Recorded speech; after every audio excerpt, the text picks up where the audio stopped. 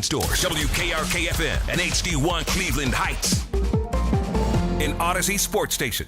92.3 The Fan. Yeah, we've seen a lot of good arms lately, and so there's This 2020 Sports Update is powered by Summit Sound. Help protect your investments and start saving money today with window tint for your vehicle, home, or commercial property. Visit summitsound.net. Guardians take down the Brewers yesterday by a final score of 4-2 to avoid the sweep. Travis Bazzana hovering this one in the form of a solo blast at the top of the seventh, talking about how he was able to execute after seeing some good pitching as of late. Yeah, we've seen a lot of good arms lately, and so there's a lot of experience to be had. And in the big leagues, the more you see certain pitches and across all levels, you start to learn tendencies and where they can beat you and where you're going to be strong against them. So it's been good, and you just have to keep learning. Take something from every day, good or bad, and roll with it and just get after it the next day. But it's fun. It was fun playing in Milwaukee and on to Houston. Audio courtesy of Guardians TV. They'll take on the Astros tonight at 8:10, beginning a 3-game series down in Texas. And the Miners, Cooper Engel, a great day at the dish yesterday for AAA Columbus, going 4 for 4 with 3 homers, a double, and 4 RBIs. Clippers winning 7-5 yesterday at home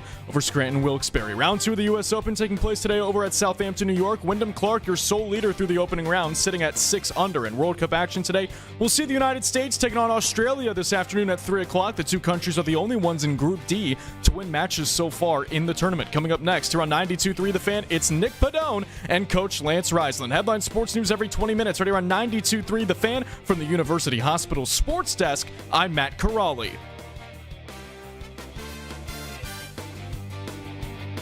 Your day isn't complete unless you know how Cleveland fits into the national sports scene. The Afternoon Drive. Weekdays starting at 2. 92.3 The Fan. The Ken Carman Show with Anthony Lima. Probably against the righties more so. Bazzana booms one deep right field. Goodbye! Bazzana puts the Guardians on top 3-2 with his 5th home run of the year. In the dirt, gets away from Sanchez. Great break by Schneemann. He waltzes home with an insurance run to make it 4-2 Cleveland. Cade goes at him. Fly ball left field. Kwan, book it. The Guardians are back in the win column. They avoid the sweep. Cade Smith nails it down with a 4-out save to get his 24th of the year. The Ken Carman Show with Anthony Lima. This is Cleveland Sports Radio. 92.3 The Fan. Morning, no Ken, no Lima, Nick Padone, Coach Riz, Lance Reisland in studio with you guys this morning. 10 years ago today, the 50-plus sports championship drought finally came to an end in Northeast Ohio. What's going on this morning, Cleveland? We want to hear from you guys all morning long at 216-474-0092. That's the number to join the conversation. It's so cool coming into the studio before 6 a.m. I've usually got a couple more hours of rest, especially on a Friday, Coach. But you come in here, the Cavs highlights are already on the TV, video from the parade, video from that Game 7 at Oracle Arena. It's so crazy this whole week to jump in the time machine and go back to the 2016 Cavs. They're obviously having a ton of fun on the Instagram stories, and they're out there at their golf reunion in Scotland, I believe, and they're getting ready to go on another leg of the trip where they're going to pick up Delhi, pick up Iman Shumpert. So we should have more Instagram story content to come from the 2016 Cavs. Coach, good morning. It feels like a morning worth celebrating, even though that championship, that achievement was a decade ago. Well, good morning to you as well. And, it's funny when you look back at that. First of all, it's hard to believe it's 10 years ago. As I was looking at what we were going to talk about this morning, I laughed initially because I'm sure we were in different spots. 10 years ago, I absolutely remember sitting downstairs. Obviously, they're down 3-1 against that team. They got 2 W's in a row, and then you're thinking, can they go out to Golden State and get another one, right? And then I will always remember the chase down block, even more than the shot. The chase down block was absolutely the memory that sticks with me the most. I remember my wife and I literally, like, we were there screaming. We have a 3-year-old upstairs sleeping. We're screaming downstairs. It was something to you. One of those things you always know where you were, and you always know what you're doing. Where were you when that happened, my friend? I was in my parents' basement, so we were in very different spots. I was thinking this. I was thinking this morning on the drive here. 10 years ago, I wasn't even 18 yet. I was still in high school. I was getting ready to go into my senior year at Nordonia. And my parents' basement kind of became like the gathering point for Cavs games throughout that series and throughout the entire NBA playoffs. And it was like, you know, we went down there like with my parents, and then they had some friends over, and then my friends obviously came over, and it became kind of like the good luck spot in the even a couple neighbors, like, and we wouldn't mess up the good luck spot. So, you know, it was tough because they fall down 3-1, game 5. It's pretty sour attitude down there. And then they find a way to win that one out west. Now we hear the stories where, you know, LeBron told the team, hey, we really just need one. If we go out to Golden State and we just win one, then the pressure goes on to Golden State to come back to Cleveland for game 6. That's where Steph Curry crashes out, throws the mouth guard. Iconic piece of that series. And really when I felt like, okay, they've got this thing right where they want it, because you've got, you know, the 73-9 team. First ever unanimous MVP was Steph Curry, and he was in full-on meltdown mode when he tosses that mouth guard. Obviously, they had already been without Draymond Green because of the suspension when he kicked LeBron and had picked up too many flagrant fouls. It was just a bizarre series. And then game 7 is just memorable, historic, like it probably still to this day the best NBA game that's happened, at least in like this modern generation of televised NBA games. Like the Wilt Chamberlain 100-point game, there's all that conspiracy that like there's no video for that, so like did it really even happen? You know, obviously all the Celtics titles, like some of those were on TV, some of them weren't. Same with the Lakers titles with, you know, Kareem, and obviously the Kobe and Shaq days. But for this modern generation of basketball, I feel like we've gone 10 years and we haven't had a finals come close to that. And I know that's maybe Cleveland bias, and we just watched the Knicks have their championship, but that didn't come close to what we did down. Well, you take, you know, that team was 73-9. It was, you know, the Splash Brothers at their height, right? That was, I will say, as positive as I am, and I'm always thinking about going 1-0. Even when they went down 3-1, I was like, this is going to be an uphill challenge. But once again, as a coach, I think LeBron, when he said that, don't get on the plane unless you think you can win. You're right, because first of all, you think about it. Game 7, anybody can win. Game 7, that's why they say it's the greatest 2 words in sports. So you got to get it back to your home court. They go out there. That was a dominant, you know, to be down 3-1 and go out there and win that game. I don't know. Like I said, I remember, rarely do you remember exactly where you were, exactly where you were sitting, exactly who you were with. And I just remember LeBron grabbing his head when, you know, they're up 4, and some things you just never forget. And that was, well, and like I said, it's hard to believe it was 10 years ago. Yeah, that's crazy. So I'll be honest, like I felt like watching that whole fourth quarter, the game was tied forever. I don't know if you guys remember that. Game was tied at like 79-82. It was tied forever. And then I kind of, like in real time, I don't even really remember the block happening. I feel like I was so nervous and like overcome with adrenaline, emotion, and there were so many people in that darn basement. And then like my consciousness came true when, you know, LeBron tries to posterize Draymond Green. And I maintain that if he would have finished that dunk, I probably would have died right there at the ripe age of 17. Like had he finished Draymond Green and the Dutch, like that would have been it for me. But he goes to the free throw line, misses the first one, makes the second one, and then he says like, we need one stop, and that's when like it became very real that they were going to win that. It is so cool that like it's rare in sports where you like remember, and especially in Cleveland sports, because these moments are so few and far between for us, where you remember exactly where you were. Like I think like the 2016 Cavs, one of those moments. And then, like, since then, the Rajai Davis home run, for sure. Maybe the game against Pittsburgh in Pittsburgh, and they beat the Steelers to win that first playoff game, the Browns. That's memorable. I remember where I was at for that. The Joe Flacco playoff game probably fits in that same category. Honestly, Joe Flacco Thursday night against the Jets to get back into the playoffs in 2023, probably another one of those moments. The big Christmas home run, maybe. Like, I'm just trying to throw out, like, really cool Cleveland sports moments that we've had since then. And obviously nothing compares because that moment snapped a 5-decade-plus drought without a championship. And we're going to be talking about this all morning. We're going to take your calls on this all morning as well as 216-474-0092 on where you were 10 years ago when the Cavs finally won it all. But it is fascinating, too, that just, like, that 10 years kind of came and went pretty fast. And I feel like the 2016 Indians were the closest that we got to having that feeling again.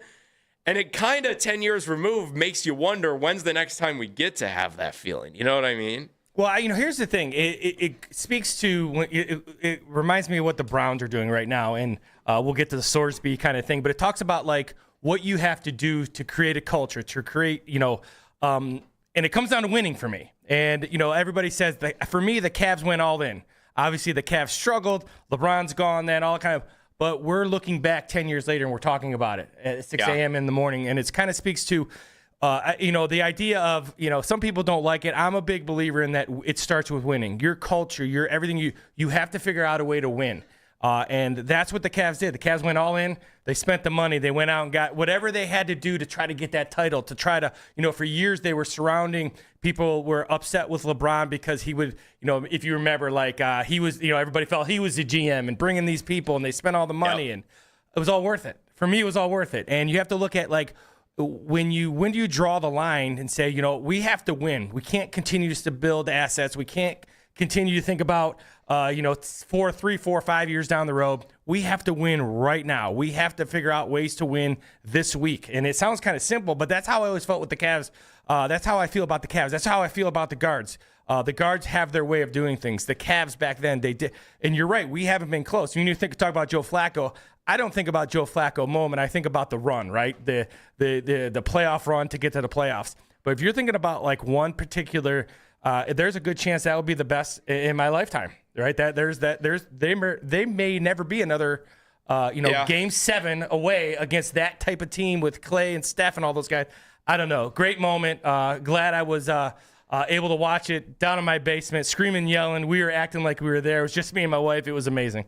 It is so cool. And we live in this ring culture where it's like, if you don't win the championship, nothing else matters. And I definitely, it's not to say that, like, since 2016 we haven't had great moments, because I just rattled off, like, the Rajay Davis home run came in a loss. The big Christmas home run came in a loss, a series loss, but that was a great individual moment. The Flacco, entire ride was just crazy and so improbable. And I remember, like, the grainy cell phone footage, the picture that went out of Joe Flacco when he was coming on the plane to Cleveland to join the practice squad. And to think that culminated in a playoff run and ultimately a wild card loss against the Texans, like, that's bizarre. So part of the journey to get to a championship is what makes it so fun. But the fact that team did it in the most improbable way imaginable, with their backs up against the wall against the 73-9 team, which is still the greatest record in the NBA history, the first ever unanimous MVP, it was literally storybook. And we're going to talk about it all morning. We want to hear from you guys on where you were 10 years ago when the Cavs finally won it all. Coming up a little bit later, we're going to talk about what team could be next in line in Northeast Ohio to deliver us another championship. I know Coach Riz always talks about that winning culture, and we talk about it with the Guardians a lot. Joe Noga, Cleveland.com, going to join the program at 9 a.m. to talk about all of these Guardians injuries, how they could overcome them. And the Brendan Sorsby conversation is going to continue to dominate a lot of this morning and probably going into next week, because Coach, as we continue to talk about this situation with Brendan Sorsby, and it feels like this entire week has been a Brendan Sorsby week, I feel like the conversation isn't going anywhere, because, like, as much as we're continuing to talk about it, we're not necessarily finding out many concrete answers. Like, there is just so much information about this guy, and we are so all over the board with this guy in terms of, does he have a gambling addiction or not? He says he does, but he hasn't bet, nefariously at least in the last 3 or 4 years.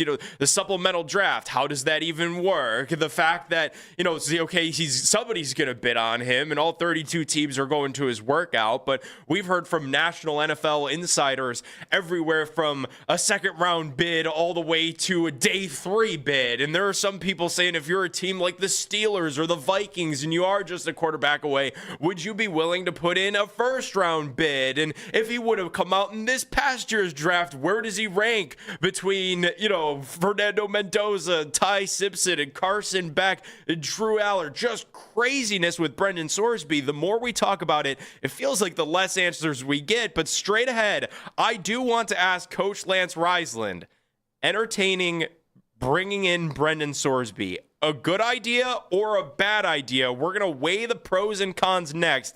It's Nick Padone, Coach Riz, in for Ken and Lime on Sports Radio 92.3 The Fan. ABC.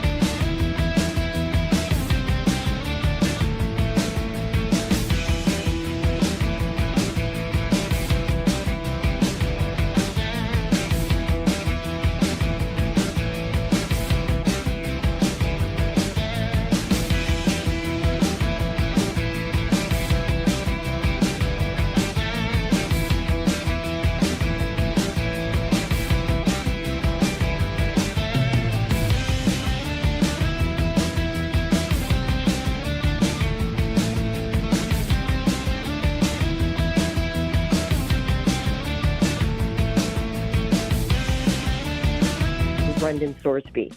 I've talked to enough people to believe that that is the case. And we also heard Todd Monken weigh in a very, very strong and definitive way at the golf outing when he said it was a slippery slope. I don't think he was speaking in a vacuum. I don't think he was speaking out of turn. I think the organization probably already had some preliminary discussions about Brendan Sorsby. And then once again, in my follow-up discussions, I really feel strongly that they are not going to do this. That's Mary Kay Cabot, who joined the Ken Carman Show with Anthony Lima yesterday morning, talking about what is the elephant in the room here in late June, Brendan Sorsby. And Brendan Sorsby, in Mary Kay's mind, not a fit for the Browns, based on conversations that she's had with people around the organization. She believes they probably have done a little bit of preliminary work on Sorsby, and that's why Monken said what he said about Brendan Sorsby being a slippery slope. Obviously, this is somebody that had admitted to sports gambling on a team in which he was on the roster for. It's Nick Padone, Coach Lance Reisland, in studio for the Ken Carman Show with Anthony Lima this morning. Coach, I obviously have a ton of respect for Mary Kay. I, went to Kent State.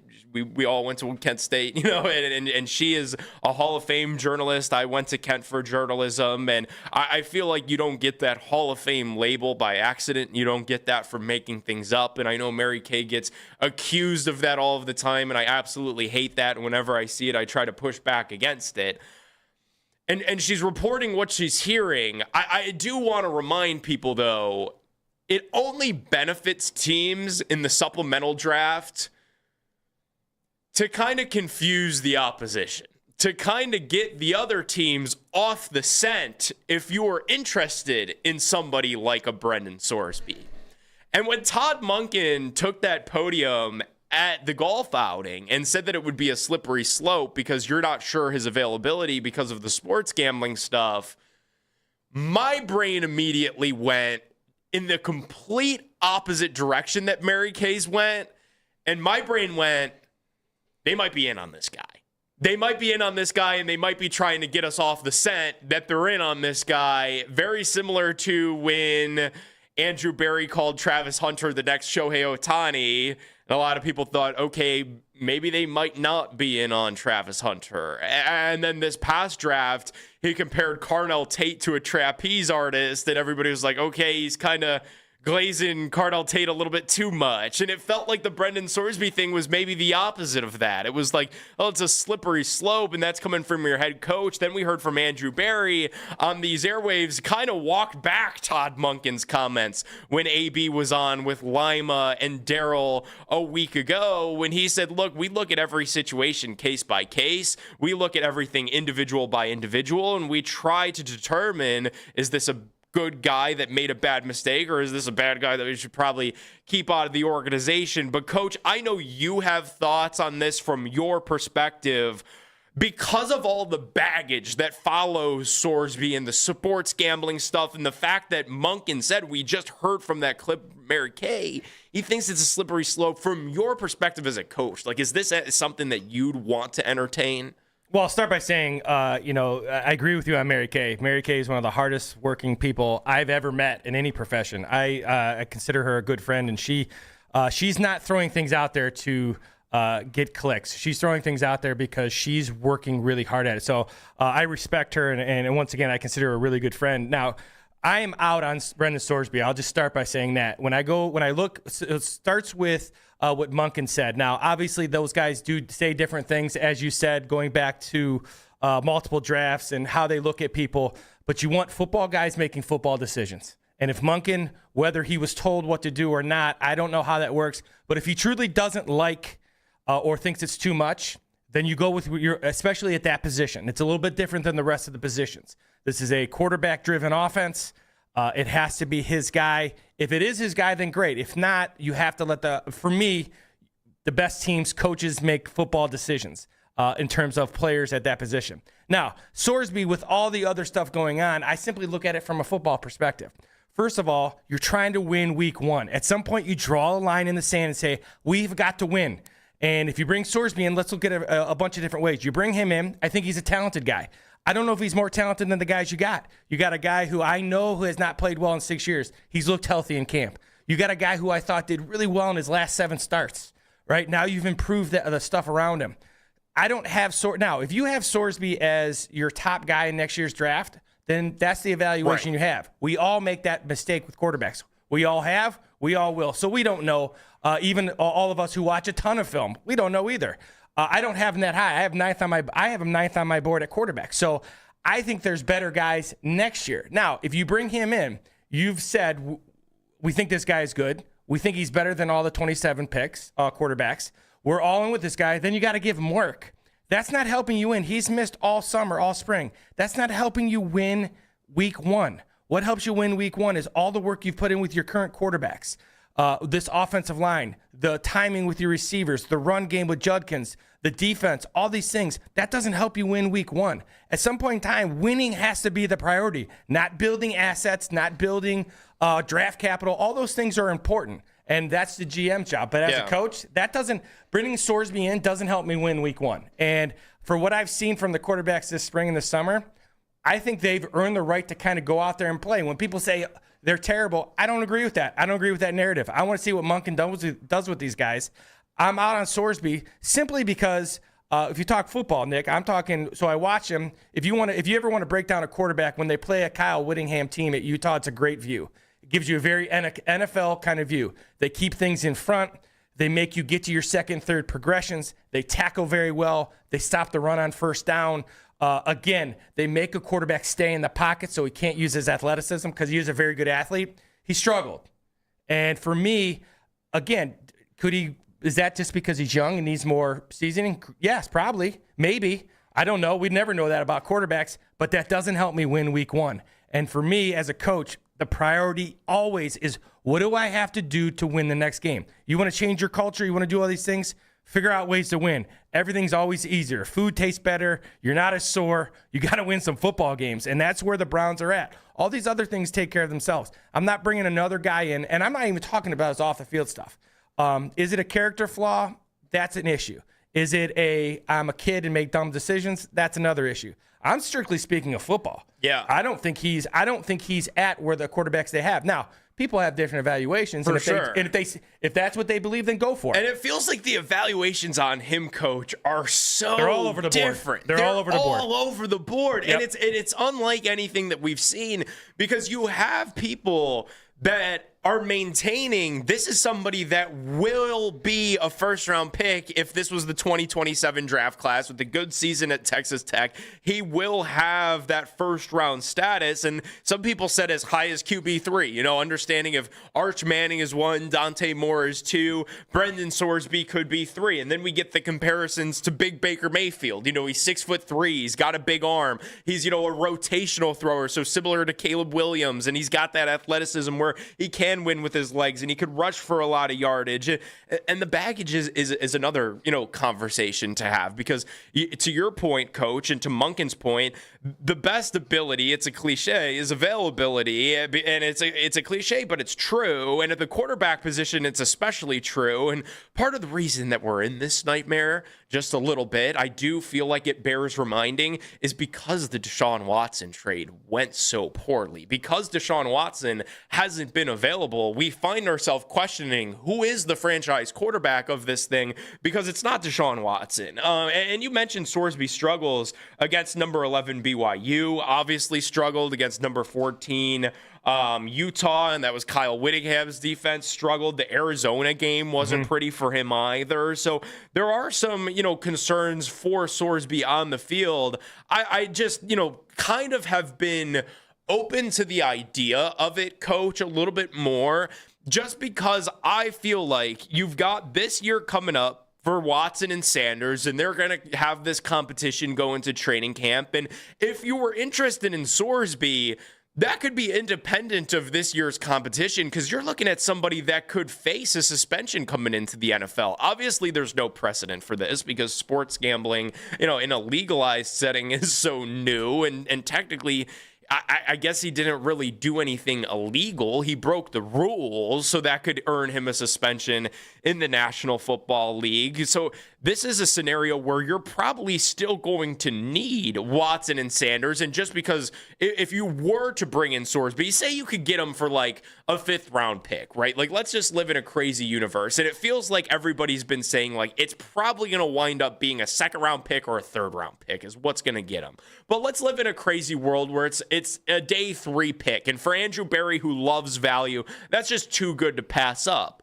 What if there's a world where they love Brendan Sorsby and their evaluation on him might be higher than what ours is, where we are concerned about some of the struggles? There is just an inherent unknown with the character.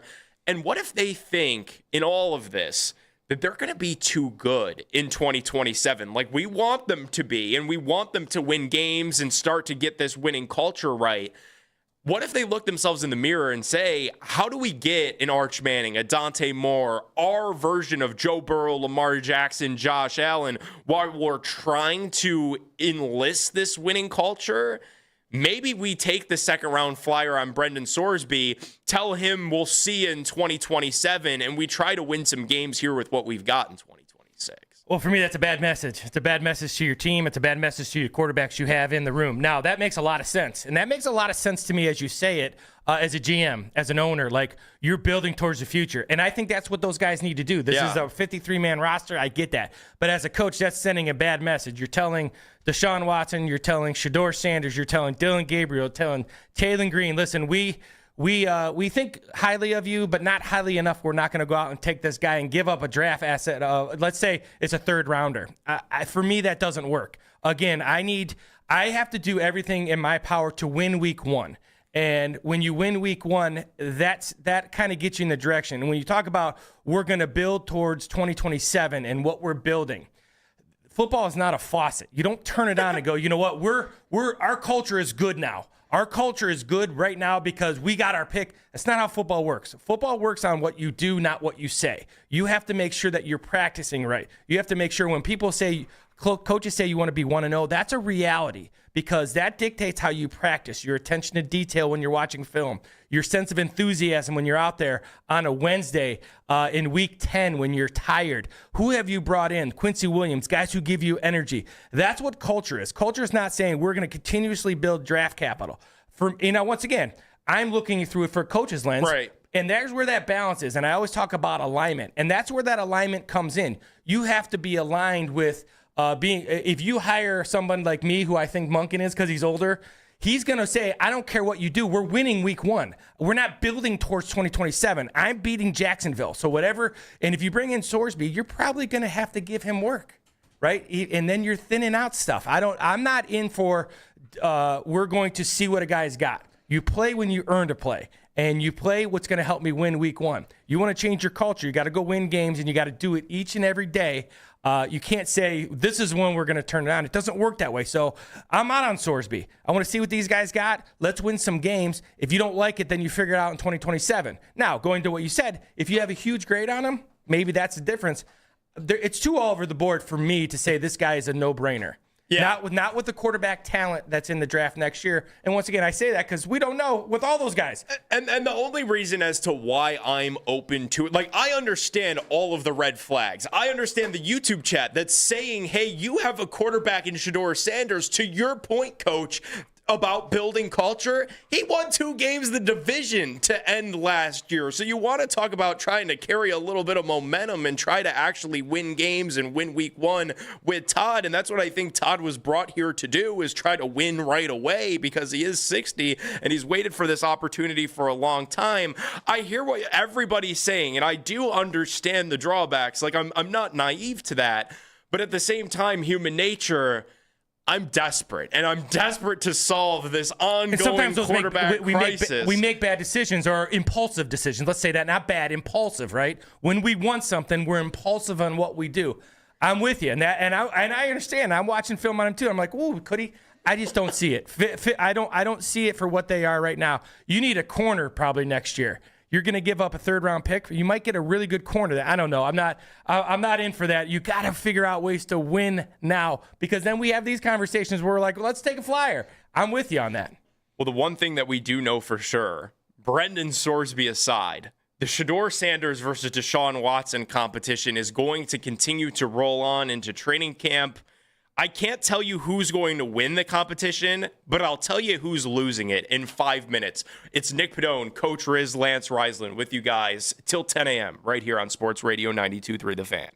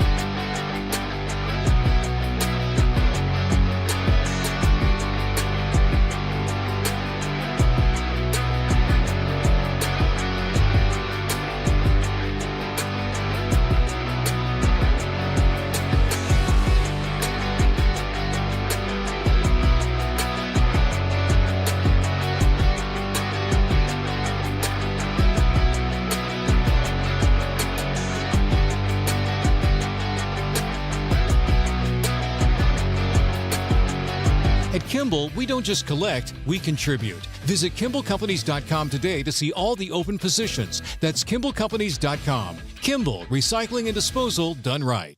LeBron watches on. And this fall, I'm going to take my talents to. Could he make another return to Cleveland? We are the place for all the latest NBA news and rumors. We are Sports Radio 92.3 The Fan.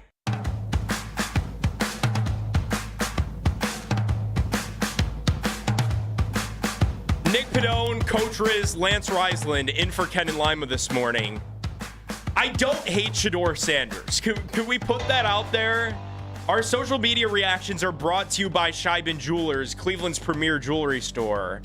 Tease Mobile 757 in the YouTube chat, imitating me, saying, I hate Shedeur so much, I'll take a worse player than him because I'm desperate, with a bunch of crying, laughing emojis and facepalm emojis. I don't hate Shedeur.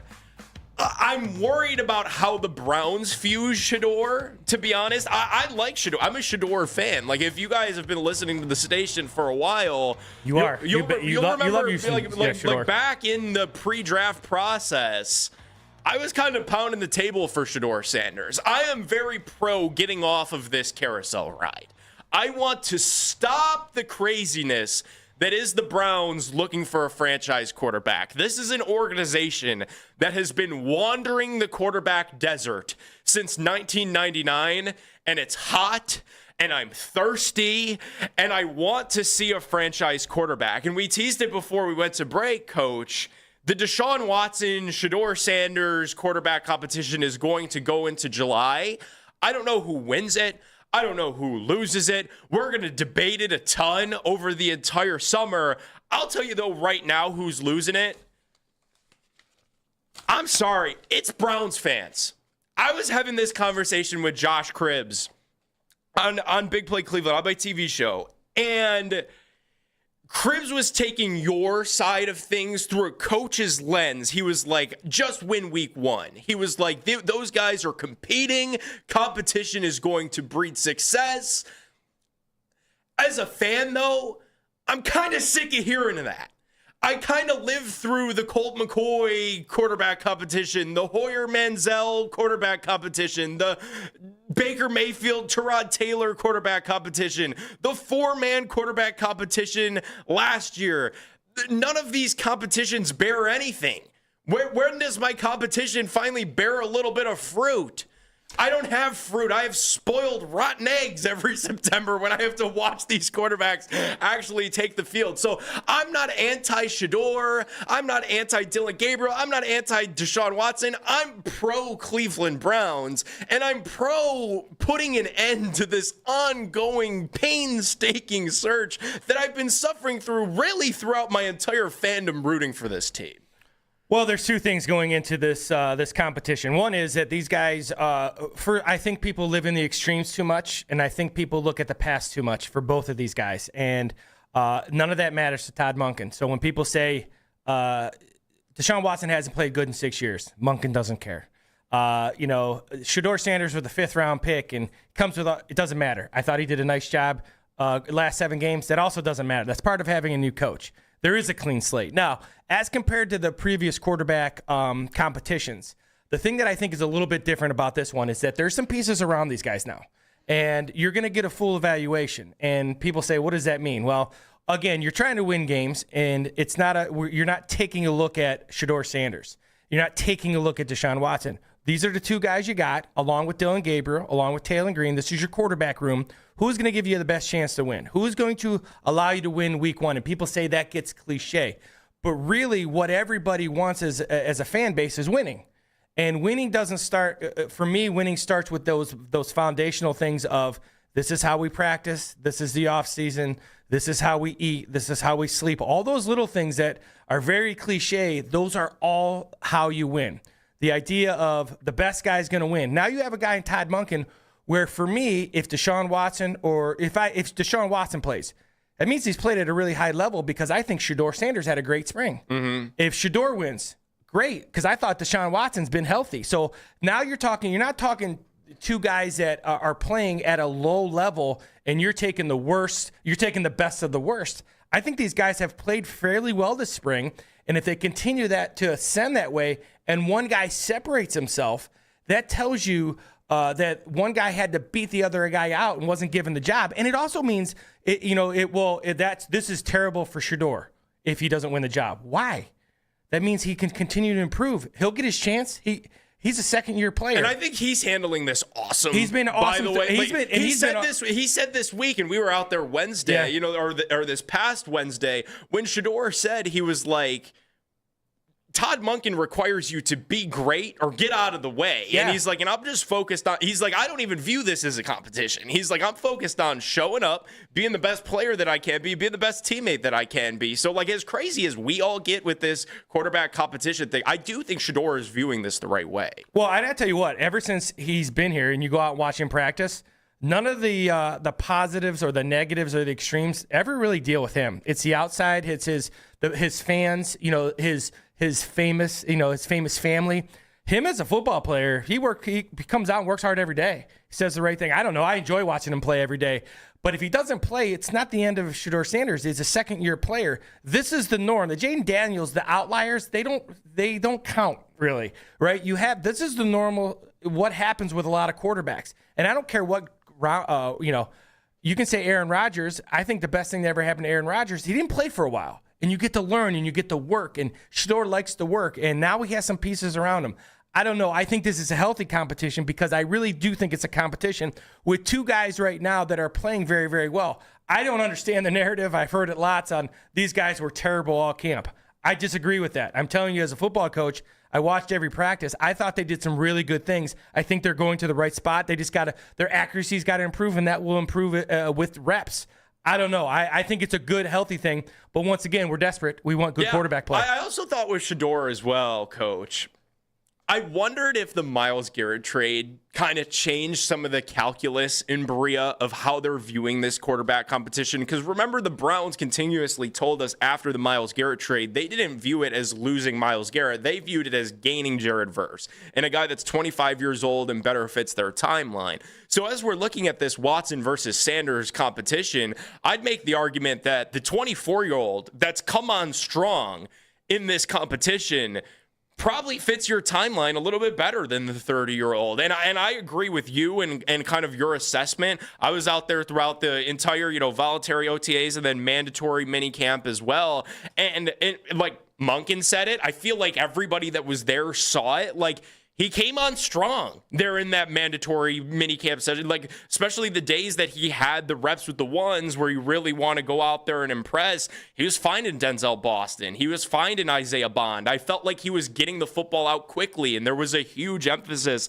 on him delivering the football on time and accurately. So I do feel like this is a competition that's not going anywhere. Obviously, this is something that's going to drag on a little bit, but I think it's because Shedeur maybe made Todd Monken think a lot harder about this decision than he had anticipated. Coach, I was in with Jonathan Peterlin yesterday on Afternoon Drive. We talked to CBS Sports Push the Pile podcast Mike Renner. He had something jarring to say about Denzel Ward's future in Cleveland. I don't think you're going to like it. We're going to get to that straight ahead. It's Lance Reisler and Nick Padone with you guys in for Ken and Lime on Sports Radio 92.3 The Fan. This is an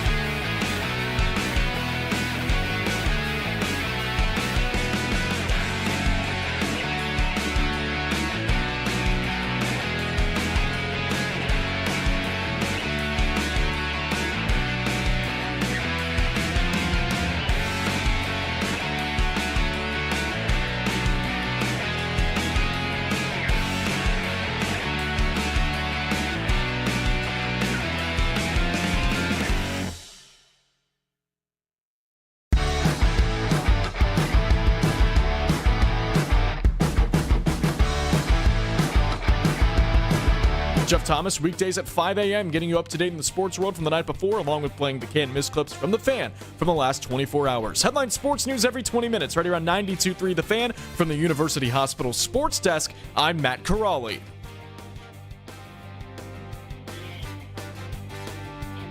Catch Afternoon Drive with Nick Wilson and Jonathan Peterlin live on YouTube each and every weekday from 2 to 7 p.m.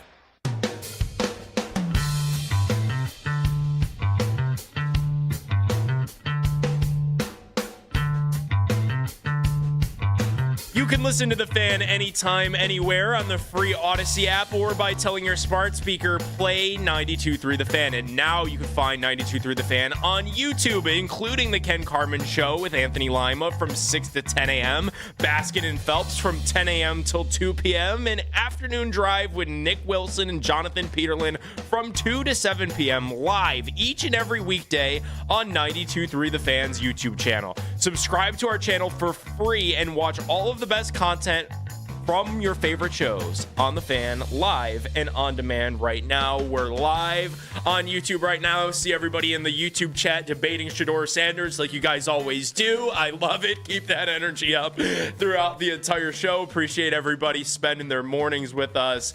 Coach and I were talking about it a little bit in the break, man. I wish I was in Scotland playing some golf and drinking some wine. I mean, those guys look like they're having. I mean, the FIFA people coming over and the Cavs 2016. There's some people having some real good times here the last week or so. Yeah, a lot of summer vacation in Northeast Ohio, and it's been fun to watch all of this with 2016 Cavs, FIFA World Cup. Did you see the TSA put out a statement?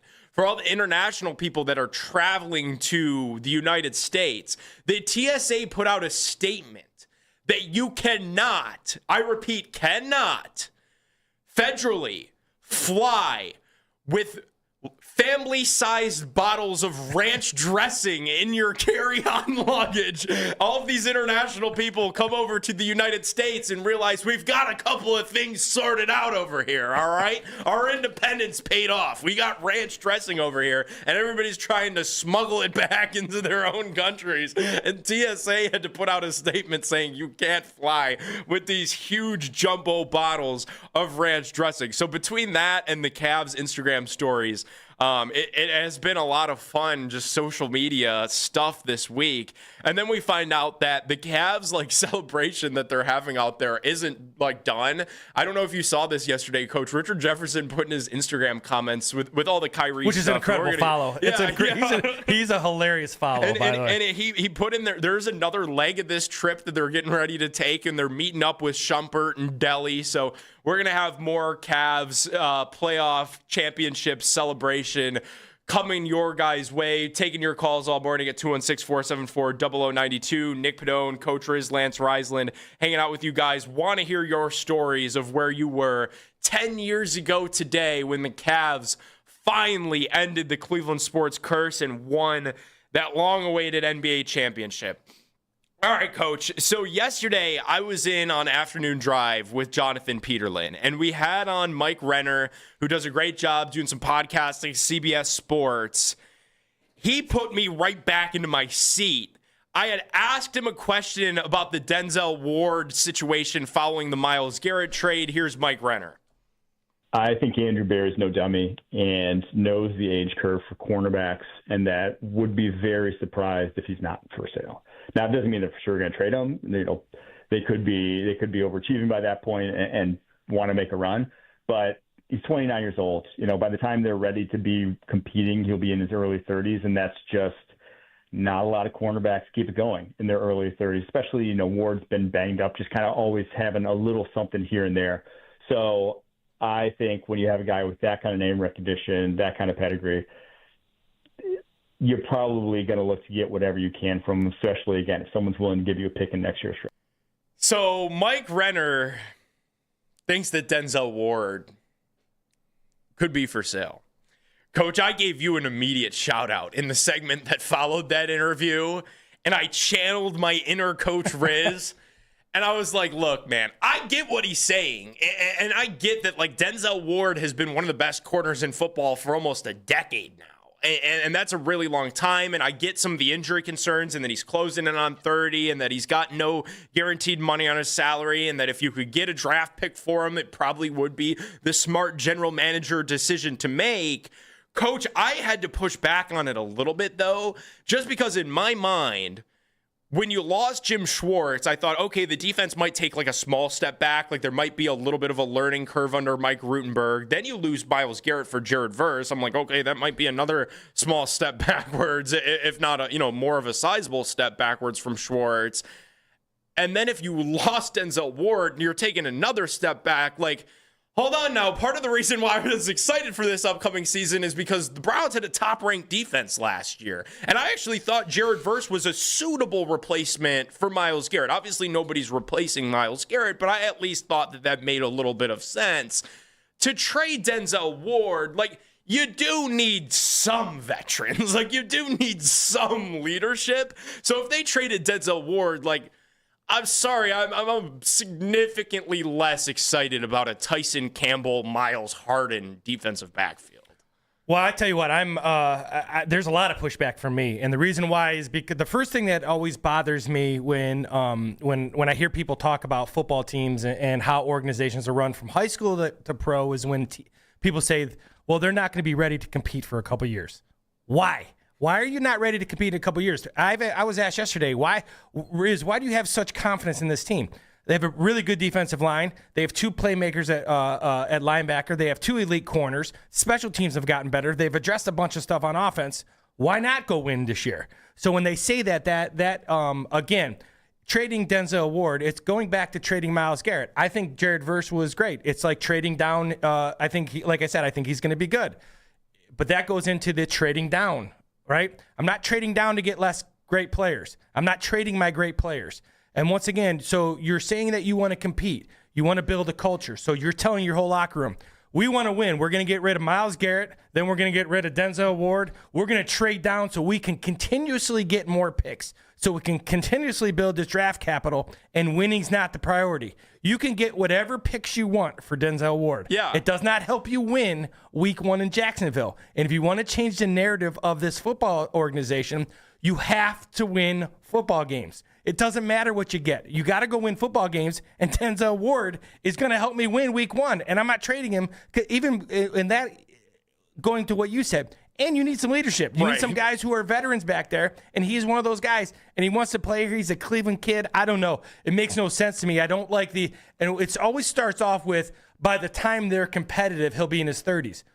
Well, he's not in his 30s when we play Jacksonville, right? That's where my focus is. I'm winning week 1. I know I was that one got me a little bit. I'm not on board with that one. That one got me too, because again, like, okay, the Myles Garrett thing, like, I'm not going to pretend that I'm all the way over it, because I'm really not, but I can at least make sense of it, that you get Jared Verse back, and I get the return package was awesome. Like, you get 3 years worth of draft picks. You get a first-round pick next year, you get a second-round pick the year after that, and a third-round pick in 2029 that could be a first-round pick if he somehow gets traded back into the AFC North. I just look at it like this, man, like, I like draft picks as much as the next guy, second-round picks as much as the next guy. I see what Andrew Berry did in the second round this past year with Denzel Boston and Emmanuel McNeil-Warren. I see what he's done in years past, found difference makers in the second round. JOK, difference maker, second-round pick. Grant Delpit, difference-making second-round pick. Mike Hall Jr., I think, is in line for a big year this year if he could finally stay healthy. I like second-round picks as much as the next guy. But this is Denzel Ward that we're talking about here. Like, cornerbacks are hard to come by in the NFL. Good ones are really hard to find. And you play in a division with Jamar Chase and T. Higgins and DK Metcalf. And, now the Steelers picked up Michael Pittman. And then you've got, Baltimore has Zay Flowers. And, I actually agree with you, Coach, that, like, despite my uncertainty at quarterback, because they're uncertain at quarterback, like, I think they could be a surprise team in the league this year. And I think, like, their recipe to getting off the mat quickly in sports a lot of times is having that right mix. And the Guardians are the perfect example of this. The perfect mix of veteran leadership, and you get that in, progressive field with guys like Austin Hedges and Jose Ramirez, and young talent. So I fear, and I love all the young talent that Andrew Berry's brought in. I think Concepcion's going to be great. Boston, I love what I saw when we were out there. Like, all of these young kids look awesome. It's just like, I do need a little bit of I need a pinch of veteran leadership in there too. Well, when you talk about organizations that win, and once again, I'm talking all sports at all levels. And let's focus on the Browns and the NFL level. It's never great teams, great organizations never talk about rebuilds. They talk about retools. We got to retool some things. And the Browns are always in this rebuild mode. And the only way you get out of rebuild mode is to go win games, because then you're not rebuilding. So when you get that constantly, we're going to I like second-round picks, too, and I like third-round picks, and I like draft capital, all that stuff. It's fun. April is always fun. We love the draft. And we love it. But and people who do that stuff are way smarter than me. But I will tell you, as a football coach, you win football games by having really good players, and those really good players are better than the other team, and then you look like a really good coach. Ask any coach at any level. You're good when you have better players. It's rarely because you get out-coached. People don't get out-coached in the NFL. People say that all the time. These are all really good coaches. People who have better players win football games. You can't continuously get rid of your best players and assume that the next guy. It's like Jared. I'll use an example of Myles Garrett. I love Jared Verse, and he's a really good player, and I love everything he's about as a human being.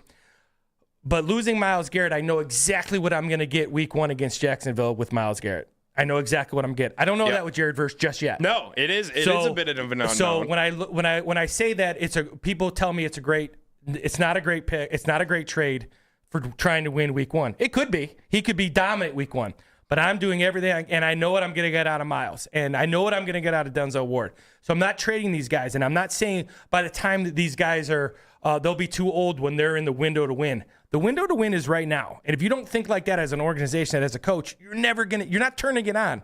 You have to figure out ways to win. And I'm going to say that over and over and over the next 2 months with you, with everybody else we're together, because that's how it turns. Culture's not turned on. It's right now. And I think Todd Monken has that vibe. And that's why Deshaun Watson could be your quarterback. My advice to the Browns with this Denzel Ward thing is pretty simple.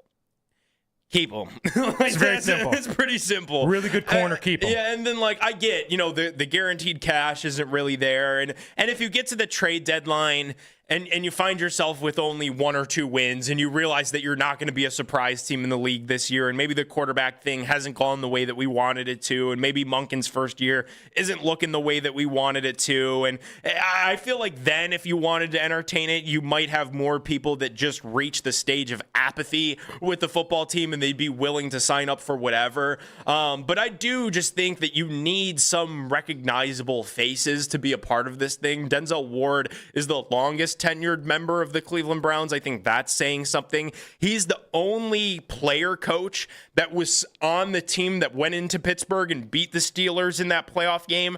On this entire Browns team, only 9 players remain from the team that went to Houston and lost in that wild card game against the Texans. So it's not an experienced team by any stretch of the imagination. And I do think Denzel's leadership, the way that he kind of carries himself by example, is something that just shouldn't be discredited, thrown out, especially for a second-round pick, a third-round pick. That's probably all you're really going to get for him.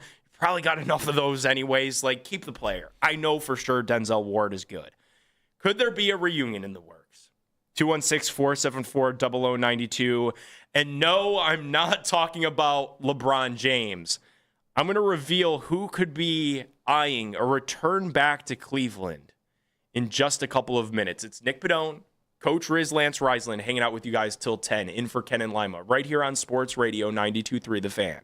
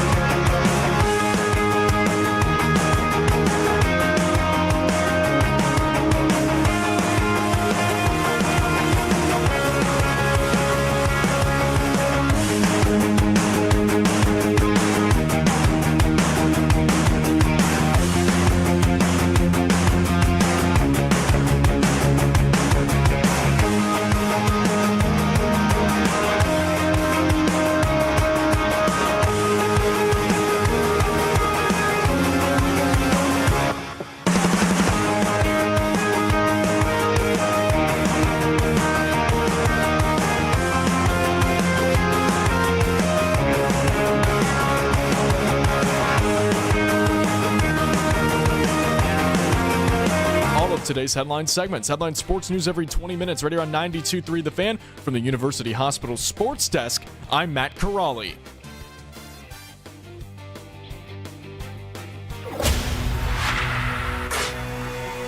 Headline sports news every 20 minutes from the University Hospital's Sports Desk. We are Sports Radio 92.3 The Fan.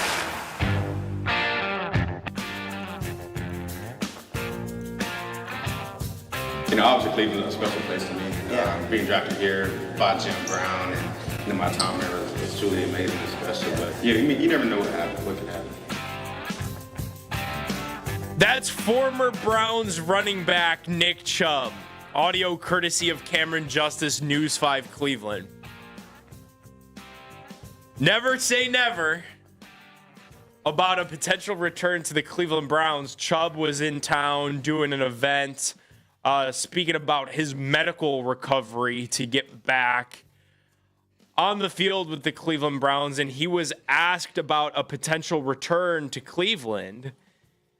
And Coach, you heard Nick Chubb right there. Kind of left the door open. You never know what can happen. It was the quote from Nick Chubb about a potential return someday to the Cleveland Browns. Well, you know, here's Nick Chubb. He brings out the kind of fanboy in me, right? Because as a coach, every time when you watched him practice, Joe Patonio goes in that category as well. Watching Nick Chubb practice for a couple years, it was like he was fighting for his job. And that was super impressive to me. I'm talking when he was at the peak of Nick Chubb. Every run went, they could be on the 20-yard line. Every run would go 80 yards. He'd be back in the huddle. Just a guy, humble, everything you want as a coach. So there's a little soft spot for him, for me. But there is a drop-off, right? And we talk about, they talk about corners, so for me, it would all be based on his performance. Now, I've been ultra impressed with what the Browns have. I think Judkins looked good. I thought Dylan Sampson looked really good. But I've been very impressed with Raheem Sanders, and I've been very impressed with Amani Marshall physically, what they can give the Browns. And once again, at the right price, do you bring guys back? For me, I would have to take, I would take the business approach to that and say, what does he give me in leadership? What does he give me in value? And how does he help me win against Jacksonville? Because I got to stay true to that, because I've said that about the quarterbacks. I've said that about, the corner, when Denzel Ward, et cetera. Once again, I'm biased on that because I like Nick Chubb so much as a person and the way he practices every day. And as a coach, you look at him and go, that's everything you want. If he's better than if you think he's better than Rocket, if you think he's better than Amani Marshall, maybe you bring him in for that third down back, a guy who can help these young guys, a guy like Judkins learn how to protect his body a little bit more, et cetera. That's a tough one for me. Once again, I wouldn't be mad if they did, but I would think that would be more of my joy of him as a player. Because I think Sanders and Marshall have been very, very good in camp so far. 216-474-0092. Would Browns fans entertain a reunion with Nick Chubb? Last year, he spent with the Houston Texans coach.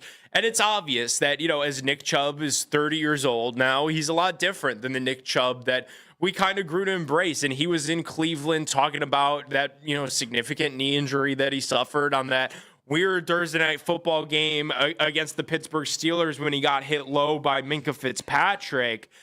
I think this would be a massive win for Andrew Berry in what's been a tough offseason from the standpoint of the rest of your organization. The stock arrow is genuinely pointing up outside of two departments. And I think the two departments are very important. The quarterback department, which there is no stock arrow in my mind. It's not pointing up or down. It's just one big question mark because you don't really know what you've got at that position, and you don't know if your long-term answer to that position is on the football team. And you also got worse this season in the Myles Garrett department because you just lost the face of the franchise in a guy that is the greatest player of this generation. And the reason why I think it would be a big win for Andrew Berry is because in that Myles Garrett trade for Jared Verse, I think you gained a little bit of leadership, vocal leadership. And I think that's important. And we were talking last segment about how we want to keep Denzel Ward in Cleveland, even though some of the national media is going to continue to view him as a trade target. I loved everything about Nick Chubb's time in Cleveland because of exactly what you said, Coach, the way that he showed up, the way that he worked. Even as the best running back in the league, he approached practice every day as if he was fighting for a spot on the roster. And I think it would be awesome to have all of this young offensive talent like Judkins and Sampson and even some of the receivers like, Concepcion and Boston just see the consummate professional that Nick Chubb was when he was in Cleveland and probably still is. And I think anything that you get in terms of on-field production would just be bonus, because that this is Judkins and Sampson's backfield. And if Nick Chubb could be a goal line back maybe and score some old man touchdowns to feel good at age 30, I think that's just an added bonus to this thing. Well, like I said, it's a difficult one for me. Once again, when I do the positive and the negatives, again, I always have to keep in mind, and I said it to you all the time, like what is going to help me win in Jacksonville. And as much as I love Nick Chubb and I'm biased, I'd have to look at it through that scope as well. Does he help me win week one? Is he better than Rocket Sanders on third down and blitz pickup? Is he better than Amani Marshall as a guy who can take some of the pounding workload off of Judkins in the middle of the second and third quarter if they're up in a game and you're in 4-minute offense? So once again, I strictly have to look at that through the football aspect because I'm biased, because everything you're saying, I'd be like, yes, absolutely. I want him back because Nick Chubb is one of my all-time favorite people, not only football players, but he handles himself. He's such a professional. So once again, this would be like one of those tough ones for me. But once again, I'm going to stick to my guns here as a coach and say, does he help me win in Jacksonville? Now, if you can give me an argument in saying he's going to help me win in Jacksonville, then I'll take it. But I got to kind of stay in that lane and keep my personal feelings out of there because there's a guy you just love to root for. I just feel like even if he's running back 2 or running back 3, kind of sharing snaps behind Judkins and Sampson, I think this is something that still would make sense for the Browns. Obviously, if Chubb is up for it and if Andrew Berry's up for it. That's the big well, you got to key think, here. Can he give you some Nick Chubb type-esque running in third down and shorts? Can he pass protect still? Can he do those things?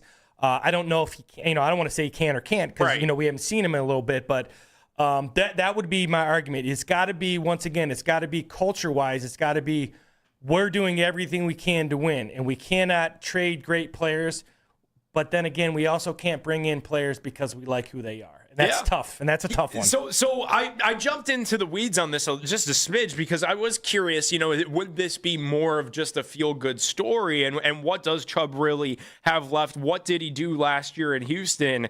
He had 122 rushing attempts. That's a pretty good workload for somebody that was still working back from that injury that he had in 2024. He had 506 rushing yards. That's 4.1 yards per carry. It's not bad. And 3 rushing touchdowns and a couple of receptions and obviously some receiving yards to go with that. So it is like again, Chubb is on the back 9. I think we're understanding of what this conversation is. But it's not like there's absolutely nothing left. Like end of life Todd Gurley was sad. Remember that? Yeah. Like that was the guy that had such an early prime, and then the fall off was kind of all at once, and then he got passed around to a couple teams. I even remember like Ezekiel Elliott when he did his return to the Cowboys. Like that was really bad, and you could tell he was just like fat and out of shape, and that stunk because like Zeke was one of my favorite Buckeye players. But I think it's a little bit different with this Nick Chubb thing because he is only 30. He's one of those different type of athletes. We saw him bounce back from all of the injuries. And the fact that he eclipsed over 500 rushing yards last year, it kind of made me think like, in a way, could this be an upgrade to the Browns, like RB2 spot, especially behind a retooled offensive line in Cleveland? Like the Houston Texans O-line wasn't stellar last year, and the Browns O-line wasn't stellar last year either. And that's a big reason why when we talk about Judkins, we applaud his 825 rushing yards or whatever it was, just because the line was horrible and he was doing a lot of that work on his own. So I don't know. I'm intrigued by it, and then Chubb kind of taking it within his own to say, you'll never know what we are or, you know, we'll see what happens. You could never say never. That sort of messaging. It's like, maybe something eventually could come down the line, because I know the organization still thinks very highly of him. Well, I think it comes down to, if you strictly think about it in a football manner, is he better than Rocket Sanders, and is he better than Amani Marshall? And at his age, once again, for me, that's the position that doesn't roll down the hill when they go, like the Todd Gurley. That's a position, and I think it's just like when you go out to practice and you see the violence. You go to a joint practice and you see the violence up close with these big, huge dudes. Yeah. You can see why running backs don't last very long. It's just too much. The body's not meant. There's only so many bullets in the chamber for a running back. And with Nick Chubb, he's a little bit different. He takes care of himself in the offseason, things like that. I agree with you.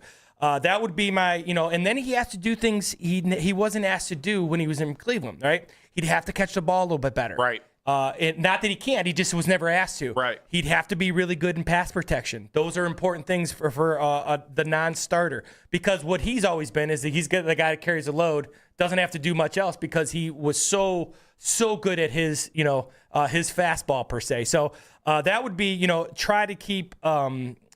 It would be hard not to have emotion in that decision, but that would be my thought. Is just like with everything else. Does he help me win in Jacksonville? Is he better than Sanders? Is he better than Marshall? Can he do some things that he wasn't asked to do? And if you keep it to a football thing and the answer is yes, then everything else you love about him makes sense. I think, you probably could have gone Family Feud style last offseason when they lost Nick Chubb in free agency. And obviously they lost Nick Chubb in free agency. They didn't extend him an offer sheet. And he signed with the Texans and found another opportunity to play. But if you would have went Family Feud style and pulled 100 Clevelanders on if they would have had Nick Chubb back with the Browns over Jerome Ford as the third running back on the roster, I think you would have had almost a unanimous Nick Chubb as the running back in Cleveland, just from what he brings from a veteran presence. And then I peel back the layers on this, and I'm continuing to think more and more about the possibilities of a potential Chubb reunion in Cleveland. And I think to myself, man, Monken and Travis Schweitzer kind of made some sweet music with Derrick Henry there in Baltimore. And a lot of people had written Derrick Henry's career kind of off when he left the Tennessee Titans, and we're saying that that's not the same running back anymore. And obviously Derrick Henry is still really good, but I do wonder if Monken and Schweitzer kind of bring some of those same running concepts, and that should be a reason that Browns fans should be excited about Quinshon Judkins because of the success that Henry had in Baltimore last year. But I don't know. They took one aging running back and made it work. Well, the thing they do with an offensive line that is, we've all talked about the matchups that Monken likes to create with the players over plays and things like that. Also ties into the offensive line. So Monken doesn't ask his offensive linemen to do things that they're not able to do. And when you watch what they did, when you watch Monken, what he did against the Cleveland Browns versus what he did against the Patriots, per se, two different style defenses. They blocked it differently and let his guys have success, which is going to improve your run game. And what he did to maximize the run game in his time with the Ravens is he made them balanced and got them in situations where you had to bring in nickel and then you run the ball. Because the best way to run the ball as an offense coordinator is make sure there's less people to block. And it sounds kind of funny, but all these guys are physical up front. When you look at what stops the run game, a lot of times is at second level because there's too many guys. So how do you get less guys? You throw the ball a little bit better, which is what he did with, in my opinion, he made Lamar Jackson a really good pocket passer. Well, then you got to play the pass a little bit. You become more balanced. And when you're more balanced, you don't have 7-8 guys in the box. So that's what Todd Monken does really well, and that could benefit Nick Chubb. Once again, if he's a good football player, then everything we know about Nick Chubb is a human, because the people that love Nick Chubb watching him as a Brown in the games, then you're going to love him even more when he's in practice. And when you talk about what he could bring as leadership, that's real, because he could teach these guys how to practice and how to be pros and how to take care of your body and how to talk and all those kind of things to, in being a team guy. But once again, it's got to come down to what is helping me win football games. And if you think that he can, then you go out and get him again for that simple fact. And then everything else is Nick Chubb, which is awesome. 2019, Nick Chubb with Todd Monken. And obviously Freddie Kitchens. 298 rushing attempts, 1,494 rushing yards. It's an average of 5 yards per run. 8 touchdowns, 36 receptions, and some more receiving yards. That was a fun. The 2019 Browns get a lot of He deservedly so. It was kind of a wild year with Freddie at the helm. People forget, though, like, that offense did put up numbers with Todd and Freddie. Like, they had 2,000-yard receivers in Jarvis Landry and Odell Beckham Jr. You had Chubb almost touch 1,500 rushing yards. Like, that offense was putting up numbers. And I wonder, like, I would love to ask Monken, like, and obviously, like, in a press conference setting wouldn't be the right spot to do it, but just, like, his raw, unfiltered thoughts and, like, present day on what it was like coaching Nick Chubb in that year in 2019. And just probably be a fascinating listen. Well, and he's like you said, Freddie Kitchens had his own demons. It seems like, but the one thing he could do, he could run the football, and they had good schemes and they did good. They did really solid stuff up front as an offense. It was such a wild year. Like somebody should write a book on the 2019 Browns. I'm just saying, because it gets lost in how many wild things happened. Between the clown shoes and the watch and everybody, the Myles Garrett helmet swing, people forget they cut a starting wide receiver that, like, hours before the game. They cut Antonio Callaway off that team. Like, it was something new every single day with the 2019 Browns. Just one of the most bizarre seasons to cover. I would personally take Nick Chubb back in Cleveland. It would be a lot of fun. Is that something Browns fans would be up for? We want to hear from you guys this morning. 216-474-0092. It's Nick Padone, Coach Riz, Lance Reisland. Somebody's missing from the Cavs 2016 reunion, and it's upsetting to me. We're going to talk about that straight ahead on Sports Radio 92.3 The Fan.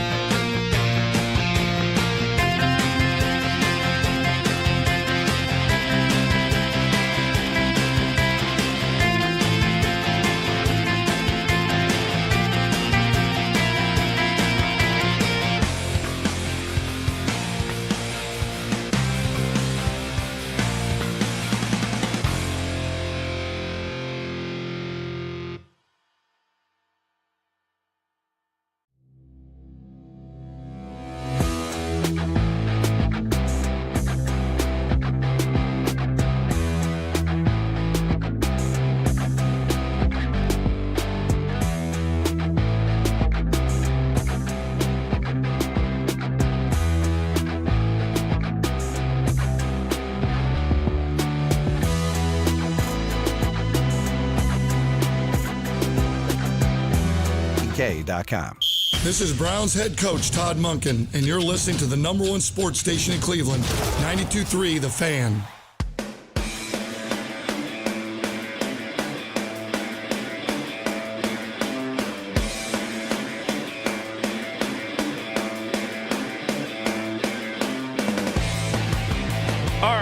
We've had a lot of fun this morning. Nick Padone hanging out with you guys. Coach Riz Lance Reisland as well. We're in for the Ken Carman Show. Anthony Lima, Sports Radio 92.3 The Fan. Had a lot of great conversation as it pertains to the Browns this morning. Talked a little bit through the quarterback stuff. Talked about, some potential things that could happen with 2018 draft class as it pertains to a potential Denzel Ward trade and Nick Chubb reunion. Time for a little bit less fun conversation, which stinks because today is a celebration. We are celebrating the 10-year anniversary of the Cleveland Cavaliers winning the 2016 NBA championship. And we want to hear from you guys on where you were when the Cavs finally won the title at 216-474-0092. But the uncomfortable conversation we're getting ready to have here is about Kyrie Irving. Why does it feel like Kyrie Irving isn't vibing with Cleveland the same way that Cleveland vibes with Kyrie Irving? It's always been a tough nut to crack, Kyrie. He's always been a little bit of a high-strung dude. I think LeBron, one of his most underrated career achievements was keeping Kyrie's weirdness at bay. I felt like in Cleveland, we got the best version of Kyrie Irving. He was locked in. He was fun. Kyrie was so much fun. Like, I think back to those 2016, 2015 Cavs, like that Running Man video when he did the Running Man challenge in Independence at half court of the practice, field, like all the fun that they used to have on the Snapchat stories and the road tripping podcast. Like, he was a regular on there. Like, that team had so much fun. But then when the trade request happened and he moved on from Cleveland, a couple of the Cavs vets sided with him. And now that we're seeing the team celebrating the championship across the pond in Scotland, golfing, having wine, they're meeting up with Shump and Delhi. Like, the celebration is not going to tone down. Why is Kyrie not there? It is weird how he is like rejecting his biggest career achievement and winning that 2016 championship and hitting the biggest shot in the history of Cleveland sports. Well, it speaks to his he's an eclectic guy. He beats to his own drum per se. And I'll tell you, as a coach, you have a lot of those guys. And for me, he was a part of that team, and obviously they don't win that championship without him. And that's what a championship team is. Obviously, you got to have your alpha, and that's LeBron. That will always be LeBron. But you need that beta, which was him, and then you need a cast of characters that have to make big shots and play defense. And that's the same in all sports. Yeah. But make no mistake, he's a guy that has beat to his own drum. He does his own things. And once again, I would love to see him be a part of it. It doesn't shock me that he's not. It doesn't shock me either. And you would like them all, but that's kind of the nature of the beast too. You're going to have guys like that at reunions that are just not into it. That's not their thing. It doesn't shock me. I don't think he downplays, what that year was, but I don't think he looks at it as like, for him, he has so many other interests in life and things like that. Once again, I'm glad he was here. It does not shock me that he's not a part of it. Would love to be, even if it was for a day or whatever it is. Just not him. Unfortunate for that he's not, but it doesn't shock me at all. It's just disappointing because I feel like that entire team, like everybody that's on that golf trip right now, and then really the rest of that 2016 roster all the way down to the last guy on the bench, Sasha Cowan and Dante Jones, those guys get the red carpet treatment in Cleveland. Those guys would never have to buy a beer in Northeast Ohio. Those guys would never have to pay for a dinner in Cleveland. And as a Cavs fan, I want to give that same love to Kyrie. Kyrie, you hit the biggest shot that this sports town has seen. You had the biggest shot in the history of the Cavaliers organization. And we just want to throw you your flowers. Like, we just want to celebrate those tremendous accomplishments that you played a significant role in. Like, I know Kyrie kind of had his own qualms with, like, being in LeBron's shadow and kind of being second fiddle to LeBron. That's not what this is about, though. This is about throwing flowers at the feet of all of those guys. Like no disrespect to Dante Jones, Sasha Cowan, Iman Shumpert. Like, some of those guys didn't have the same impact in that comeback that Kyrie had. Like, everybody talks about the shot. Kyrie and LeBron put up 41 each in Game 5 to keep that series alive. Game 6, Kyrie's ball handling was a thing of excellence to keep LeBron James active in the offense. Like, we just want to celebrate Kyrie, and for whatever reason, it's almost like, it's not that he's not letting us. Like, we're allowed to say whatever, we're allowed to celebrate whatever we want, but it just feels hollow with him not there. And it does bear noting, it kind of felt like to me that, like, Richard Jefferson and J.R. Smith in their Instagram comments have kind of gone out of their way to make sure that the fans know that, like, Kyrie was invited to this thing and he chose to not be a part of it. Well, yeah, and then for me, you respect that, and you go, all right, all those things you're saying about him. I was looking at that Game 5. LeBron puts up 41, Kyrie puts up 41, and then J.R. Smith has 10, Tristan Thompson has 6, K. Love has 2, and Richard Jefferson has 8 off the bench. So literally 82 points. They win 112-97, down 3-1. Pretty impressive. And obviously, it's not something he wants. And pressing something, like, for me, we can celebrate it. I don't look at Kyrie any differently than obviously LeBron was huge then, but LeBron is, moved on and done his thing. And I look at it strictly from the 2016 team. He was awesome. They were awesome. They were fun. Doesn't want to be a part of this stuff. That's his choice. It doesn't negate how I'm going to celebrate him. He was huge in that whole year, in that run.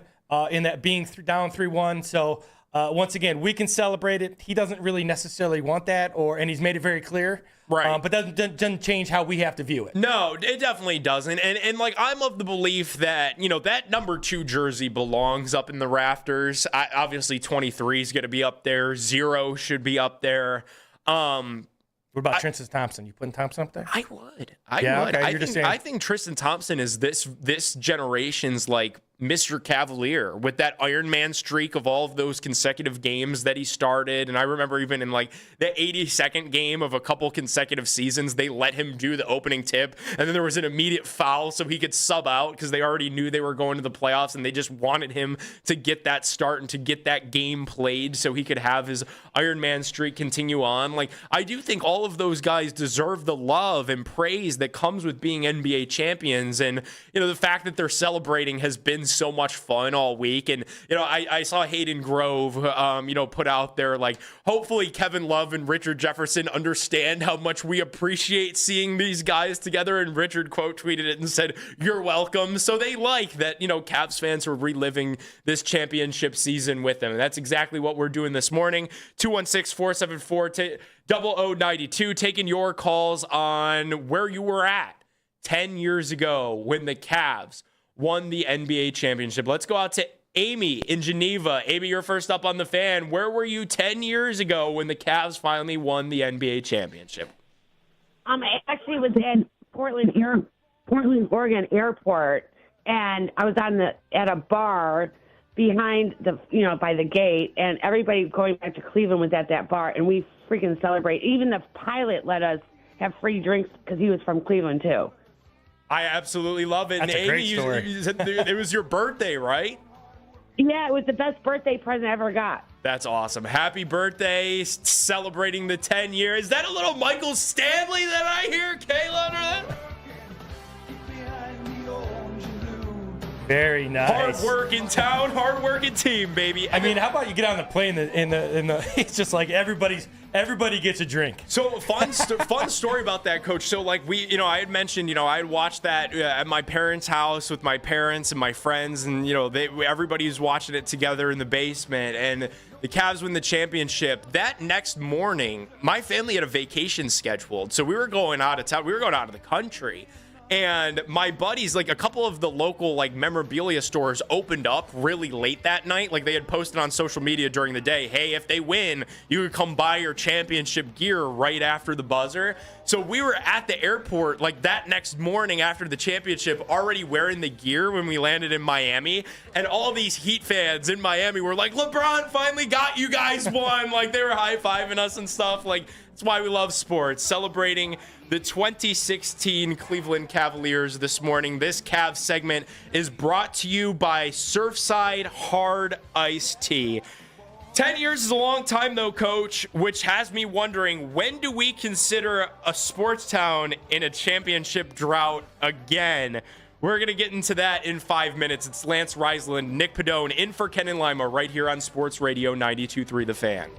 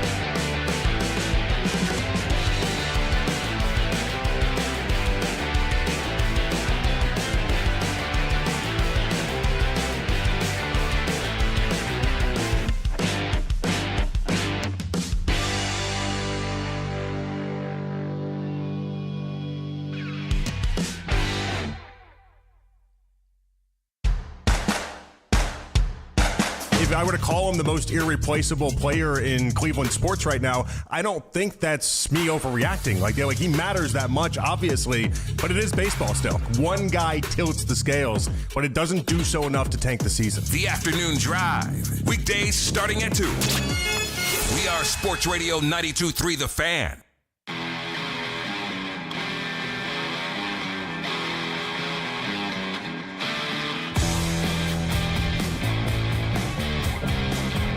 Nick Padone and Coach Riz, Lance Reisland in for the Ken Carman Show with Anthony Lima. 216-474-0092.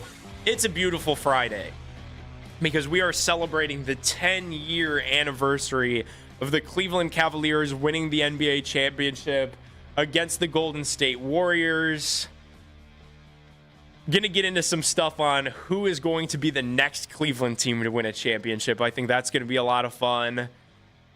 Joe Noga, Cleveland.com, is going to join us in less than an hour, 9 o'clock. You're not gonna want to miss that. We're gonna talk to Joe about the inner workings of all of these Guardians injuries. They were able to salvage the series against the Milwaukee Brewers last night, avoided the sweep against the Brew Crew, and they have a much more manageable series ahead of them.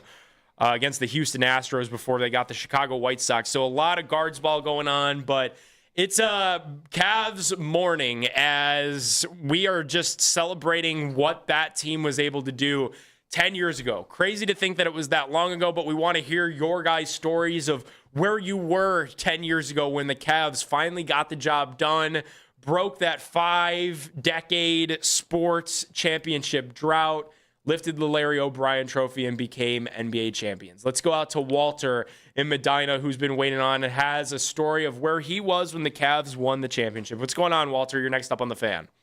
Hey, guys. Thanks. So that night was kind of crazy. So originally I had tickets.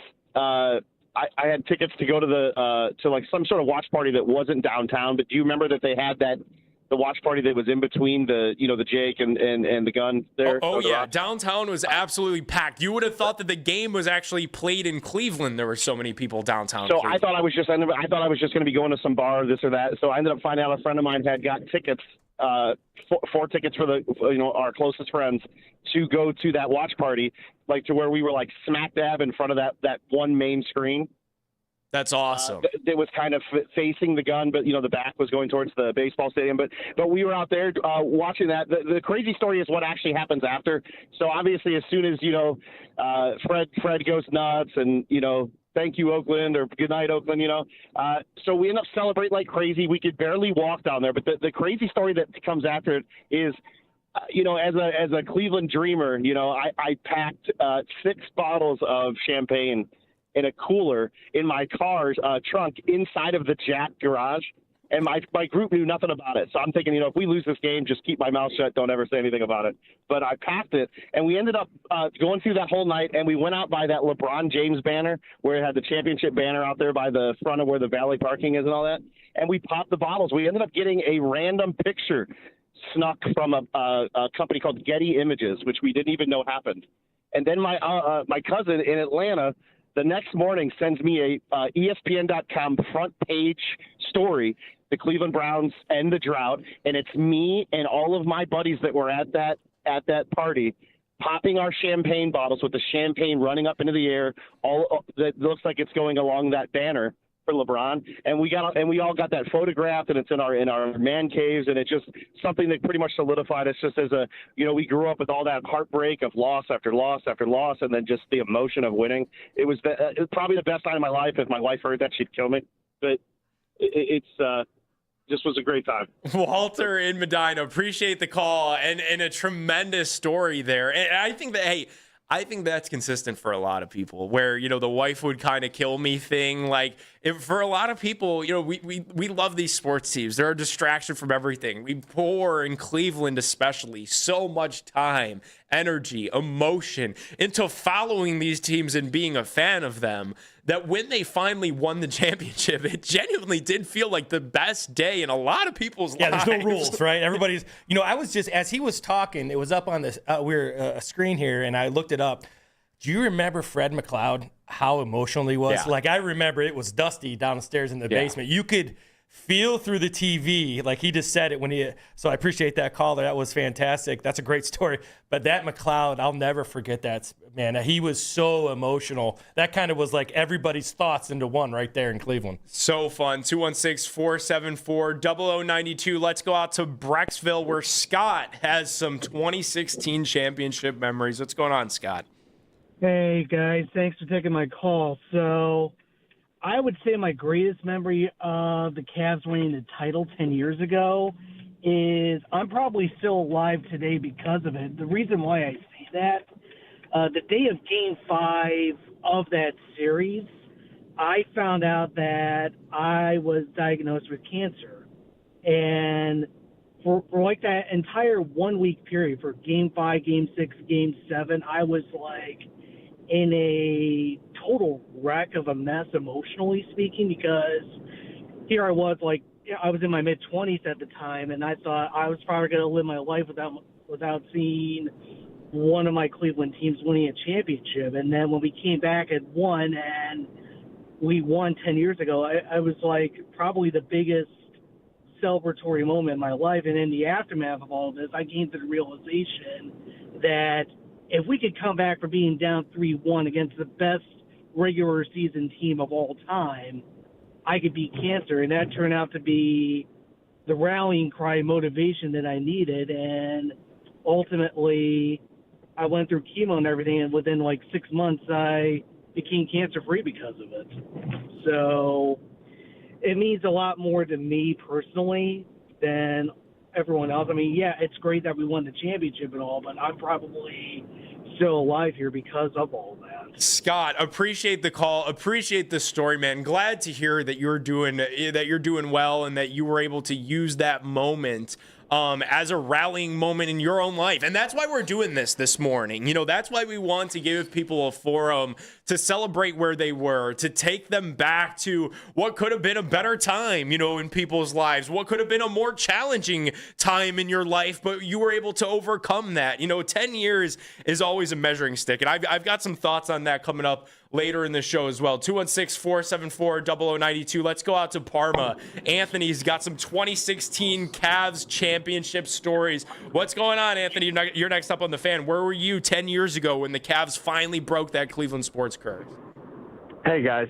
I just wanted to say it's a bit emotional because I was with my dad, and he's not here anymore. And we got to witness that together. Absolutely, man. He struggled through Cleveland sports for 50 years. And we were just at our house, and we watched it together. And he passed away when he was 53, and I was 19. And it just, I'll have that moment forever. That's all. You absolutely will. Anthony, appreciate the call. That's why we're doing this morning, guys, is like these are the moments that we get to have as Cleveland sports fans, and they bring us together, like they unify us. Like, you know, it takes you back to a time and a moment, and, you know, Anthony and Parma right there brings tears to my eyes because I watched that game with my dad too, and that whole series with my dad and my family, and same thing with the 2016 guards in the World Series with my dad, and like I'm fortunate enough that my father's still around, but like trust me, it's crossed my mind that like those are moments that I'll carry with me forever, Coach. And it is just really cool that we have a forum to do this morning and celebrate these guys. And we're hearing from the phones this morning how personal this championship was for so many people in Northeast Ohio. Well, I appreciate the story, Anthony. I understand how you feel. I lost my dad a few years back. My dad was my coach, my best friend. So I understand that emotion, and I remember all those times with my dad and things like that. So I appreciate that story. It takes you back, and so many people know exactly where they were, exactly what it meant, not only for the win, but like where they were at in their lives. And it was, kind of speaks to being all in and whether you struggle before or after, if you can, when you win like that, how it unifies everybody and galvanizes a city that has struggled so much, and the city is they're so invested. That's why I don't get mad when people are upset, because these people are generally invested emotionally, like financially, in these teams, and I like that. I would never want to cover sports where people don't want to win or don't expect to win. So yeah, it's been kind of great this morning. Listen to these people where they were, and more importantly, what it meant to them and their families and their personal struggles. So appreciate the calls. Yeah, man, and appreciate the emotion and the raw emotion this morning. I'll be honest, that call from Anthony almost brought a tear to my eye. Like it's heavy stuff, but at the same time, it's what makes us appreciate sports. It is a reminder of why we do this, because it is an escape for so many people. It is so fun for so many people. And then when you hear those emotional stories about it takes people back to their life and where they were and watching these games with their loved ones, like, it is really cool. One thing that I did want to highlight is that down 3-1, how quick that turnaround happened. Because I remember when they fell down, Coach 1, Lance, like, there were a lot of people in Cleveland that believed, because that's what we do. We have endless optimism with these teams until the final buzzer goes and we are all the way eliminated. That's who we are, and it's who we'll always be. But I remember listening to this very station down 3-1, and there were a lot of people that didn't have faith, that didn't have hope. But then they won Game 5, and there were a couple more people that jumped on the bandwagon. And then they won Game 6, and a couple more people jumped on the bandwagon. And then by the morning of Game 7, it felt like everybody kind of felt really good about the direction that the series was going to be heading in. And I do kind of feel like it backs up kind of just the wider sports conversation that we've had about all of our teams this morning, where you talk so much about culture and winning, and it just starts with like getting one win. And you've been talking about the Browns just win week 1 in Jacksonville. It really does show. The 2016 Cavs were kind of the perfect example of that like, really nobody thought that they were going to win that series when they were down 3-1. It had never been done before. And then they go to Oracle Arena, win that Game 5, and the turnaround happened really quick. Well, yeah, and not only did they, it was tough. And for me, being a person, I never really understood when people say I'm being realistic. There's no way they can win, and I don't believe in that. But I'll even say at 3-1, it was going to be. You knew it was going to be tough. And then they go out to Golden State, and LeBron and Kyrie put up 82, and just absolutely dominate, two-man show that game. And once again, they had their cast of characters and rebound and made defensive stops, etc. But it goes to show you got to win the next one. And when you win the next one, it changes the tune. And you brought up the Browns. You win in Jacksonville, and then you look at the next couple weeks, and then all of a sudden you get it rolling. And when you get it rolling, that's when belief starts. And once again, that's where culture happens. Now, culture doesn't happen. We're gonna take 3 more picks, and we're going to be in 2029 when we're competitive. No, you're going to be competitive week 1 in Jacksonville, and then the narrative changes quickly. Winning, and I've had some discussions with people on on this station. Everybody has their own views. Winning is the master medicine. You have to win. Everything comes from winning. That has to be the focus. And once again, it's not always about actually winning. It's the intent to win. Your attention to detail, your ferocity in going to win, how you practice, how you prepare. You don't do that by saying, you know what, I think we can win 9 games this year. So you're telling the Browns they're already going to lose 8 games? You don't work like that. You don't win like that. Culture doesn't win like that. So, the Cavs have shown that one. I think Game 5 often gets left in the the dust. Yeah, because Game 6 and Game 7 are so epic. But yeah, but that Game 5 kind of showed. It all started there. We just got to get one, and that's what it's about. You just got to win the next one. We're going to continue to take your calls this morning. Phones have been absolutely awesome, by the way, with emotional stories, personal stories. 216-474-0092, asking you guys the question: where were you 10 years ago when the Cavs finally broke the 5-year sports championship drought?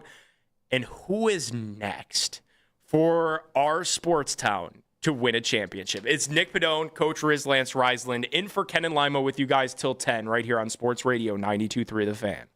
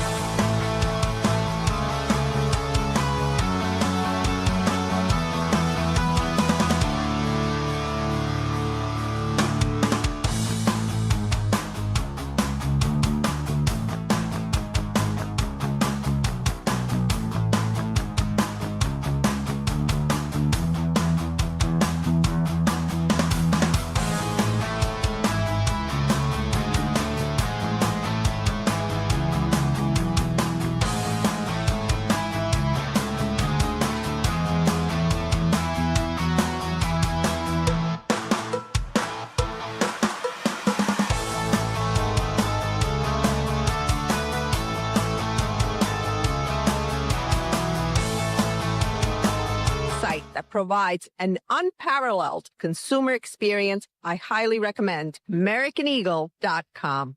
Transform your business today. Dial 877-WEBNOW1 for a free digital consultation with AmericanEagle.com. The best Guardians coverage is right here on Cleveland's Sports Radio, 92.3 The Fan. Nick Padone and Coach Riz, Lance Reisland in for the Ken Carman Show with Anthony Lima. Happy Friday morning, Cleveland, celebrating the 10-year anniversary of the 2016 NBA Championship. Had a lot of fun in the last segment. Got emotional there for a second. But it's really cool hearing your stories, taking your guys' calls this morning at 216-474-0092 on where you were 10 years ago when the Cavaliers won the 2016 NBA Championship.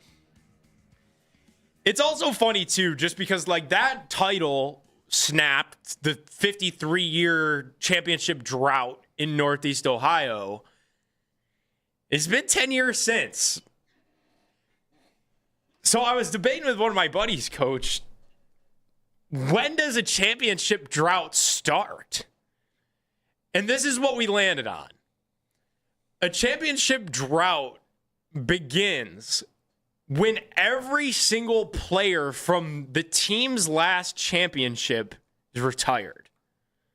So I think you could say that the Cavs championship drought really starts when Kyrie, Kevin Love, and LeBron are all retired. It's an interesting look. That's an interesting look at it. I don't know.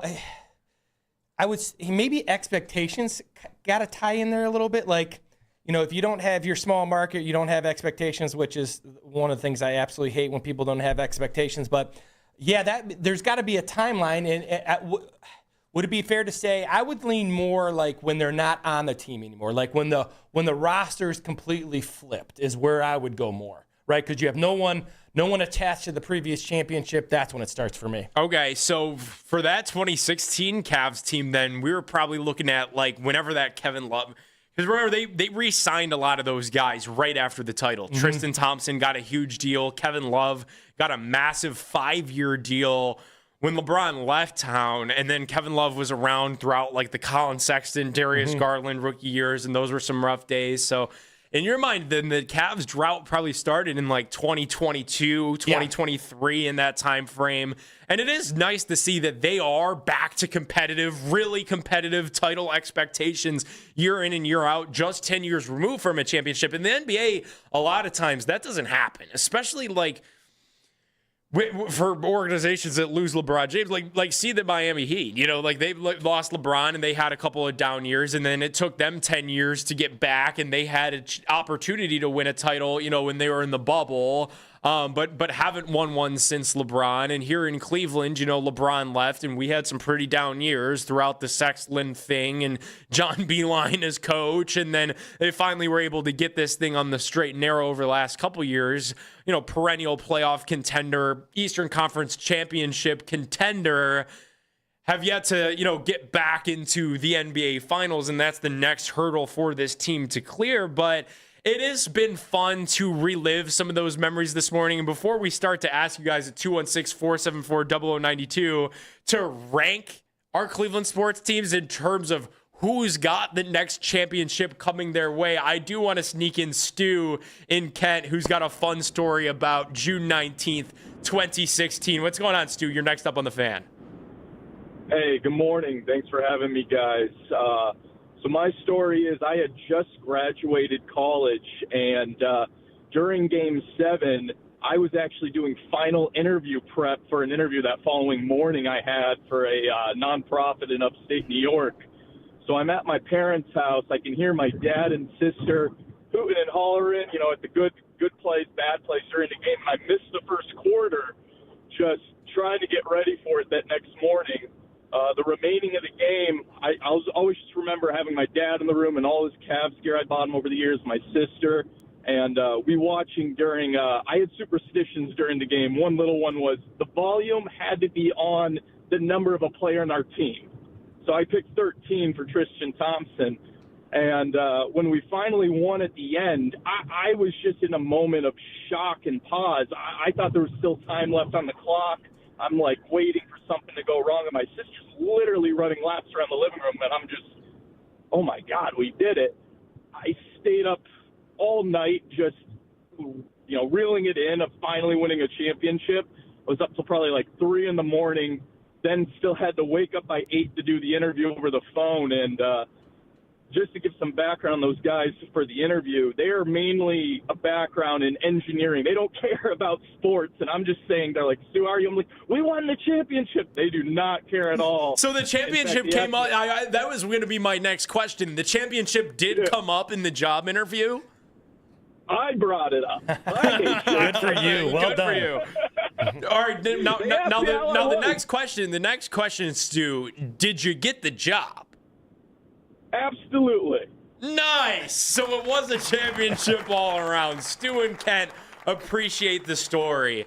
And it's been fun connecting with Cavs fans and Clevelanders all morning long, taking everybody kind of through the time portal of where they were 10 years ago. And Coach and I kind of shared our, stories earlier in the show, and we'll get to that a little bit later to wrap the show. Keep everything tapped here on The Fan as well. Joe Noga, Cleveland.com, set to join us in just about a half hour to talk about all of the injuries pertaining to the Cleveland Guardians. But before we go out to Noga, Coach, we got to talk about which one of our Cleveland sports teams is going to win the next championship to stop this now 10-year title drought that we have going on as a city.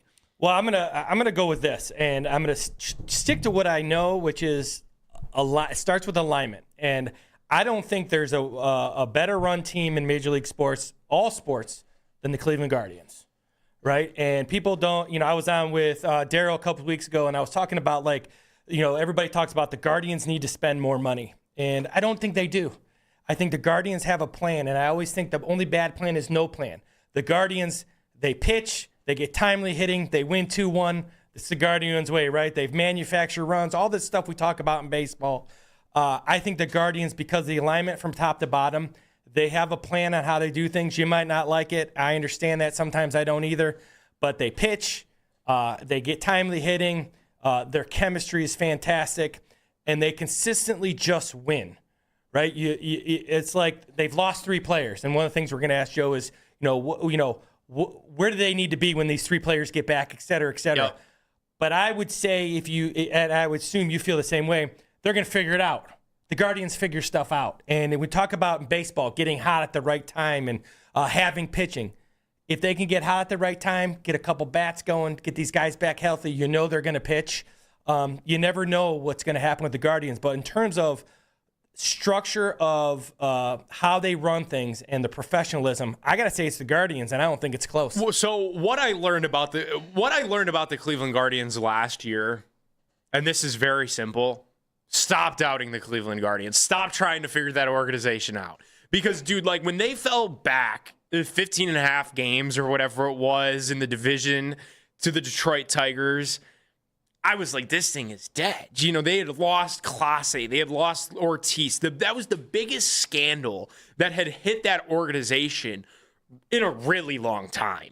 That is you called it. They're a model organization for alignment, and they have a great culture. So for something like that to happen, I was like, you could pack this year up. This just ain't their year. If the Guardians had something like this happen, just ain't happening this year. And then they fell 15 and a half games back in the division. I remember I was in here on the day of the MLB trade deadline with Anthony Allant, and we were sure they were trading Stephen Kwan, but they didn't. And they stayed the course, and they slowly but surely, last year was awesome, watching them come back one game at a time to win that division. And ultimately, they couldn't get the job done against the Detroit Tigers in the playoffs. But last year during the regular season, it showed me, stop doubting the Guardians, stop doubting their culture. But Coach, the Guards aren't my next team to win a championship.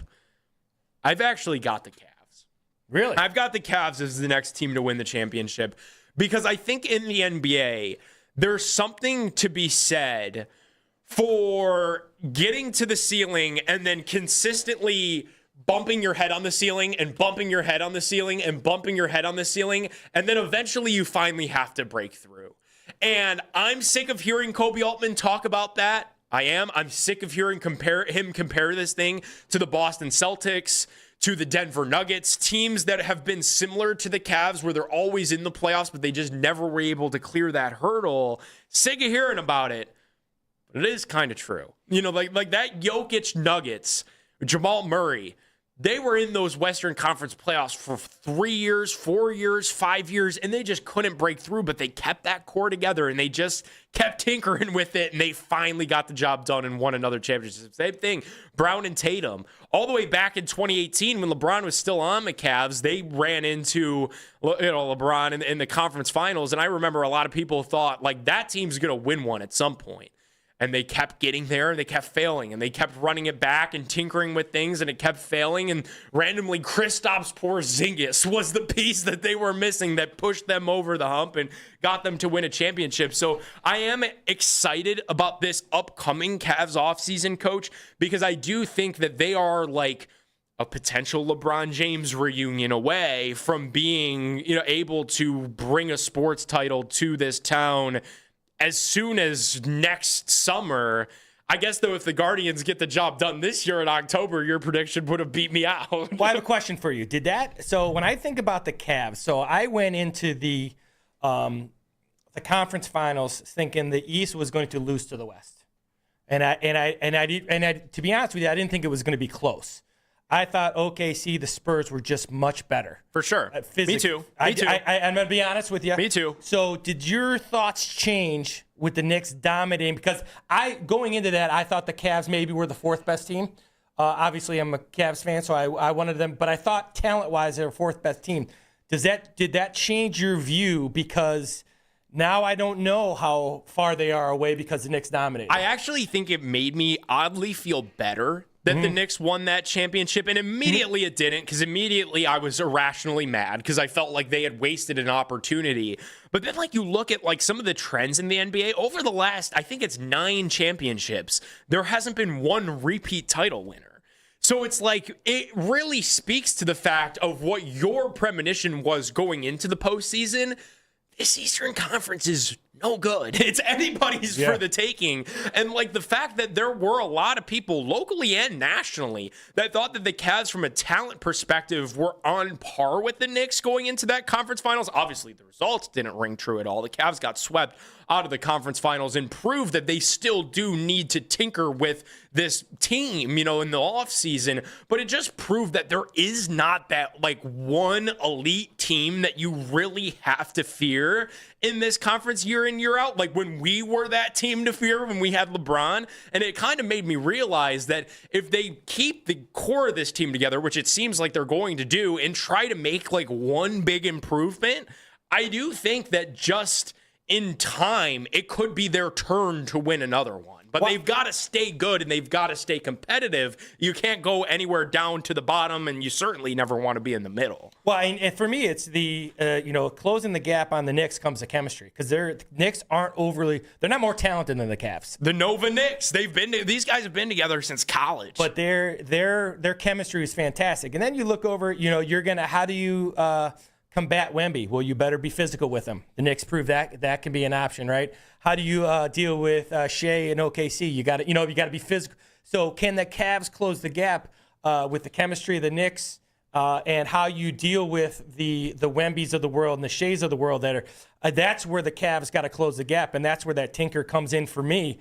I was actually I wanted the Knicks because I love how the Knicks play. I love chemistry, and when you talk about the Cavs need to go out and make these big moves, I don't think they do. I think they need to tinker and they need to find that chemistry, because when you watch the Knicks, that's what the Knicks were to me. They were a team that were connected, and when you're connected, your pieces are much better as a whole when you're connected like they were. It's not a secret. I want LeBron James to come back this summer. I thought that there was some very interesting reporting that went down yesterday on ESPN. And I know that the Cavs weren't mentioned in Dave McMenamin's article, but the Lakers aren't going to give LeBron that max contract this summer. And I do think that that could at least slightly increase the chances that LeBron hears some pitches from some other teams. I know Golden State has been mentioned. Obviously, the Cavs have been linked as a potential suitor for LeBron. That'd be my move this offseason because it's not big sweeping. Like, you could have LeBron be a part of this thing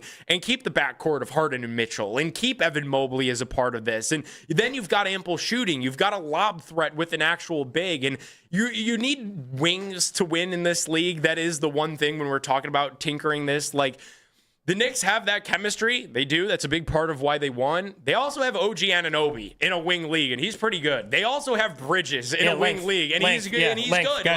And that's what you need to win, and I would love to see the Cavs chase LeBron to get one step closer. 216-474-0092.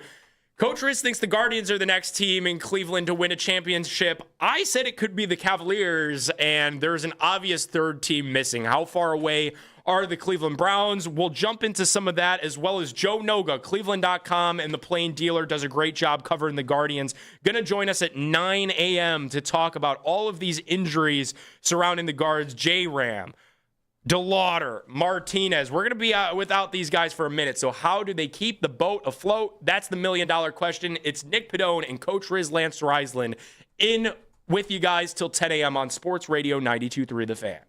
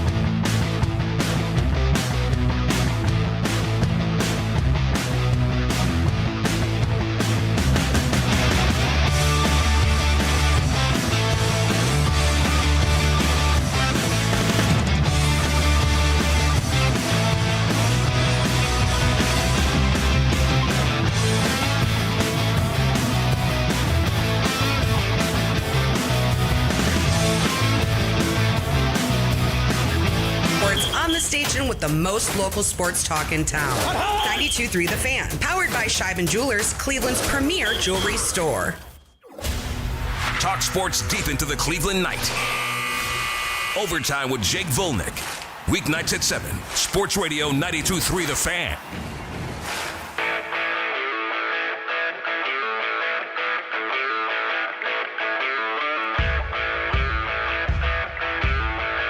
What do the Browns need to do to win a championship? We're celebrating the 10-year anniversary of the 2016 Cavaliers.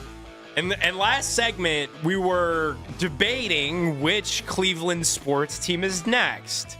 It's Nick Padone, Lance Reisland, Coach Riz with you guys in for the Ken Carman Show with Anthony Lima. Coach, you had the Guardians as your next team. And I think you had a very sound reason as to why. Stable organization, good pitching, timely hitting, consistently in the playoffs, only a matter of time. I had the Cavaliers, wide open Eastern Conference. You've got a ton of playoff experience now. It feels like they're chasing consistency with this group together. Neither of us mentioned the Cleveland Football Browns as the next team. And obviously that's what they're working towards. And it feels like we've heard, the reporting from Cleveland.com's Mary Kay Cabot on the show this morning. And, she continues to repeat that they're laying the groundwork right now for Super Bowl window 2.0. And my question is, when is Super Bowl window 1.0? Because I thought we had it, during the Baker years with Nick Chubb and Miles and Denzel Ward, in 2020 when they beat the Steelers and they fell really just a couple of drives away from beating Chad Henne and the Chiefs. It felt like this is a team that's going to be back, and that next year Baker gets hurt and they give up on him and they make the Deshaun Watson trade, and Watson hasn't been healthy, and Flacco took us on a magic carpet ride in 2023, but the Super Bowl window that they had was tremendously short in 2020 when they traded away Baker in 2022 for Deshaun Watson. They obviously thought that was maximizing a Super Bowl window, getting an MVP caliber quarterback in Cleveland, but that didn't materialize. So the window was slammed shut. Now we find ourselves in this rebuild, retool, whatever you want to call it. Coach, you've been talking all morning just about culture, winning culture, trying to win week 1 in Jacksonville because it all starts there. In your mind, is that really Cleveland's next step towards getting the Browns to their first Super Bowl? Yeah, so I have 3 things, right? So first of all, I think it's win now, right? The idea of what does that actually mean? Winning now for me is more about how you prepare. So the idea that when you go in, so let's say it's they play on Sunday, they are going on Monday. The idea that next Sunday is the most important game. That next Sunday is everything matters winning that next Sunday. That's it. That's the first thing because that drives how you practice, how you prepare, your attention in detail. Next is you got to have alignment, right? If Todd Monken really doesn't want Sorsby and he has like somebody else, then him and AB need to be on the same page. So whether it's high school, college, or pro, the alignment from top to bottom, from the people who make the food to the people, everybody's got to be on the same page. One person who's not can mess that up. So there's alignment. So they got to focus on winning. There's got to be alignment. And then it's the thing we've talked about forever. They got to have good quarterback play, right? And they have improved tremendously. They haven't gotten better, but they've addressed a lot of things that they and if you think those that they've needed, and if you think those things are going to be the reason that you can have better quarterback play, then that's the next step. They got to focus on winning. They got to get a line from top to bottom, and then they got to get good quarterback play, and this can turn quicker than people think. So the third thing that you said, the quarterback play, that's what Daryl Ryder repeats on the Sunday show every single week, and I have to listen to him every single Sunday. And Daryl Ryder reports are powered by Scheiben Jewelers, Cleveland's premier jewelry store. But every Sunday I hear Daryl bellyache about the fact that this team, in his mind, doesn't have a quarterback. And as much as I hate hearing him complain and whine about the same thing over and over again each and every Sunday, Kind of does have a point. And hearing it from your perspective as a former coach, like it rings true. Until you get that solved, it feels like none of the rest of this matters. And we heard that from Myles Garrett, last year during the public trade request when he is on Radio Row and he took out his flamethrower and just torched the Browns organization. Myles said, look, unless you've got a young blue chip quarterback that you've brought in and drafted and developed and made your own, you're on to nothing in this league. And that's why I think a lot of Clevelanders and Browns fans hold out hope for Shedeur Sanders, just because I feel like until they get that quarterback thing solved, the championship is going to elude them. We are going to switch some gears, talk some Cleveland Guardians this morning as well. Joe Noga, Cleveland.com, and the Plain Dealer does a great job covering the Cleveland Guardians, is going to join us in just about 10 minutes. Coach, I couldn't believe this yesterday. Checking out some of the sportsbook apps, the Guards are still favored to win the American League Central. Does that surprise you with all of these injuries that they've gone through over the last week? Well, the easiest and the answer everybody wants to give is, well, the league they're in, the American League is terrible. I don't believe that. I think this speaks to who the Guardians are. The Guardians find a way. The idea of, actually, it's funny you talked about when I was in a couple weeks ago with Daryl. Sometimes the Guardians aren't great radio material. Why? Because they're consistent. Yeah. They don't do a lot of things that they're just good. They're predictable. They're consistently good. They pitch well. They get timely hitting. You assume they're going to win. Having 3 losses, that immediately doesn't put me into a panic, because in my mind, what they've shown for a decade plus is they're going to figure it out. Maybe they'll make a move I look forward to talking to Joe about, will they make a move? Is this going to be a big time vote? But in my mind, I'm thinking they're going to figure it out. So I think it speaks to just the idea of, this team, like you said from last year, they just figure it out. And they're well run from top to bottom. They have the way they run things. You might not like it all the time, but this is how they do it. They develop, they pitch, they get hitting when they need it, and they figure out ways to win. And I think that's what speaks to, even though they've lost, they're probably the 3 biggest bats, right? People still think they're going to win. That's what it tells me. Yeah, so you obviously look at the odds, and the odds tell a story. And the fact that they're favored to win this American League Central right now, it's so fascinating, because it means that the sports books genuinely believe that they're going to keep the boat afloat over the next month. They believe that, the next month, which when all those 3 injuries happened on Saturday against Detroit, a lot of people kind of thought that, okay, you could kiss this thing goodbye. I was in here with Jonathan yesterday, and me and him were debating back and forth, and he was like, this is a team that's already bad offensively. They lost their 3 best bats, and he was like, you're not even worried. I'm like, yeah, I told you. I'm done being worried about this team, because whenever I worry about them, they prove me wrong, and they find a way to keep the boat afloat. And these odds show me that the sportsbooks believe that over the next month, they're going to find a way to have enough. And I think it's going to rely a lot on the pitching. I think you're going to need a lot from Gavin. You're going to need a lot from Messick. And you're going to need timely hitting from a lot of these young bats. But we're about to go out to the hotline. We're going to bring in Cleveland.com's Joe Noga. Curious to hear his insight on these injuries, on how they keep the boat afloat. It's going to be a lot of Gabriel Arias. It's going to be a lot of young hitters. How do the Guardians keep the next month of the season alive?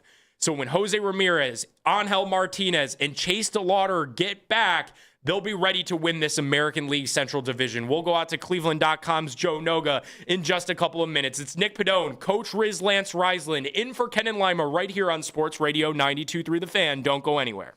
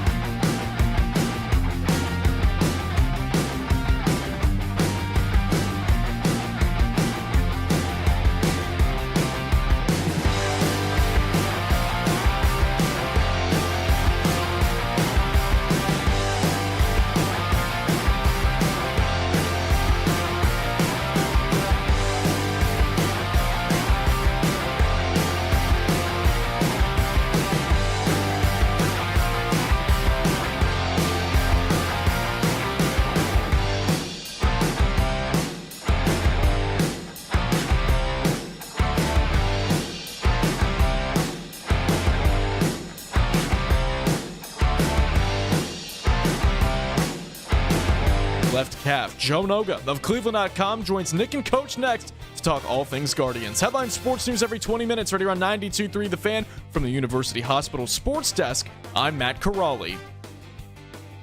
Sign up to be a part of the fan club. Download the free Odyssey app and follow 92.3 The Fan to get all of the best audio and best stories sent straight to your inbox. 92.3thefan.com.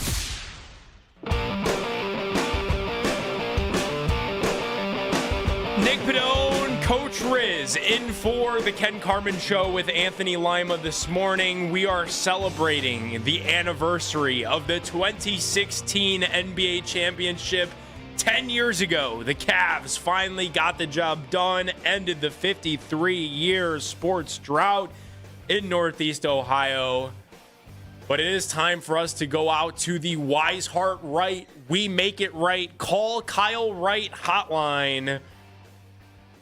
Going out to Joe Noga, a guy who covered a championship team in 2016. It was just the 2016 World Series between the Cleveland Indians and the Chicago Cubs. Joe Noga joins us on the hotline. Joe, where were you 10 years ago today when you watched the Cavs finally get the job done? Nick, I was actually on vacation with my family in a cabin down in Cambridge, Ohio. But I had a feeling, so I brought a bottle of champagne down with me. And as soon as they won, I popped a cork and I sprayed my 7-year-old son with champagne. Got a video of it, too. Well, we hope that our Guardians get to pop some champagne at some point this fall. But before they get to that point, keeping the boat afloat without Jose Ramirez, Chase DeLauder, and Angel Martinez is going to be the challenge.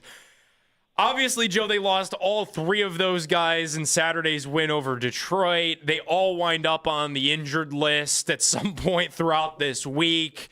As we head into this weekend series against the Astros, in your mind, what do the Guardians need to do over the next month to stay alive in this American League Central?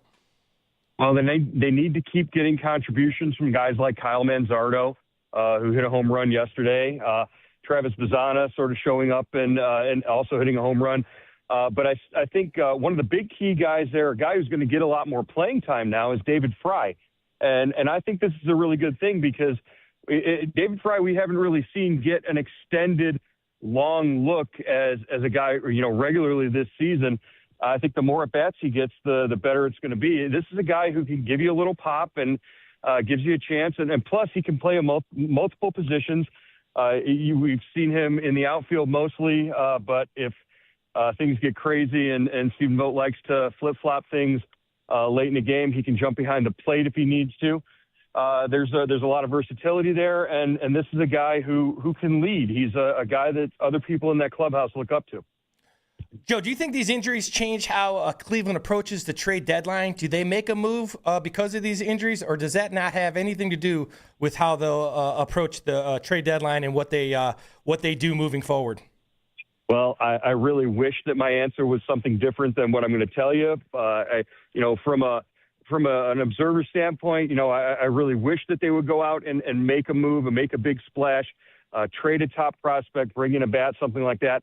I just really don't. It's just not in the character of this front office. It's just not the way that these guys operate. And you can kind of understand it, I guess. But I think right now the guys that are going to have to carry them through this next month and a half, that are going to have to carry them to a division championship or competing for one, are the guys in that clubhouse and the guys at AAA. They're going to rely on guys within the system.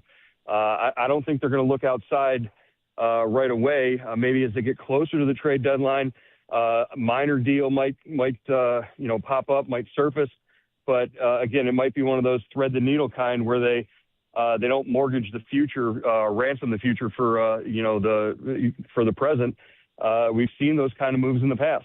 Where do you think they need to be when these guys get back, games back, et cetera? Where do they need to be to make a serious run?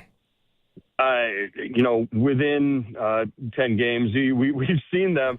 The history has shown 15 and a half games back in the second half of the season, 11 and a half games back in September.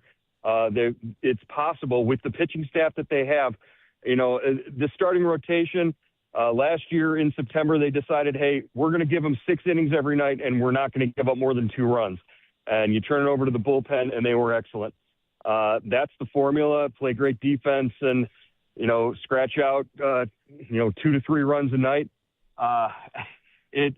Lightning struck once. Who's to say it can't strike again? Joe, we're obviously going to get a good look at a lot of the young hitters that this organization has to offer. It's another opportunity for Gabriel Arias, who maybe I was wrong for writing him off a couple of months ago. Khalil Watson's now going to get an opportunity. Of course, fans are already clamoring for Cooper Ingle. Which one of these young bats, in your mind, do you think fans should be most excited about? As far as excitement goes, Cooper Ingle, you look down there and you see 3 home runs and a double last night, and you say, wow, get this guy on the first plane to Houston to meet him there. But no, I don't think that's the way they're going to operate. I talked with Hoynesy yesterday about just the idea of maybe giving Cooper Ingle a cup of coffee at the major league level to get his feet wet, so that later on in the season, if you're in a position where bringing him up makes sense, then you could do it then. But I think right now, Khalil Watson, I liked what I saw. This is a kid who, if he can control the strike zone and not strike out 60 times like he did, through the first 200 at bats in AAA this season, I think he's got a lot of potential just because of the slug that he has and the speed. We saw that with the catch that he made in the second inning yesterday. A lot to like there. Will he get an opportunity when, Martinez and DeLauder are ready to come off the injured list? That remains to be seen. It's going to be interesting. But Gabriel Arias, a guy who, I think a lot of people wrote him off. I think a lot of people said, this is a guy who's played his last game on the infield for Cleveland after he went on the injured list there because Brian Rocchio had stepped up and made such a contribution. But now he gets that long extended look at third base, and we're really going to find out, what he's made of and what he can do. I don't know if beyond Jose coming back, he's going to be around, but we'll see what he's able to do. Joe, speaking of Jose, obviously we know he loses his bat, but for a young team, he's the emotional leader of that team. He's the veteran. He's kind of the chemistry guy, and I've always been a believer, regardless of sports, you got to have chemistry. Who's going to step up and kind of fill that role that he's out now? Yeah, they've got a lot of chemistry guys in that clubhouse. If you've been paying attention, he's not the only one. He's not the most vocal leader in that clubhouse. He really sets the example, and I think he'll continue to do that. I think he'll still be around, and the young players will still be learning from him, be growing as they are able to be around him. He's just not going to be out there on the field doing it. Obviously, Austin Hedge is the guy that steps forward all the time. He's a big leader there. I mentioned David Fry, and I guess you've got veterans like Stephen Kwan who's there. He just needs to step up and do a little bit more with the bat in order for him to sort of make a difference in this lineup. Outside of all of this injury stuff, Joe, I did want to ask you about some other Guardians news that we had this week. And Daniel Espino made his debut. You wrote about it for Cleveland.com, 2 strikeout performance. This is a guy that was the top prospect in the farm system for a really long time, and we finally get to see him make a long-awaited debut because of all of the injuries. For Espino, obviously you were impressed. I think everybody was impressed with the 2 strikeouts. Do you think that bullpen is probably where he's best suited for now? For now, yeah. I think, if beyond this season, if he can prove that the injuries are behind him or are manageable, and he wants to maybe, work his way into the rotation that way, if they can think of him that way, sure, why not? But for right now, I think, this bullpen hasn't exactly instilled a lot of confidence the last couple of nights out. Hunter Gaddis, Tim Herron have been a little bit shaky in their last couple of outings. And I think they need a guy like Daniel Espino to sort of bolster that back end of the bullpen. He's going to get opportunities there eventually as long as he stays healthy and he's up. The story of Daniel Espino is, it's been told a bunch of times already in terms of going through all the injuries, the loss of his father, all the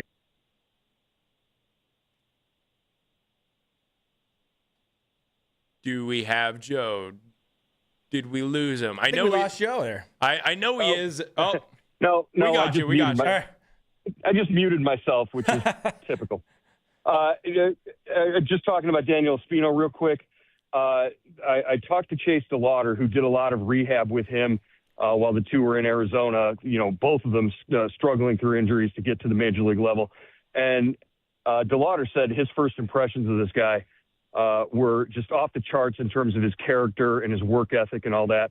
And then he said he talked to other people around Arizona who had seen the guy pitch before he was injured, and he said, this is probably one of the best pitchers with the best stuff that I've seen, in a long time. So the reputation preceded him, and now it's you're seeing the character come forward. This is a guy who shook the hand of every reporter who interviewed him on his first time in the press room at Progressive Field. So he's a tremendous individual, and it's easy to pull for a guy like that. Joe, I'm going to go to Stephen Vogt here. He comes in, he replaces Tito. It's been a tremendous transition for him.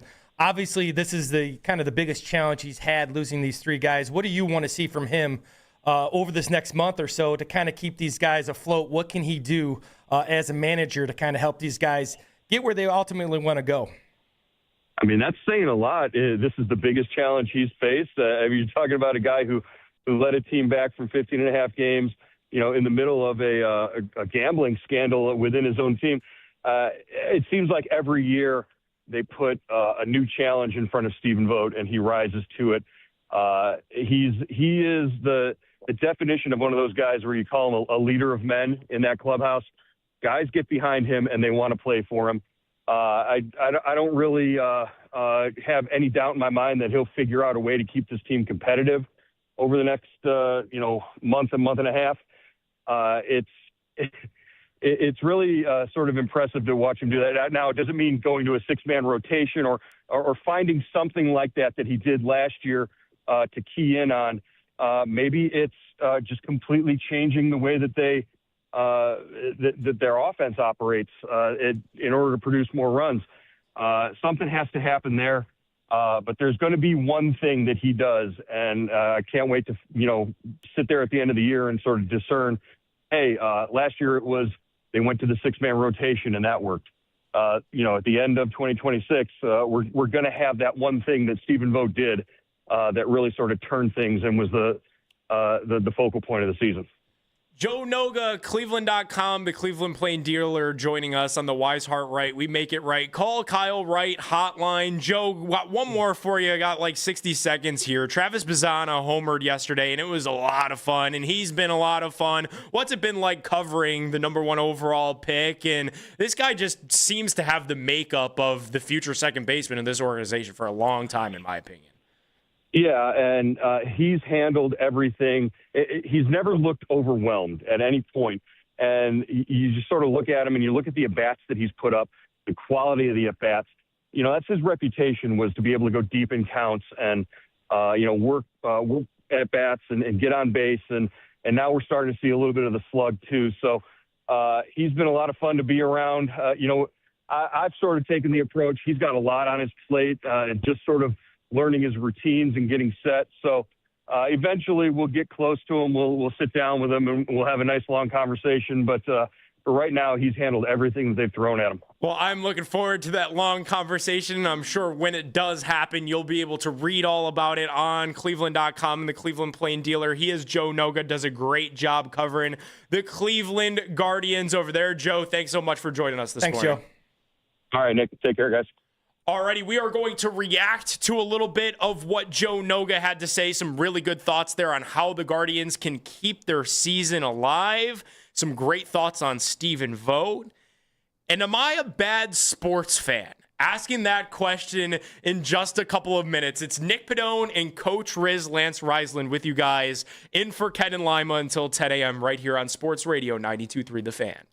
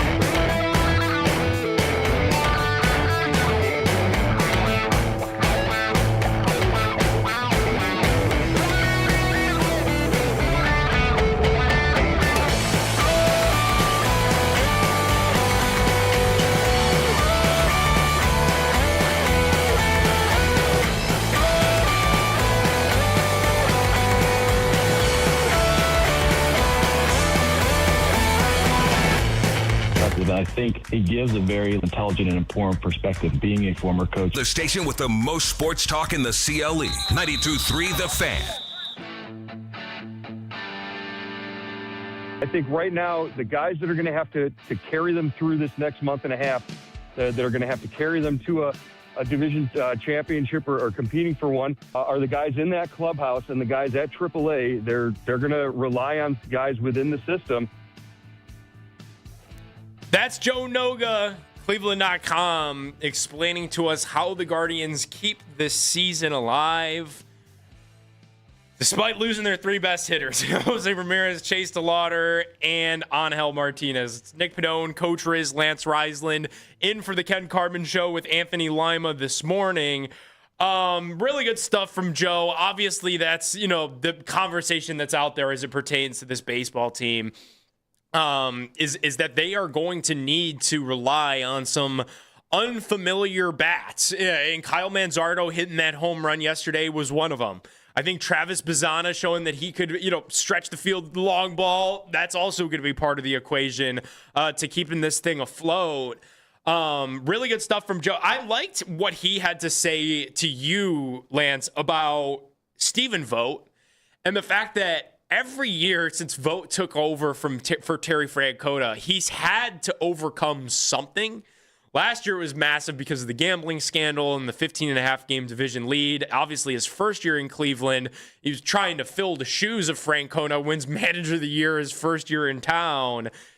Could this dude be in line for a third straight AL Manager of the Year award in his third season coaching the Guardians? Because seriously, if they keep this thing alive without Jose, DeLauder, Martinez for potentially a month, and then you get those guys back and you go on a run and you somehow win this division, I think the manager deserves a lot of credit for pulling the right levers, obviously in the last two seasons, but he's going to have to do it again here. Well, it's funny because I thought Joe was very candid in what he said, and I love his honesty, and I love his brutal honesty, especially some of my questions where he was like, almost like, are you kidding me? Like I asked him, this is his biggest challenge, and that tells you the amount of things that Vogt has had to deal with since in his tenure in Cleveland, where you lose your top three hitters, or three of your top hitters.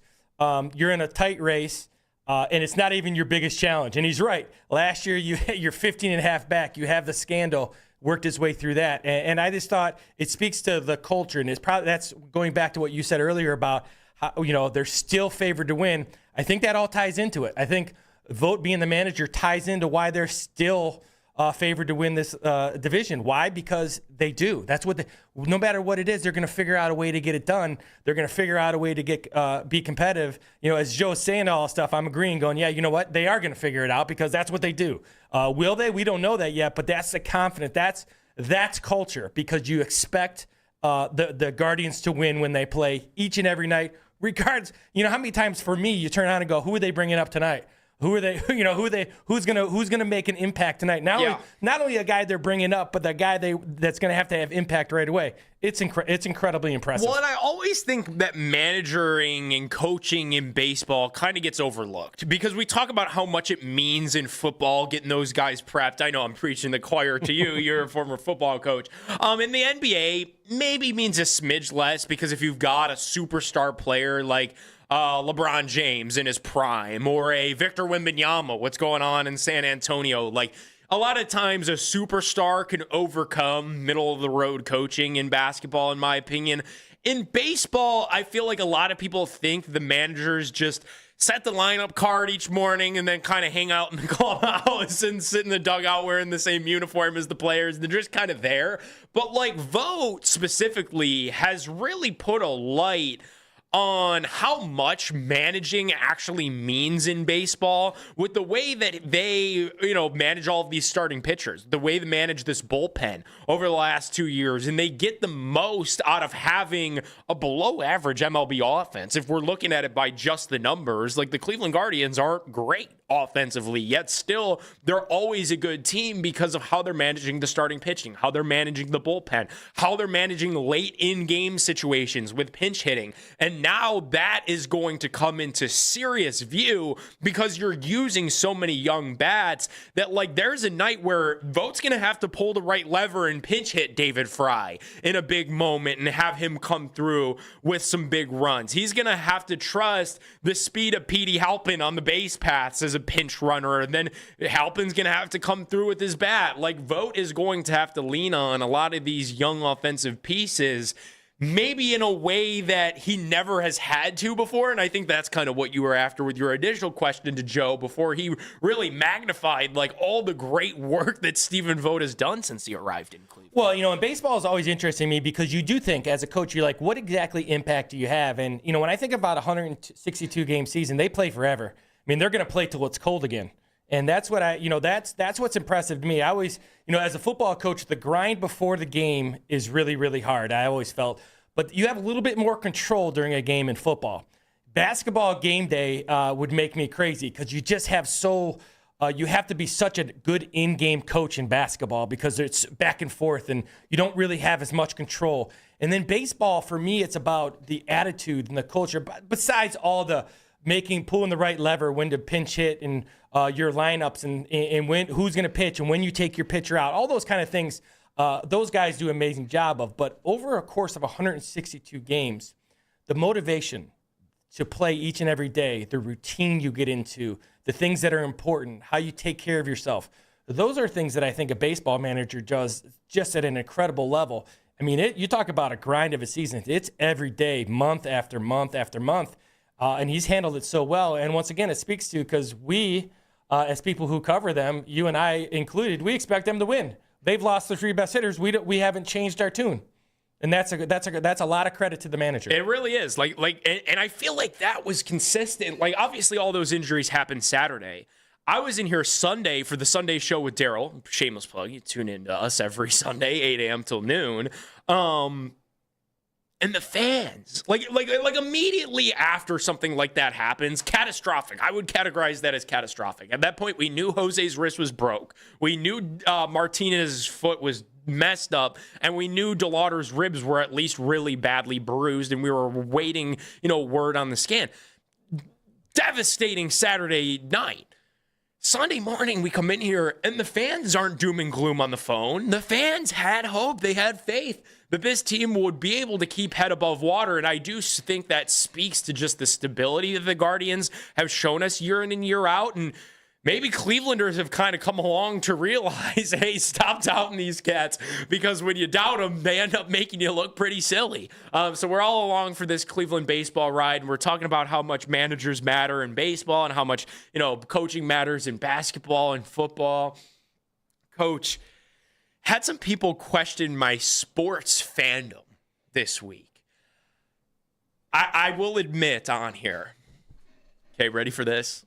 I haven't watched a second of the World Cup.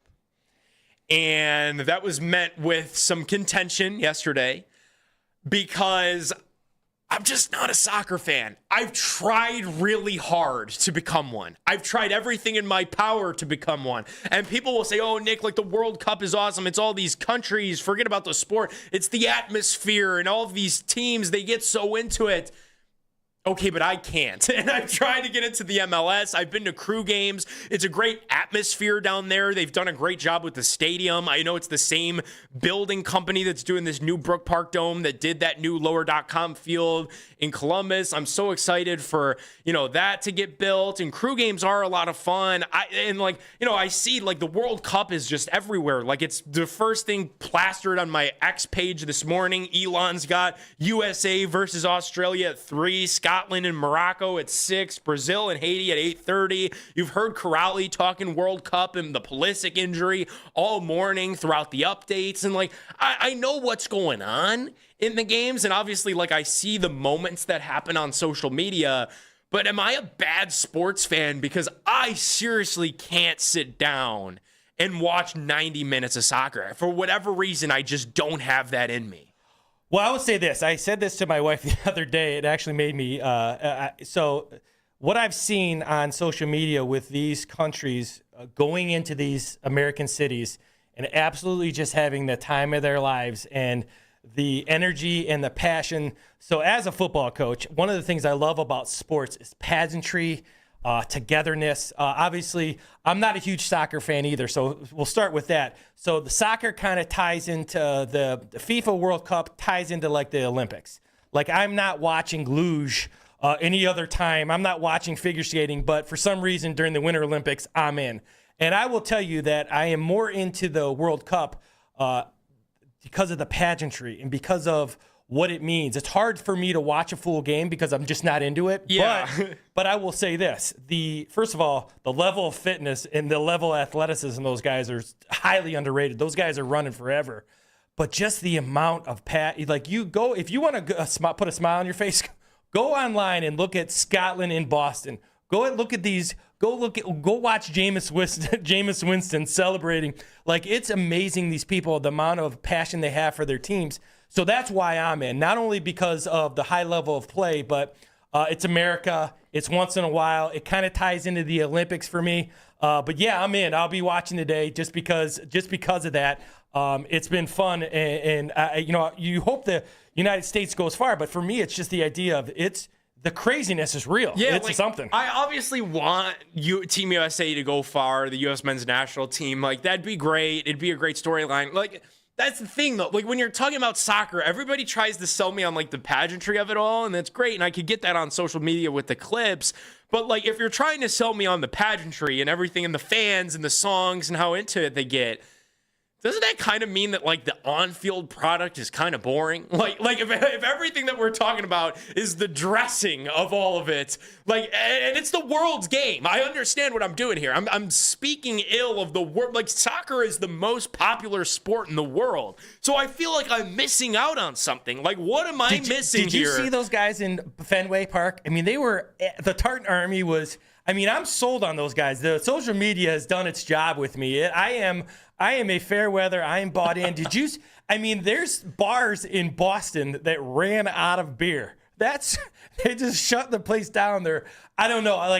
You're right about that. And as a true sports guy, you want the product. And for me, action on the field. Like, we're talking about the Guardians. I know I get my action when Parker Messick toes the ball. And that's probably why I'm not all in all the time, because when you watch MLS, you're just watching the game.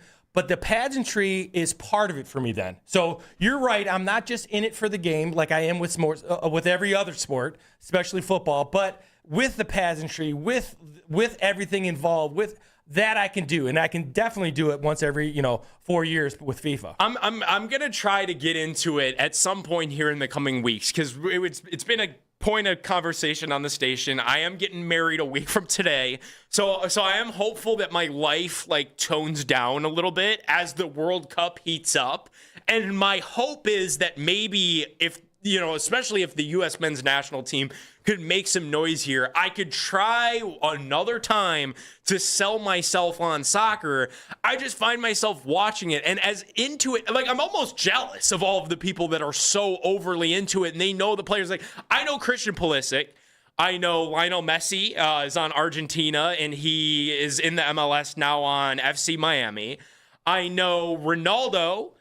And outside of that, my soccer knowledge isn't really all that deep. And I played soccer in middle school. It was just like city soccer in Garfield Heights, coach. And it was a good time to be out there. Obviously, you're running around. You're with your friends. We got super muddy out there, in the falls in Northeast Ohio. Like when football wasn't really going on, just kicking the soccer ball around was what we did. But just watching it on TV, I've never been able to fully embrace it. And I guess my hope is that I could get into it as the World Cup continues to progress. Crowley, you're a big soccer guy. Maybe I need more peers that are into it. My friends are kind of rallying around France. I'm a little bit confused as to why that's the case, so I haven't been able to really partake in that fun with them and cheering for France. Crowley, could you throw me a bone? How do I get into this? Well, I think it's kind of, I don't want to say you're born into it because I definitely wasn't. But it does take a lot of patience. Like, for example, I was a big golf guy growing up because my dad, he could sit through a tournament for 4 days and watch. So I kind of got used to the slower pace of a sporting event. And soccer, that's definitely the case, but I'd say that's the case for like 85 to 90% of the time. Because when they score, it's electric. So it's definitely hard to kind of keep in it for 90 minutes, but the payoff is definitely worth it. Yeah, like and that's how I felt when I was playing it. Like, it was a fun game to play. Like, I was a forward and a mid too, so I got to run around a lot. Like, I was on offense, I was on defense, I was kind of all over the place. Like, as a middle schooler, it was good. I'd turn loose and run around out there. But just watching it on TV, like, I find myself, I hate to confess, as the World Cup games are on, I find myself jonesing for Thursday Night Football. Give me a random Thursday Night Football. Give me Panthers-Falcons. Probably not a great game, but I'd take it over some soccer. Does that make me a bad sports fan? 216-474-0092. We're taking your guys' reactions on X as well. I'm at Nick Padone 12. He is at Lance Riesland. We're in for Ken Carman and Anthony Lima in 5 minutes. We put a bow on the show. Last call for you, 216-474-0092. It's Nick Padone, Coach Riz with you guys till 10 right here on Sports Radio 92.3 The Fan. Brad Evans.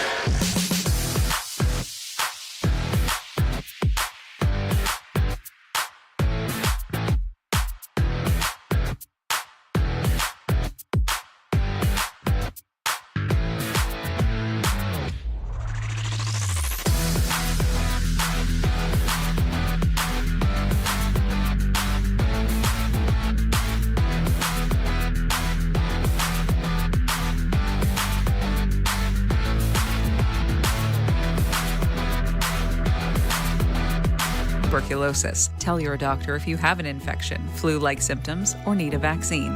Explore what's possible. Ask your doctor about Tremfya today. Call 1-800-526-7736 to learn more or visit TremfyaRadio.com.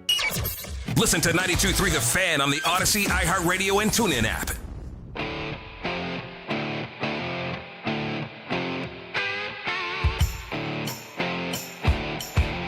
Last call for you on the phones, 216-474-0092. I am disappointed to break the news. No coming in hot. We're not doing that. That's a Ken and Lima thing. We'll leave it to the pros. Yeah, absolutely. We'll leave it to them. It's Nick Padone and Coach Riz Lance Reisland with you guys on a Friday. We've covered it all, Coach, from being a bad sports fan, not watching the World Cup, had a great chat with Joe Noga. If you missed a moment in your show, use the rewind feature on the Odyssey app, powered by Integrated Restoration, your local experts in water, fire, storm disaster, restoration.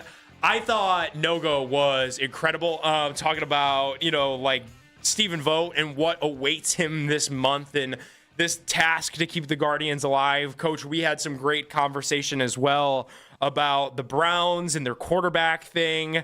Any Father's Day plans coming up for you? We were talking a little bit in between the break, and I really like what I think you've got cooking on Sunday. Well, it's funny. My wife and my daughter, Leanne and Abigail, they're awesome, and my wife always gets me what I want to eat. So we'll do some steak tacos. But one of the things I really like to do on Father's Day is I like to watch the last round of the U.S. Open.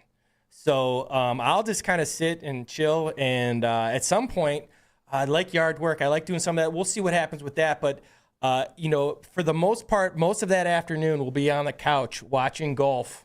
And that's the best. That's the best, hanging out with my wife and daughter and watching golf and relaxing. That's as good as it gets when you get a little bit older for me. Yeah, that is the dream. Being left alone, watching sports, eating some steak tacos. That's an elite meal choice, by the way. Yeah, you go, here's the thing. You go from wanting stuff to wanting, it's more about doing things, right? So we'll hang out together for sure. We'll probably watch a movie or something later that night.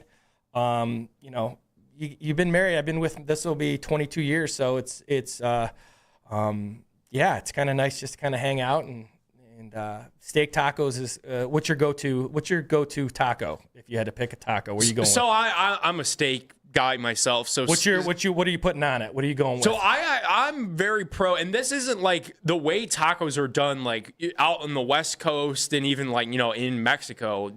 Like putting rice in tacos isn't really a big thing. I'm a big rice guy though. Okay. So I love having like a little rice base at the bottom of my taco, maybe some black beans, some steak. I'm not a big tomato guy, so pico, I can take it or leave it. Like if it's on there, I'll eat it. I'm a spicy guy, so like some sriracha on a taco could go crazy, especially a steak taco. Chorizo tacos also really good if we're breaking up the different chorizo tacos are fantastic. Yeah, I've had a couple opportunities to go out and cover spring training for the Guardians out in Goodyear. And there's so many good taco places out there, and the players will tell you, but like the best ones to go to.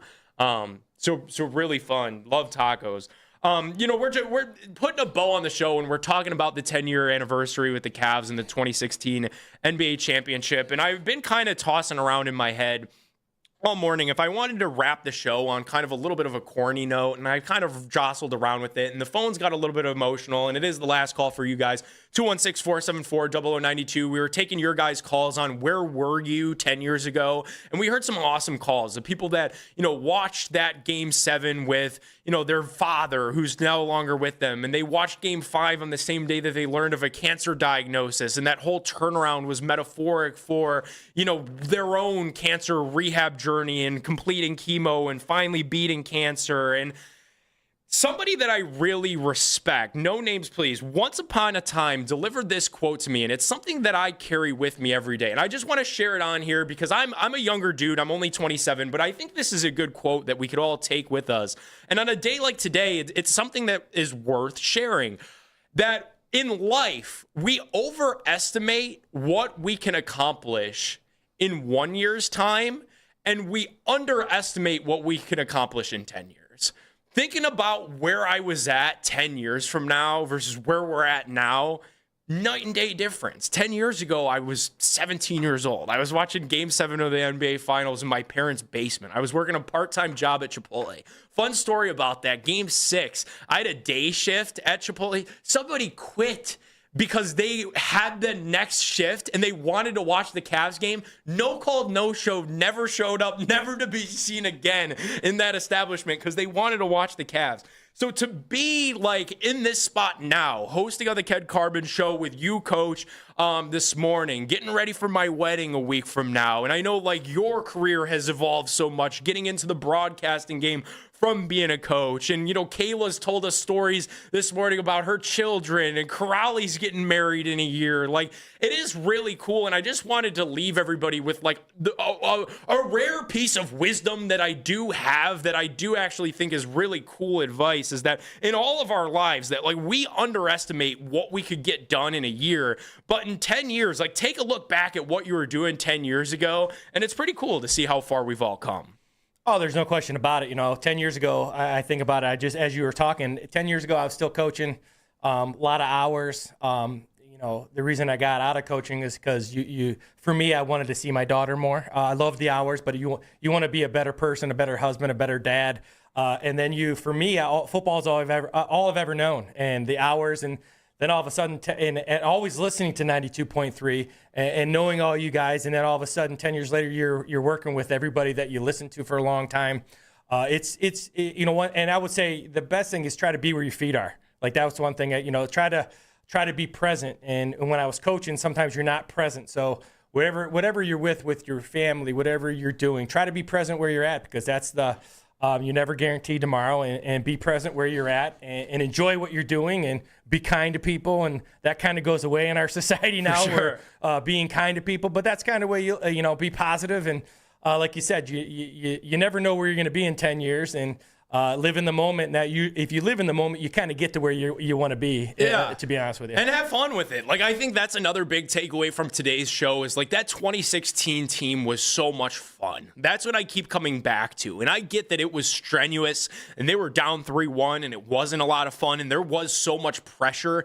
Daryl will repeat on Sunday, I'm sure, when we're going to be talking a little bit more about this 2016 Cavs championship reunion and all the festivities that are going to take place in downtown Cleveland today to commemorate that team. I'm sure Daryl is going to remind me, while covering that team, there was a lot of pressure. It wasn't that fun. But as a fan, watching that team was fun. So it's fun to kind of get back in the time portal. We get so caught up in, you know, Donovan Mitchell and James Harden, the playoff turnovers, and what's this offseason look like, and these quarterback competitions, and how do the Guardians stay alive? Like, this is sports. These are fun. This is the greatest sports town, Cleveland, Ohio, and in the world. Like, these people here work hard. They care about these teams. That's why I love doing this in Cleveland. That's why I plan on being here for a really long time. Huge thanks to Kayla behind the glass, keeping this show on the straight and narrow all morning. Big love to Matt Crowley as well, trying to get me into soccer, but holding it down with the 2020 updates. Joe Noga, 9 a.m. He was awesome. If you missed it, Odyssey Rewind app. Coach Riz, Lance Reisland, you crushed it, bro. I'm Nick Padone. Stay tuned. Spencer German, Jeff Phelps. They've got your more of this Cleveland sports talk coming your way straight ahead right here on The Fan. It's a cycle of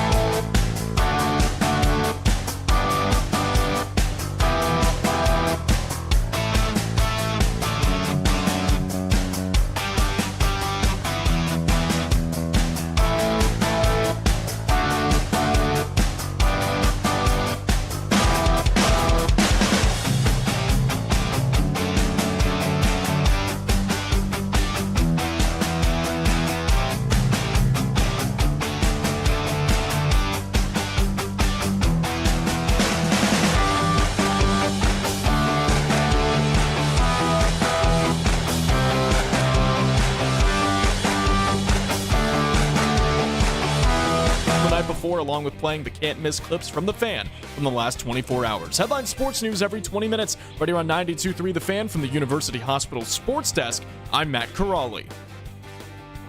Could Giannis or LeBron end up in Cleveland? We are the place for all the latest NBA news and rumors. We are Sports Radio 92.3 The Fan.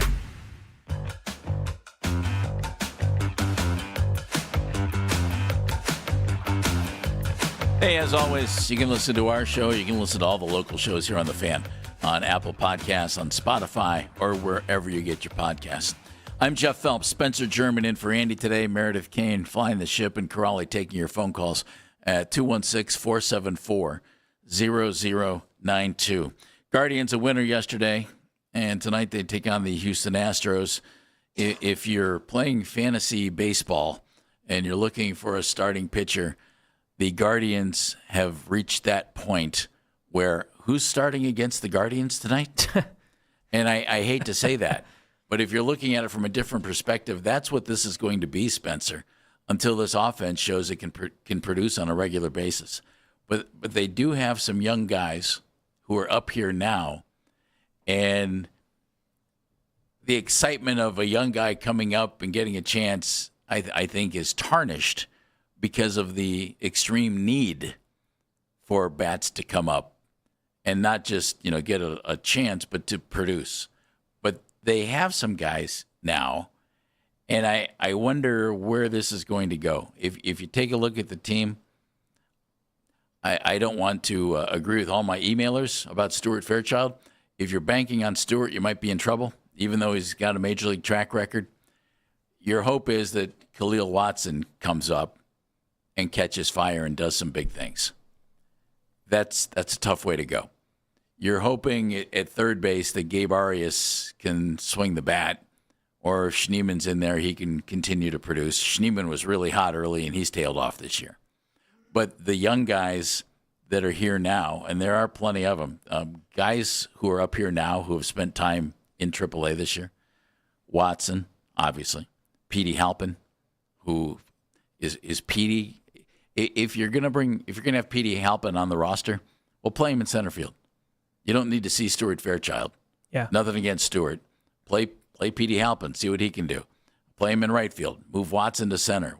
Watson's been playing a lot of center field. Bozanic is doing the job. Arias has been down there for rehab. A bunch of pitchers have been down there this year. I mean, they've got like 10 of their 26 guys right now who have been in AAA this year. Now can these guys produce? And if not, how active are you going to be in trying to get a bat in here, or two bats? It's a really good question, honestly, because we know how the Guardians tend to approach the trade deadline, and if they're going to be willing to push the chips more into the center of the table, and like they always make moves that have control beyond this season. Like they're never going to just go get like the guy in the last year of his deal. Yeah, almost never. Right. The Jay Bruce trade comes to mind. Right. And that was out of character. And that was minimal. That was like right. And it was out of character. Right. Jay Bruce wasn't like, Shohei Ohtani or something crazy. Right. You know what I mean? Like, I think if they can keep, if these guys can do what we're saying, which is keep the team afloat till you get to August. And that's the thing. Like you bring up a great point, Jeff, because of the nature of Jose's injury and the hand and the broken bone and the surgery he had, it's probably not going to be till early August that he's back. So you're going to kind of have to make this decision independent of, Jose being part of the lineup at that time. Yeah. It's going to kind of be when he gets back, who do we maybe want to pair him with to add to this offense if we want to go for it? And there's also it's also going to be interesting because of all the CBA stuff that's lurking, how that's going to play into teams approaching the trade deadline. The Guardians obviously included in that. I would like to think that if they can keep it afloat, that the Guardians will have the mindset of, listen, if we're still in this thing and then we know we're getting Jose back, which kind of feels like an extra trade deadline move, we can add to this lineup in some way to help bolster it and boost it up. But I think it's going to be based off of, how unless to your point on the young guys kind of carrying the workload. If the young guys if they start heating up and like July they're raking, and it's like Bazzana's going crazy, and maybe Engel's up and he's hitting a bunch of homers for this team, and Manzardo starts to figure it out and whatever. Like if that happens, then maybe they feel more inclined to just ride it out and be like, Jose will come back and we'll feel good. But if it's struggling and they're still kind of staying afloat, I could see them certainly adding to this group, and I would hope they would and try to kind of go for it. But it's a fascinating question. I also wonder, like this is a really good opportunity too we keep talking about the young guys, for Stephen Kwan to he's got to find it, earn that money back that he's losing. Like he has to find it, right? Because we always look at Jose and he's kind of the steady presence on this team, but now that he's out, it's like Kwan should be the guy you're looking at next. Like, hey, you're the veteran here. Yeah. You're the guy that's normally pretty consistent. And the guy with the track record. He has a track record. Yeah. And he's just fallen off the cliff right now. You mentioned the money. It couldn't have worked out more poorly for Steven or for the Guardians. He bet on himself. Yeah, he bet on himself, and right now he's losing. And the Guardians have hung on to him when they could have traded him, because there was so much talk about trading him. Well, his trade value is nowhere now. And his value on the free agent market, and he's a free agent after next season, is just atrocious. So if he can find it, that helps him in a big way. Well, and along those lines, too, like if there was anybody thinking like, well, hey, maybe you could trade Stephen Kwan at the deadline, I think like it's hurt the Guardians, too, from that standpoint. Because if they didn't have plans on re-signing him and the thought was, well, we'll trade him with a year left. Yeah. If he has if his whole season just stays bad, then you're not getting the value that you probably would have. And I know that was a topic a couple weeks ago, was what were the Dodgers actually offering for Stephen Kwan last year, and should you have pulled the trigger? So, that's another part of this too. But like if he can snap out of it, that becomes he kind of can become a nice lifting presence in the lineup with the young guys, and it all just kind of supports each other. But it's certainly more on the young guys, though, to your point, to just kind of uplift this offense, and how they perform in the next month is certainly going to dictate how aggressive or not aggressive the team's going to be at the trade deadline, without question. Think about Kwan. Steven has options, and if everybody was healthy and he wasn't producing, and I'd be really, really hard-pressed, and I can't imagine the team actually doing it, sending him down to find his swing, as they did with Rocchio. But Kwan has so much more of a track record, was so much of a better hitter than Rocchio. But if you had Martinez and you had DeLauder and you had other options, you could have afforded to send Kwan down and let him work it out a little bit and then bring him back up. You can't afford to do that now. Well, now you can't. Right. He's got to find it here at the major league level. And I think it would have been a long shot to even think about sending him down. I don't think they would have done that, but they could have. They can't do that now, Spencer. No, not with the lineup in the state that it's in. Like, this is just one of those instances, and this happens in sports. It's not just baseball. It happens in basketball a lot too. Like you hope guys can kind of just shoot their way out of a slump. Yeah. It's the same thing. You're hoping that Stephen Kwan can just find a way to hit his way out of the bad slump he's on. And I will say, like, June's been a little bit better. I think he actually has like his highest batting average of the season in the month of June. Like if by like his what his splits say. So it's been a little bit better. He's had a little bit more pop to his game in terms of being able to get on base and do some of the things that he normally does. But and it's interesting. Like Earl and I had Todd Derry on last week, and we kind of asked Todd, like, what is your biggest observation as to what's wrong with Stephen Kwan? And his thing was, he said, I wonder if 2 years ago when he hit all those homers, if he just kind of fell in love with the idea of, well, hey, now all of a sudden I got this power. Yeah. I'm going to try to hit homers. And if I do, I'm probably going to make more money as a free agent. And he got away from some of the stuff that made him an effective player, which was like, hey, let's get on base. Let's not strike out much. Let's just find a way to get on. And if that's kind of been, so if he can get back to that, like that still is in it. It's still in him. Of course he can snap out of this, but right now it's just hard to sort of see it because he's been so bad this year, unfortunately. I think there's a little bit of a dilemma here. And the dilemma to me is this. For the first time in a while, there are several hitting prospects in the system who you'd love to get a look at. But if you take a look at these guys and it doesn't work, Well, then all of a sudden maybe you've dropped 7-8 games out of the race. Yeah. And so you're trying to do what we talked about, tread water, stay close, build a lead even, while playing the young guys. And I think the dilemma is this: do they give these young guys a chance? And not just the young guys who are here right now, other guys who we've talked about. There are actually even a couple of guys in Double-A right now. One of their top prospects is a kid named Alfonso Rosario, and they got him from the Cubs. I believe it was in the Eli Morgan trade. And he has 12 home runs in Double-A right now and is leading the team in runs batted in. He's considered one of their best hitting prospects. He's in Double-A. Occasionally you see guys get called up from Double-A or even lower. Albert Pujols back in the day coming up from A-ball to the majors. That's Albert Pujols.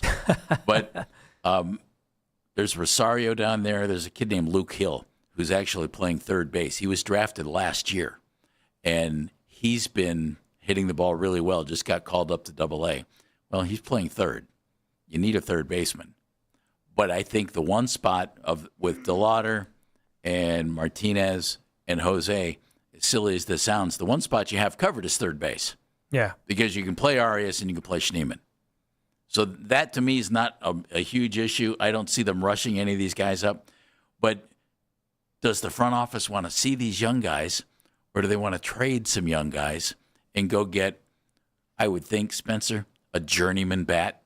Yeah, probably. They're not going to go get us. I'd be stunned if they go get a star player. I mentioned a name yesterday, and it just dreaming, and it's Joe Adell, who plays for the Angels. Joe finally found his power stroke last year. He had 37 home runs, but he's always been kind of an Angels.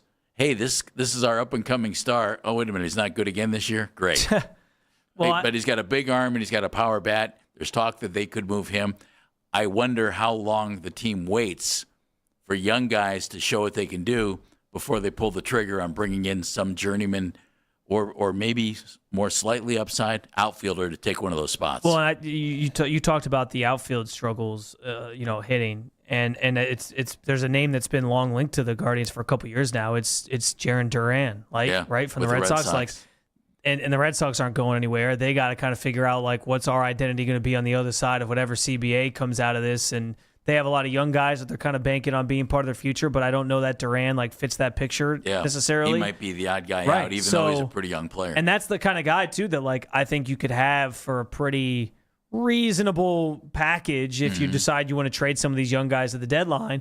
And that's the thing that stinks right now is, you wonder if the injury, because like we said, depending on what happens the next month is going to set the stage for how able these young guys are of keeping the lineup afloat, keeping the team afloat, keeping them in the mix is going to determine at the deadline what this team wants to do. If they decide, you know what, let's add another bat because we're staying afloat and then Jose is going to come back and we'll be great, then I hope that's the path they take, but they might go the other direction and then decide, all right, well, now we want to hold on to our prospects because we know how this team is with prospects. They love them. Treat them like gold. They don't like moving these guys until they absolutely have to or calling them up until they absolutely have to. So, and their hand's going to be forced here a little bit. But if they're not in a place where they feel like they're really going to have a shot at making a run, it might actually hold them back from trading those guys. But I think you could probably package something together. And that's the thing that stinks is it felt like it was going to time up where the young guys are going to be here. Jose was going to be here. The team was going to be in the perfect spot to finally, instead of just coveting all those prospects, finally tell yourself, okay, we can trade some of these guys and bring back some valuable assets and really go for this thing. And now that's kind of in flux. It's kind of to be determined. So that's probably the most disappointing part about this week and all the injury news that's come down.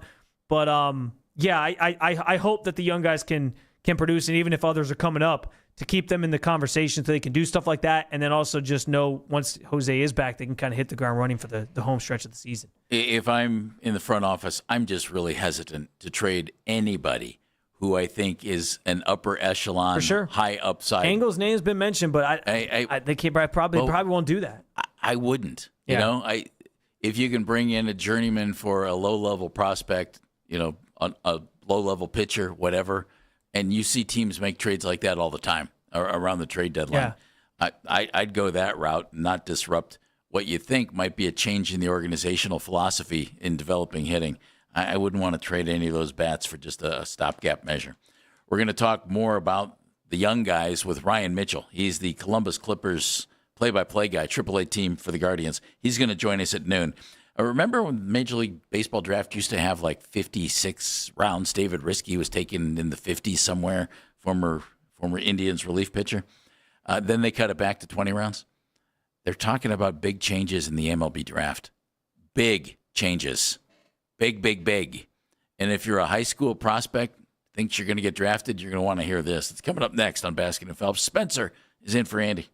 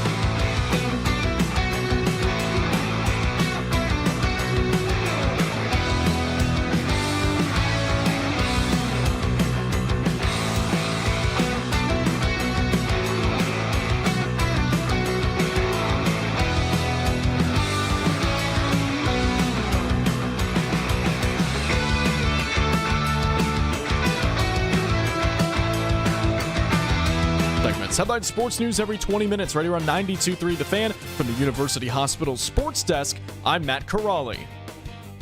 You can now watch The Fan live on YouTube. Catch The Ken Carman Show with Anthony Lima from 6 till 10 a.m. Baskin and Phelps 10 a.m. till 2 p.m. And Afternoon Drive with Nick Wilson and Jonathan Peterlin from 2 to 7 p.m. Each and every weekday. It's free. Subscribe to 92.3 The Fan on YouTube.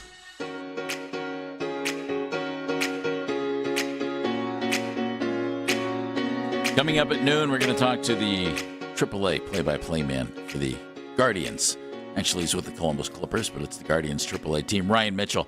And then at 1 o'clock, we'll be talking some Cavs with Sam Amico from HoopsWire.com, day after the big parade in New York. And get ready, the draft is Tuesday. That sounds silly, but the NBA draft is Tuesday already. I keep forgetting it's coming up so quick. Isn't it weird? And as we said, and first round's Tuesday, second round's on Wednesday. As we had said on our show, get ready. As soon as the NBA Finals are over, it's game on in the NBA offseason, and Sam will have some great insight for us at 1 o'clock. I'm Jeff Phelps. Spencer German's in for Andy today. Meredith behind the glass, and you can join us at 216-474-0092.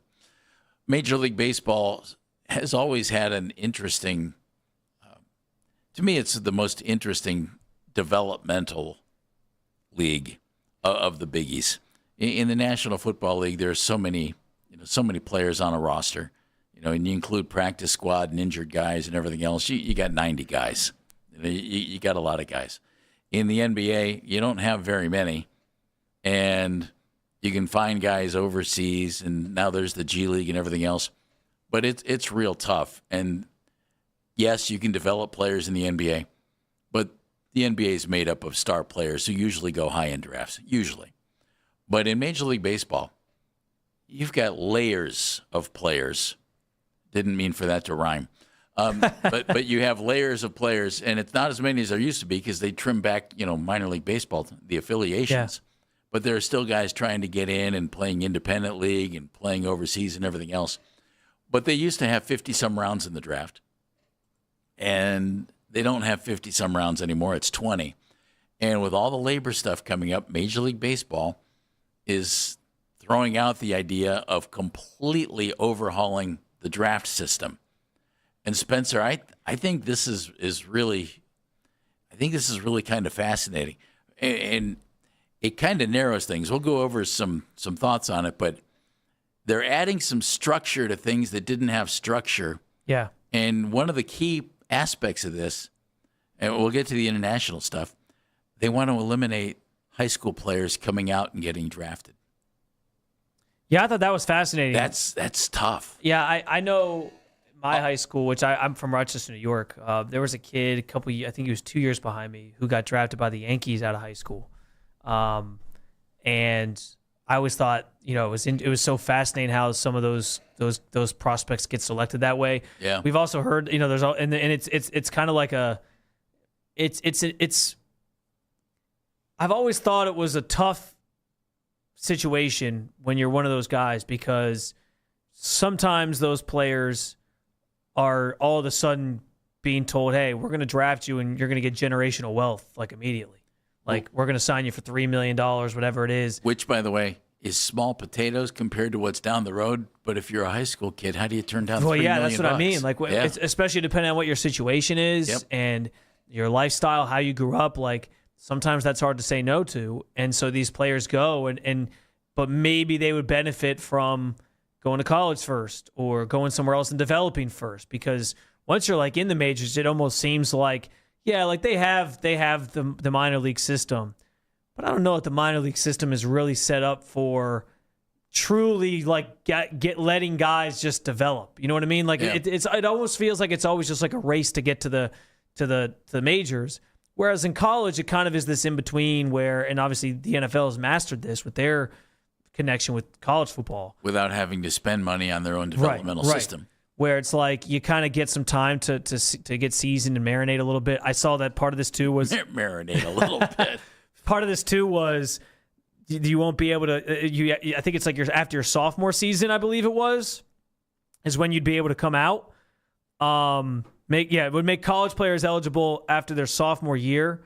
So essentially, you're sort of expanding how long they have before they can actually come into the majors. They would put an age limit on it. Yeah, as well. And You'd it helps have to the be teams. 20 years old to be Right. drafted. And in some respects, it helps the teams too, Without question, because they're not wasting money on high school kids who might not pan out. Right. And that's kind of, I think, the thing they're trying to eliminate is like these empty promises from teams thinking like, oh, we found the next Babe Ruth and he goes to, Chagrin Falls High School and we're gonna snatch him. We're gonna get him on a deal now and sort of agree to this behind closed doors with a handshake agreement, and then it doesn't actually pan out that way. I mean, even like Billy Beane, right? Like his story was that he got signed out of high school and then didn't pan out, and then he became one of the better executives in the game. But I can understand the direction behind what baseball's trying to do here. They're also changing, as you mentioned, some of the international part of this, and honestly, just overarching like. And I guess the MLB's proposal is always going to be more of like what the fans want anyway. But I do feel like a lot of what I've seen from all the CBA proposals so far that have come out from the MLB side, it feels like they've been pretty reasonable. I understand why the Players Union is going to push back on certain things and they don't want their money capped and all that. And there's certain things that they don't agree with. I think the international part of this is maybe the bigger discrepancy with this specific conversation for the Players Union. But I do feel like a lot of what's been proposed feels fair and reasonable for the game and for what people want to see. Guess who disagrees with you? The Players Union. There you go. I know you're stunned at that. Before we give you some of the specifics on this, here's what the MLBPA said about the proposals today. MLB made another set of proposals that are flat out bad for baseball. Ones that would cripple the next generation of players and damage the future of our game. Here's what they want to do. And these are some of the highlights of the MLB proposal. Minimum draft age and they divide it into two. Minimum draft age for domestic players, 20 years old.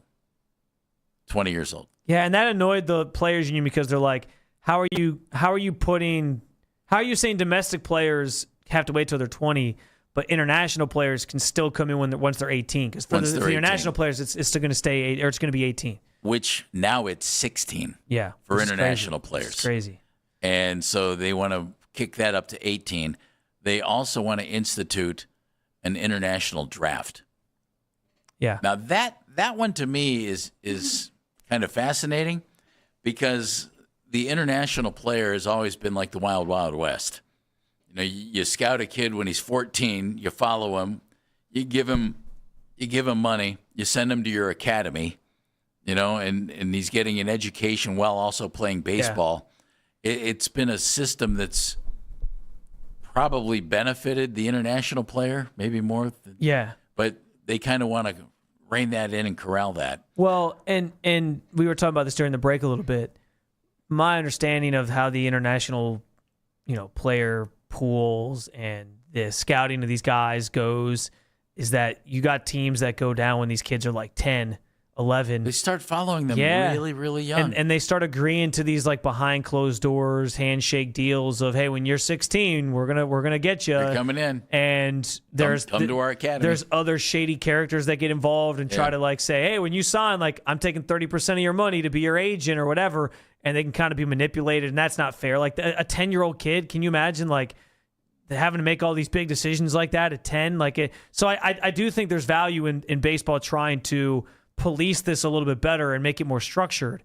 What's the happy medium, I guess, with what the Players Union wants is the key question. And that's probably where they have to be fair too, Jeff, like it makes sense for baseball to put out now what they're shooting for the stars with their proposals right now. They're like, in an ideal world, this is everything that we want. And that's how you should start a negotiation. Absolutely. Right? And then you sort of walk things back as you guys start to negotiate and you find that happy medium. So it's good that they're setting the bar at a certain level and they can kind of talk about it. Whether or not we get a solution is what remains to be seen. But this draft stuff is obviously a big part of this for sure. A couple of the other things that they have proposed in this, the ability to trade all draft picks, but only for a year out. Andrew Barry wouldn't like that one. No, I don't think so. Maximum signing bonus of $10,000 for undrafted players.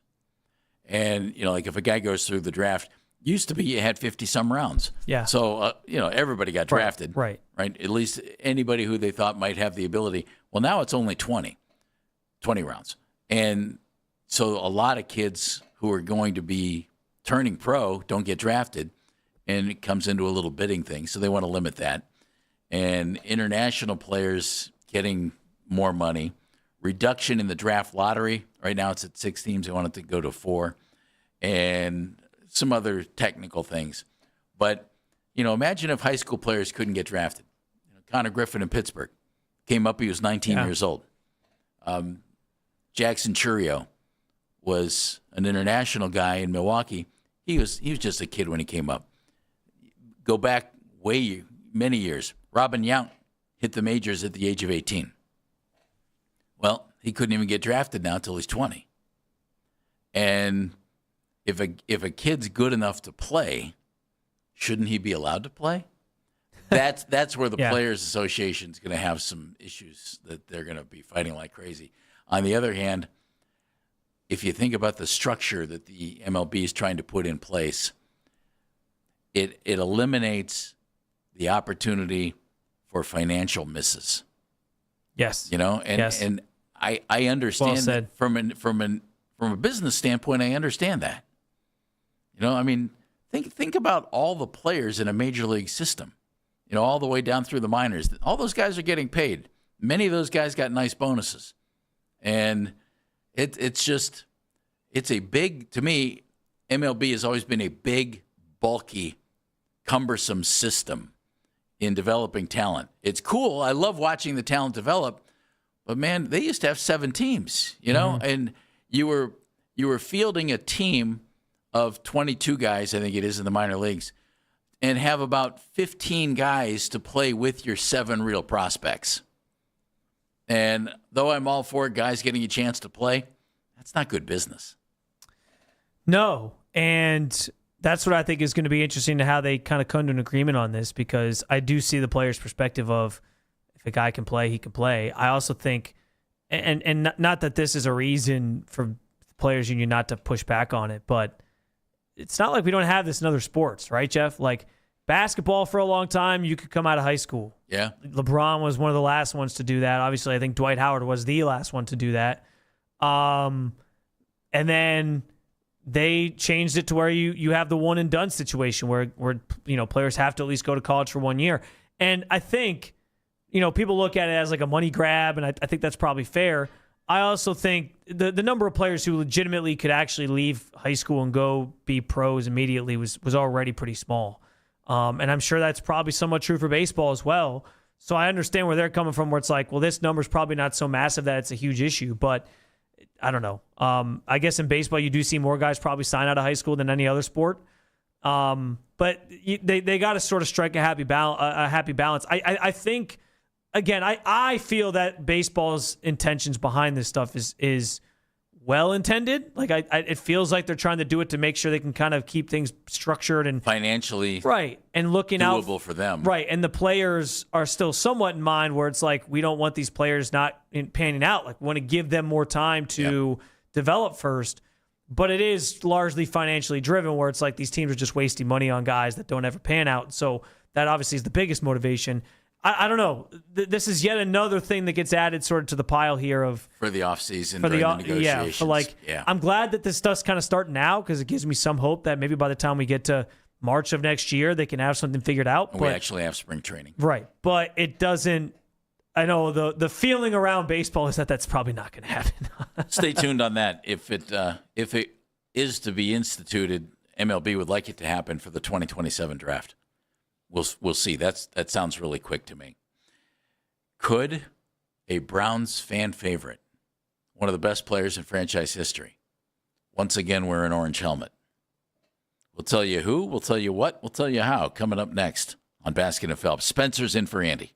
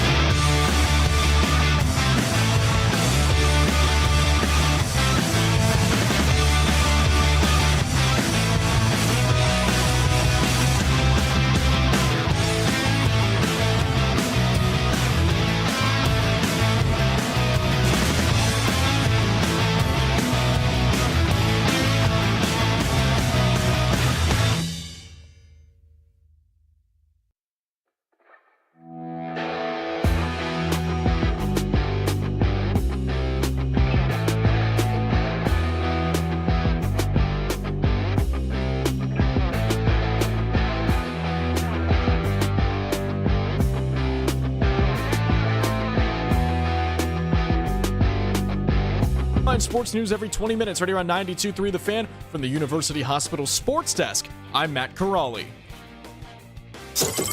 When it's your time in the car, focus on what matters to you. The Ken Carman Show with Anthony Lima. Weekday mornings starting at 6 a.m. 92.3 The Fan.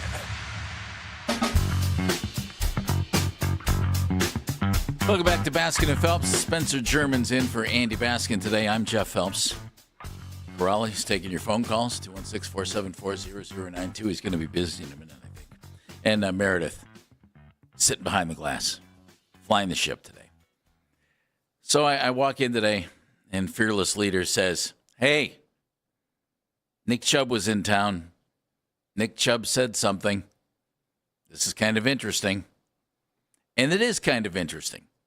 So Nick was involved in a sports panel in town and was asked about, playing football again. And Nick, of course, has had 2 devastating knee injuries and came back and played with the Houston Texans and didn't look like himself. And after 2 devastating knee injuries, the first one happened when he was at Georgia. It didn't affect him when he was here. He was incredible.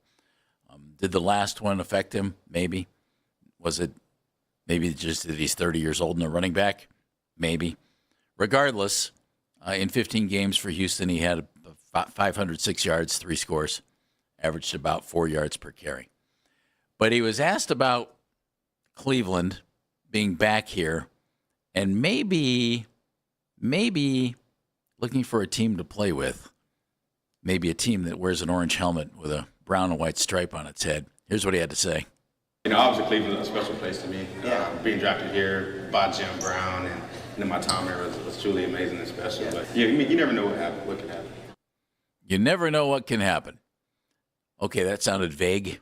Sounded extremely non-committal. Sounded like his phone hasn't been ringing.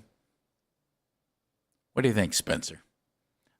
Would the Browns benefit from signing Nick Chubb and bringing him in to go along with Quinshon Judkins and Dylan Sampson and Rocket Sanders and Amani Marshall? So I don't know that I would look at Nick Chubb at this stage of his career and feel like it suddenly transforms the offense into something that it isn't right now necessarily. Like that, at the peak of his powers, yes, Nick Chubb was that type of player. But the reason I would say it would benefit this team, though, Jeff, is inside that room, which has a lot of young guys in it. I'm pretty sure all those guys are second-year players, actually. I think Amani Marshall was an undrafted rookie. I know Raheem Sanders was, and they signed with the Chargers. They signed him from the Chargers practice squad after he didn't make the initial team, and then, or he actually I think got waived and they picked him up, and then obviously we know they drafted Dylan Sampson and Quinshon Judkins. Having a guy with that at one point was who he was, has that knowledge, has some expertise he can probably embark on these young guys. That's valuable. And I also think, Jeff, the other part of Nick Chubb that's valuable if he were to be added to this roster, look around at this team. The Browns right now are the 4th youngest roster. Actually, before the Myles Garrett trade, they were the 4th youngest roster. It might be even higher now because he was 30 and he certainly brought that up. But they were the 4th highest roster before the Myles Garrett trade. I remember seeing this. And if you really think about, since Myles got traded, we've had conversations about the longest tenured players being Denzel Ward, Grant Delpit, and then somehow, some way, Deshaun Watson on the offense is the 3rd, and he's the only one on offense that's beyond 3 years. Longest tenured offensive player on the Browns. Right, that's crazy. It's nuts. And so having Nick Chubb in that locker room, especially a locker room that could have benefited from Joel Bitonio coming back, and they just lost him, he retired. You could use some more veterans on this team. I know that the whole timeline thing keeps coming up, and that's part of the reason Myles got traded. They're not in a place where guys in their 30s are being added to a team to help you compete or win a Super Bowl or compete for the playoffs or whatever. But just having some of that veteran leadership, because I've been saying this, Jeff, for a couple weeks now. I think Todd Monken is the perfect coach for where this team is right now. They're young. They need somebody who's going to hold them accountable. They need somebody who's going to show them how to be a pro, who's going to, really force the issue and get on them. And he's doing that. He is trying to set this culture and show them what that looks like. And that's good. But that message also spreads through a locker room more effectively when you have leaders who are older, veteran players who are older, who are also bought into that and can then kind of translate it to the rest of the guys. And so I think there's value in adding some veterans to this team, even knowing they're not going to put you over the top to be a playoff team necessarily. So again, I'm not going to sit here and act like this is Nick Chubb 3, 4, 5 years ago where you're like, oh man, you had Nick Chubb to this group. All of a sudden, I mean, first of all, that guy wouldn't still be available in June anyway, but it's not that. But there is an experience piece. There's a leadership piece. There's a veteran knowledge piece that comes with this that I think would potentially help the Browns if they were to add him to their room. I have mentioned on our show a couple of times, I think this team could benefit from adding a veteran running back. You know, we just went over the youth of the guys who are here. Youth isn't bad by all means. In fact, you prefer it at the running back spot.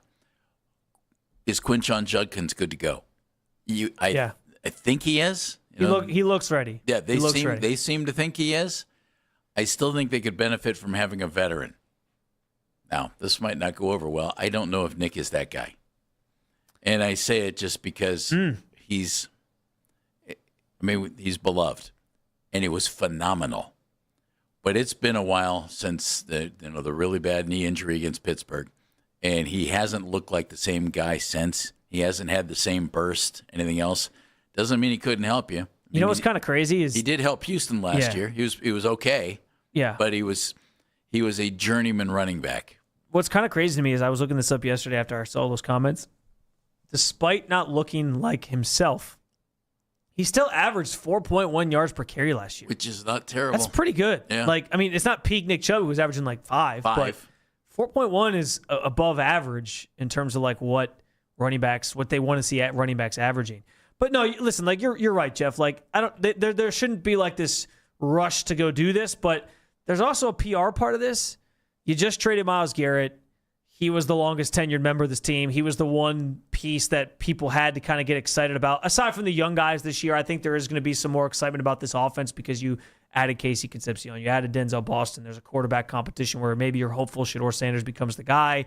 So there's some of that, but you don't have, like that feel-good story that's been here for a while. And those players help you sort of bridge the gap between those down years and those years where you're finally getting back to contention. So, like, Joel's not here anymore. Miles isn't here anymore. Denzel's one, but Denzel, he's always been a fan favorite, but he's kind of been like lower on the list because Nick Chubb's making these incredible touchdown runs and Myles Garrett's setting sack records. And so he hasn't always been like at the forefront of that. Nick Chubb is somebody that like instantly becomes like the face of your franchise again. He does. And is adored, and it's something you can sell to the fans. But if he's not on the football field, that fades. And I wonder if he would be on the field, because if Judkins is good to go, you're going to get Dylan Sampson the ball. And you would think that Rocket Sanders is your number 3 back. Yeah. And where this team is at too, Jeff, to your point, maybe they're ready to start marketing new faces. Yeah. Maybe they want Quinshon Judkins to be the guy on the side of the stadium, not Nick Chubb. Maybe they want, Casey Concepcion and Denzel Boston to be the faces on the side of the stadium. So that's very fair. I do think the veteran presence would be beneficial. Yeah. And Nick is right now sitting out. He's a free agent. Nobody has signed him. And he might be one of those guys, Spencer, who gets the phone call, hey, can you come in for a Tuesday tryout? We want to see what you look like. And to me, that's almost criminal. Yeah. Nick Chubb having to try out with a team, if he wants to continue playing, that might be what he has to do once the season gets going. Right. Well, and there's always those injuries in training camp where somebody needs somebody or they want a body and they make a call. So maybe that's where Nick sort of finds his next team or whatever's going to sort of happen. That kind of happened a couple years ago with the Browns where they weren't bringing back Kareem Hunt, and then the Nick Chubb injury happened and they were like, actually, let's bring back Kareem Hunt. So sometimes that stuff can happen. I don't know. Like, I will say this. No matter what happens with Nick Chubb, if he comes back or not, just him kind of leaving that door open and talking about it, I think as a Browns fan, it kind of makes you smile and you kind of start dreaming of, can he come back? That's just how adored he was. Like, well, it's how good he was. And it stinks mean, he was phenomenal. It's so unfortunate the way his career just went up in smoke because of that injury. Like, truly. Like, he was so good. Yeah. He had just come off of basically the best year of his career in 2022. Five straight 1,000-yard seasons. He was 4 yards short as a rookie. And on his way to the Hall of Fame. Yeah. And I like, without that injury, I think, he's 30 now. But without that injury, I have to think he has at least like 2 more seasons in him where he's like over 1,000 yards before he gets to 30, and then maybe he starts deteriorating or whatever. Which puts him in Hall of Fame conversations. Yeah, that's one of the more heartbreaking end to a Browns player's tenure that I think Browns fans have experienced, truly. I agree. If Nick's looking to play football again, maybe he gets a chance here with the Browns. We'll find out. But regardless, what a tremendous run he had here as one of the leaders of our Cleveland Browns. Are you ready for the Portland Pioneers? Gentleman who has an awful lot of money and who actually is now heavily involved in professional football, said something the other day that raised an awful lot of eyebrows and said it in a very nonchalant manner. We're going to hear the comment and what that comment could mean for the National Football League. Coming up next on Baskin and Phelps, Spencer German's in for Andy. I'm Jeff Phelps. Shop at Meyer.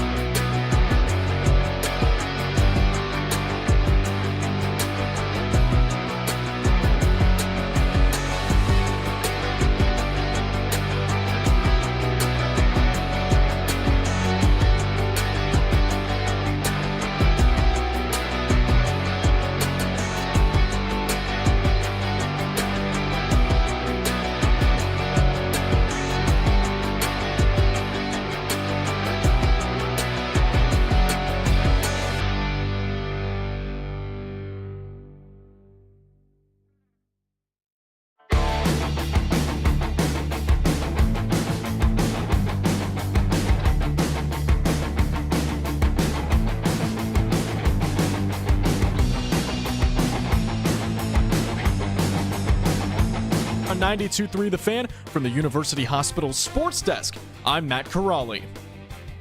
If you can't listen to us live, we've got you covered. You can hear the Ken Carman Show with Anthony Lima, Baskin and Phelps, an afternoon drive with Nick Wilson and Jonathan Peterlin as a podcast. Full hours, full shows. Find it all on the Odyssey app, Apple Podcasts, Spotify, and anywhere you get your podcasts.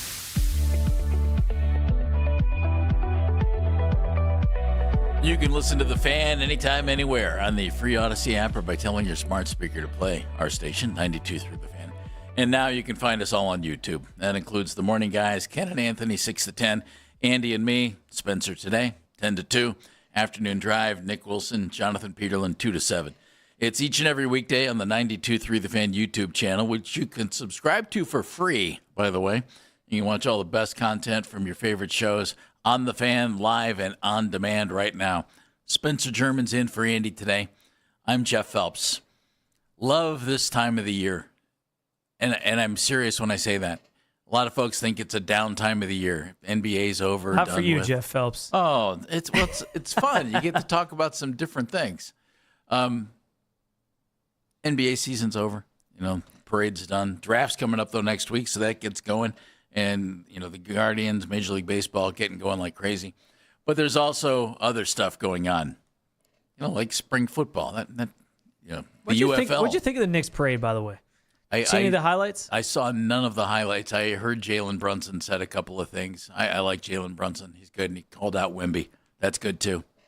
Wemby's becoming a villain. It is good for the league, yeah. Yeah, he's becoming a villain. Do we think there was more people there than at the Cavs parade? I know Lima's number gets a little... I was thinking about this. If Lima had tweeted that out in 2016, actually, let me say it like this. He's lucky that there was not the... what's it called? The Twitter puts the notes on there, the community notes. He's lucky that there wasn't community notes in 2016 because they might have called him out and said this is not validated for the $1.3 million. Might be the case, but let's go with it nonetheless. The United Football League is the latest of the many minor leagues and I say minor, spring football leagues. How's that? To try and make a run at things. And one of the guys who has bought into it is a billionaire who made his money in the market and all that good stuff. Name is Mike Rapoli. And Mike was nice enough to chat with people about the spring league. And he was mainly talking about when are we going to play? The NFL is in the fall. When leagues try and go up against the NFL, they fail miserably. That's what happened with the old USFL when they tried, thought about a fall season. But this guy was talking about things, Mike Rapoli is his name, and casually dropped something in that caught a lot of ears and made people say, wait, what did that guy say? Here are his comments. I think the NFL is doing 8 or 9 or 10 international games this year like crazy. They're adding an extra week, talking about 2 more expansion teams. It's great for football. It's great for the NFL. It's great for college football, and it's great for the United Football League. Talking about 2 more expansion teams. He let it slip. Where'd that come from? Everything else he said. Everybody was like, yep, okay, yep. Wait, 2 more expansion teams. And he said it just so nonchalantly, didn't he? Yeah. Just kind of he slipped right out there. He said it as if it was common knowledge. Yes. Like that it was a no. He said it so nonchalantly that it was everybody knows they're expanding and finding 2 more teams. Here it is again. I think the NFL is doing 8 or 9 or 10 international games this year like crazy. They're adding an extra week, talking about 2 more expansion teams. It's great for football. It's great for the NFL. It's great for college football, and it's great for the United Football League. 2 more expansion teams. Now, our buddy Mike Florio, who joins our show on a regular basis, and we appreciate that, from Pro Football Talk. Mike had the same reaction I had. Wait a minute. 2 more expansion teams. Where'd that come from? And he said that given that Rapoli may be in a position to pick up some inside information, he and Tom Brady are partners in Noble. Yeah. One of the things that he's involved with. And, maybe he's had conversations with others. He just let that slide out there. First of all, the NFL has 32 teams.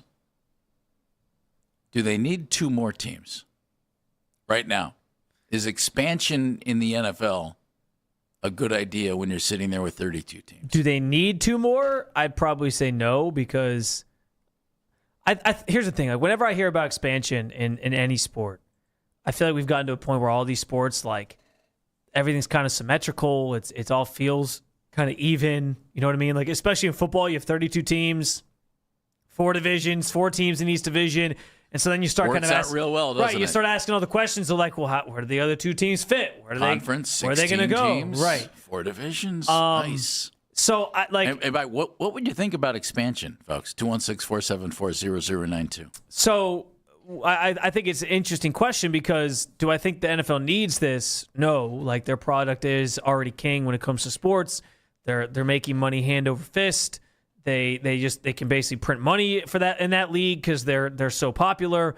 But at the same time, because it's the NFL, they could put a team just about anywhere and get eyes on it because it's the NFL. That is correct. And we know in these sports leagues, Jeff, it's all about the money, and it's all about finding ways to make more money. And for them, they're seeing, well, if we have another team, that's more money being paid into the collective bargaining pot that the revenue sharing pot that we have.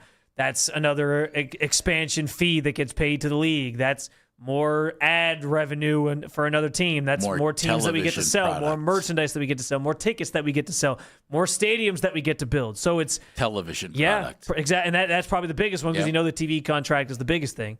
So I understand from their standpoint why they're at least it sounds like considering this. But as a fan, I sit here and I'm like, I like things the way they are. I don't want to see the NFL expand. I like it. I like where it's at. Plus, that makes it harder for the Cleveland Browns to win a Super Bowl if there's more teams they got to go through. It's already hard enough for the Cleveland Browns to win a Super Bowl. Way to bring it home. That was real nice. Florio broke it down and he said, okay, you expand 2 more teams. And he said, and Mike threw this thought out. Ultimately, you're looking at eventually maybe the magic number of 40 teams and maybe a 20-game schedule. And before we get too far down the road. That's insane. Well, I think so, too. That wasn't Mike's thought. It's just kind of what he was thinking would be, it wasn't his idea, but that's where he thinks they might be going. If you can't find enough good quarterbacks for 32 teams. Yeah. Do you want to dilute your product? It's a really good point, Jeff. And that's the one that gets me, Spencer. I think you dilute your product. College football is wildly popular. There are tons of college quarterbacks who have no chance at playing at this level, at the NFL level. And what do you have? Maybe 120 quarterbacks who are even sniffing the NFL right now? And maybe, 20 who are any good, who you think, yeah, we have our guy. And I just, where are you going to find more? And then after quarterback, everything else too. Yeah. Enough good linemen to protect the quarterbacks. And linemen, that's an issue in the NFL right now, is these guys coming from college aren't playing. They're not necessarily as equipped for the NFL game. It takes them more time to kind of get acclimated to the NFL game. The spread offense has changed a lot of the development. I think you hit the nail on the head, Jeff, with like what the biggest question for Roger Goodell is when it comes to expansion, which is how much expansion is too much expansion, right? Like, what's the tipping point between, well, hey, we're going to keep expanding because it's good for the game and it's more money for us and it helps our product, and okay, well now we've expanded too much. And we have too many teams that are just, wallowing in mediocrity every year because they don't have good quarterback play. There's just not enough talent to kind of go around. Not enough offensive line depth. Right. Because that's the thing, is like you need to have the pool of talent and players available that actually make it competitive. That's what the beauty of the NFL is right now. It's like year to year. It's so it can change so much because teams are different, and there's the free agency, and it is pretty, like, of all the sports, it feels like the NFL kind of has like the most parity in terms of guys changing hands. You're not worried about guys only going to one market all the time. I mean, Myles Garrett could have theoretically finished his career here if the Browns had decided not to trade it. Like, there's a lot more like stars that can be in different places. And if you get a star quarterback, you generally keep them. Like Josh Allen's playing at Buffalo right now. So you feel like that's the beauty of it. But it's like if you keep expanding, there's even less and less good players to kind of choose from. And now you're building teams with guys that don't really belong in the NFL. And the disparity between the haves and the have-nots could really absolutely be even worse. Absolutely. I wonder, and we hear about international expansion so much. Eventually the NFL will have a team in London. We keep it sounds like the international thing is what the point they want to get to is that I don't know if it's like they have an international week or if it's like they have one international game a week, but they want to get to a point. They want one every weekend, right? They pretty much want to get to a point, I think, where they're playing at least one international game on a weekly basis. I've always thought, and back in the day, the World League of American Football, when they were playing in Europe and NFL Europe and all, I've always thought that the NFL could really benefit from another shot at like a European league. Well, maybe, Jeff, that's where, as we talk about talent, right? Maybe that's where it comes from. Well, right? If there's like an untapped, oil rig there of NFL players that we've never had, that we've never seen before, like maybe that's where they feel like they could find more guys that balance out the parity. They don't play football at a lower level in Europe. True. For these guys to develop, as high school and college guys. They'd have to come over here. But there were many quarterbacks who ended up playing in the NFL who went to NFL Europe, the World League of American Football, and developed some skills. Like Kurt Warner was one of them, and then came back to the States and played. And I always thought if the NFL got involved again in something like that, and the UFL, good. I love the more football, the better. If you can develop guys, that's terrific. I think the UFL is doing a pretty solid job of trying to do that.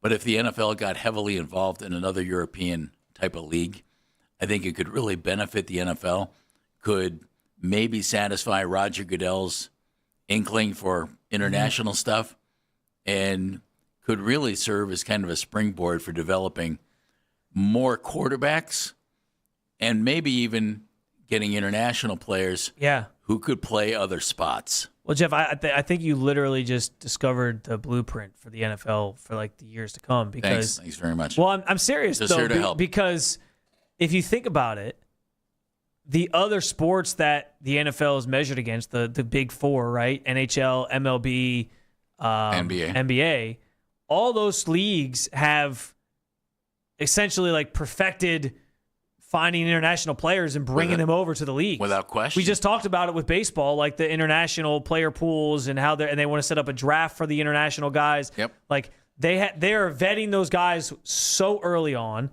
and they're finding out like more and more about them, watching them grow as their careers go through, and then they sign them at 16 or 18 or whatever. And same thing with like hockey. We know hockey's Canada's game, so there's a lot of Canadians, but there's people from other countries. And Alex Ovechkin is one of the best players of all time. He's Russian. Like but those sports are played around the world, and that's at a pretty high level. And I think when I say I think you discovered the blueprint for the NFL, I think that's where the first phase of this whole thing is expansion, international games, an international week of games. Doing the whole like I forget what it's called off the top of my head now. It's like the Browns have Nigeria as one of their countries or whatever. Like the Saints have France. Like they assign them these countries, and they do kind of these like grassroots like events over in those countries where it's like the Browns are here hosting this event and they started out with like showing people what football is, teaching them the game, and then I think the hope is some of these countries start actually forming their own leagues or have like that as a college sport. And then all of a sudden you have this whole other pool of players to choose from. That's the one area where the NFL is lagged behind the other sports is the international aspect of finding players. And so I think you kind of, shine the light on the fact that I think that it feels like that's maybe where they're headed.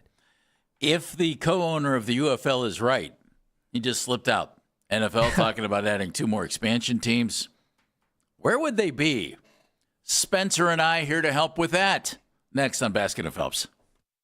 Hey, it's Nick Wilson for Northeast Factory Direct. If upgrading your outdoor space is on your to-do list this season, Northeast Factory Direct has you covered. Right now, they've got the best prices of the year on everything you need for your backyard. Outdoor furniture, like sofas, sectionals, chairs, benches, rockers, chase loungers, and more. Outdoor bar and dining sets, and umbrellas and outdoor fireplace sets, too. Limited quantities available. First come, first serve. Cleveland, Euclid, Macedonia, North Canton, NortheastFactoryDirect.com. Tell them Nick Wilson sent you. It's all about the deal at Brunswick Auto Mart. Save big this month with deals like this. Take advantage of the Make This the Summer sales event with deals like this. Lease a 2026 Jeep Wrangler Sport for just $399 a month and $1,776 down. Or lease a 2026 Grand Cherokee Altitude 4-wheel drive for $434 a month while returning lessees are just $363 a month. Brunswick Auto Mart. Car buying made truly simple. 36 months, $39.95 down plus fees due at signing. No security deposit required. 7,500 miles per year. Includes all incentives. Offer ends 6/30/26. The 4th of July is almost here, and that means it's time to be the envy of the entire neighborhood. American Fireworks in Hudson, and now celebrating the grand opening of their newest and the only showroom in Cleveland, just off 480 at 13700 Broadway. Open 7 days a week. Visit AmericanFireworks.com for coupons, hours, and directions. American Fireworks always accepts competitors' coupons. Since 1902, American Fireworks in Hudson, and now at 13700 Broadway in Cleveland. This year, celebrate America's 250th with American Fireworks. Here with Ari, owner of Poochers, what? Puckers, Putchers, I've heard it all. So people have been hearing you on the radio, huh? A lot of people are coming in mentioning the radio ads. They mention the ads, but they don't know how to spell the name of the Pook. There's two great debates. Not only do they not how know do you say it and how do you spell it? Right, I was just going to say. It's Pookers, and it's Puchers. But no matter how you say it, you guys are going to take care of the customers, huh? Customers always come first. So window treatments. Yes. Basically anything that can cover your windows, blinds, shades, shutters, drapery. We have all the different options on display. Our sales staff is very knowledgeable and really good at design and helping you pick everything out. You got any specials going on for the spring? Absolutely. We have through the end of the month 5% off. We have 12 months, no interest financing all year round. How can we get a hold of you at Pookers? We have 2 locations in Broadview Heights and Berea. You can also find us at puchers.com. When you're hiring, have you ever felt like you're missing out on meeting truly great candidates for your roles? It seems impossible to find them, but they have to be out there somewhere, right? Well, they're not hard to find when you know where to go, and that place is ZipRecruiter. And right now, you can try ZipRecruiter for free at ZipRecruiter.com/radio. ZipRecruiter helps 10 million people with their job search every day. And because these people are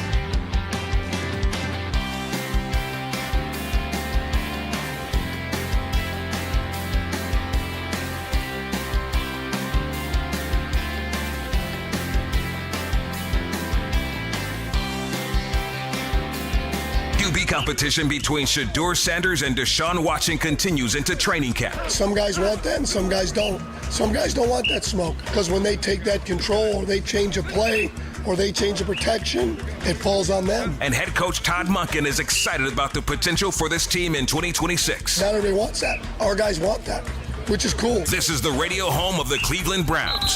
92.3 The Fan. I think the NFL's doing 8 or 9 or 10 international games this year like crazy. They're adding an extra week, talking about 2 more expansion teams. You know, it's great for football, it's great for the NFL, it's great for college football, and it's great for the United Football League. The gentleman who made those comments, Mike Rapoli, is the co-owner of the United Football League, and he was talking about his league and its schedule when he just kind of blurted out, hey, the NFL talking about 2 more expansion teams. Somewhere Roger Goodell went, oh! Oh, that hurt. You weren't supposed to say that, He's Mike. rolling his eyes now that he knows he's going to get asked questions about that. Yeah, I wonder how that just slipped out. That's Spencer Germany's in for Andy today. I'm Jeff Phelps.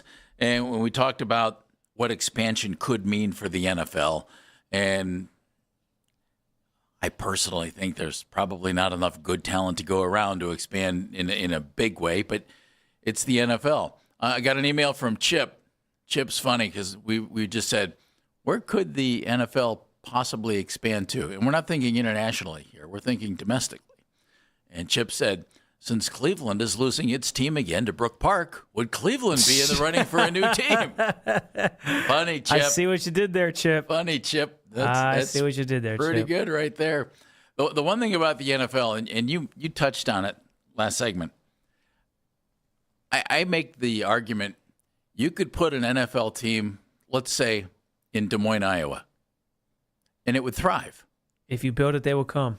If you could put it in Lincoln, Nebraska, even with Nebraska. I mean, how about Sidney, Nebraska? You could put it in Mansfield, Ohio. You could put a team in just about any adequately sized market, and it would work. And I say that because 10 days, okay, now the corporate money and sales, that might be a different story. But put that product on television and people are going to watch it. They don't care what city it's in. Yeah. You know, you have Jacksonville, you have Green Bay, smaller markets than you have in most all of the other sports, and they thrive. And you have only 10 dates to fill in a stadium. Yeah. That opens up a lot of cities. For sure. Yeah, I mean, like we said last segment, it's the one league where like market size isn't a hindrance necessarily because they can sell it, and the way their TV package is structured, and it's everyone's craving it. You know, these teams are going to get money. The revenue share is like pretty rock solid across the entire league, so you know kind of what to expect. You can put teams just about anywhere.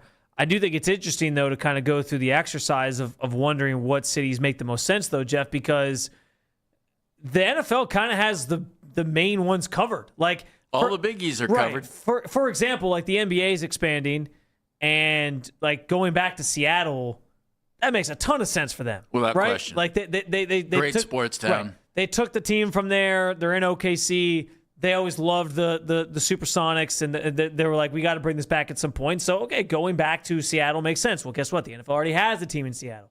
But it's like the big cities you think of, Boston, New York, L.A., Seattle, San Francisco, Dallas. You know, like those teams are already kind of covered.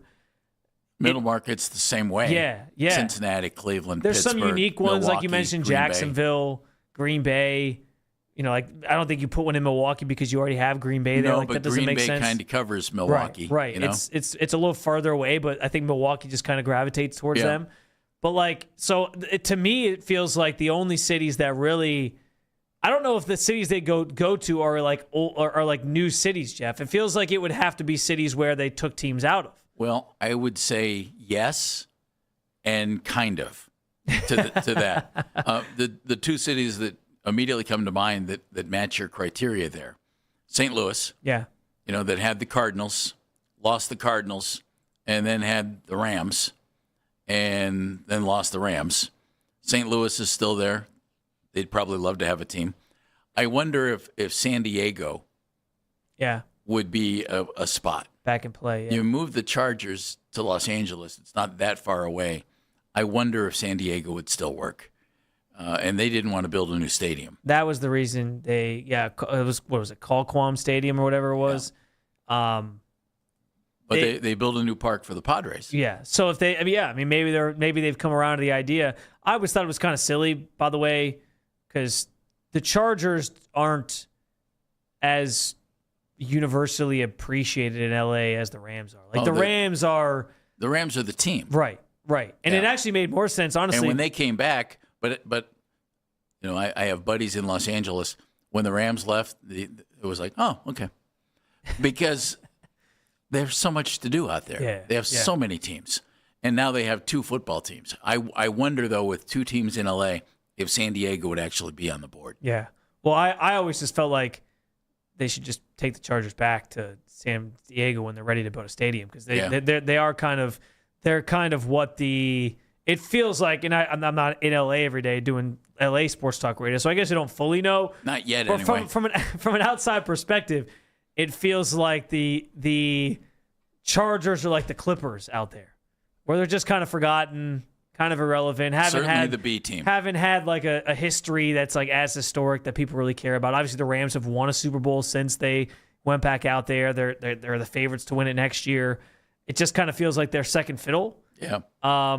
So I don't know, but not to spend too much time just trying to convince them to put a team back in San Diego. But like, think about it. These other leagues expand or have wanted to expand to Vegas. They already had the NFL has a team in Vegas. NFL's already now. in Vegas. Some of these other leagues have talked about a team in Nashville. Well, they already have a team in Nashville. So it really is. They don't have one in Memphis. Yeah. Could although Tennessee support 2 LeBron teams? would not be a fan of that, but yes.